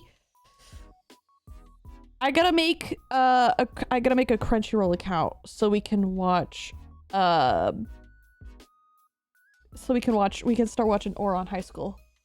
We're gonna watch Ouran High School Host Club cuz I don't have well, can't fucking remember my Hulu login information.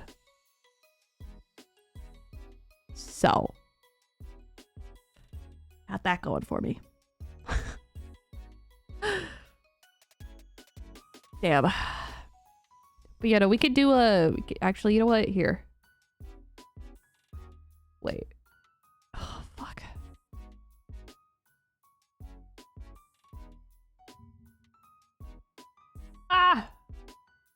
Just watching a No, I don't want to get it. I'm not trying to get a fucking virus, dude. I've learned my lesson on those. I'm trying to get a virus, bro. Anyway. Yeah, we're gonna watch Ouran after stream tomorrow. So stream is probably gonna go from like 10 to like 1:30 tomorrow. And then Baldur's Gate will start at 2, and that'll probably only go for like an hour and a half. And then after that, we'll have Ouran.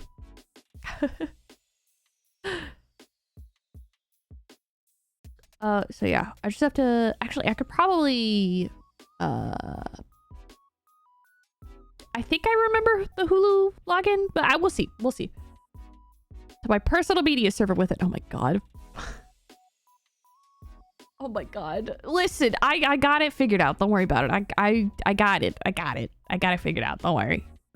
Don't worry. I got it figured out for tomorrow. Anyway. If you haven't bought merch already, fucking go buy merch, you dink donks. Smile. New merch drop hopefully soon. Hopefully. Don't be fighting over offering help, goddammit. It'll be easier to just use my stuff, so let me know if you want it, Ayo. Yeah, I'll probably I think I'll be able to use Crunchyroll because I have ad blocker. Smile. Anyway. Anyway, I'll see you gamers on the flip side. For Yakuza tomorrow. Smile. But PayPal not working? No! Anyway. Go into paid. And you're gonna like it. No, I will not use your Cartoon Network account.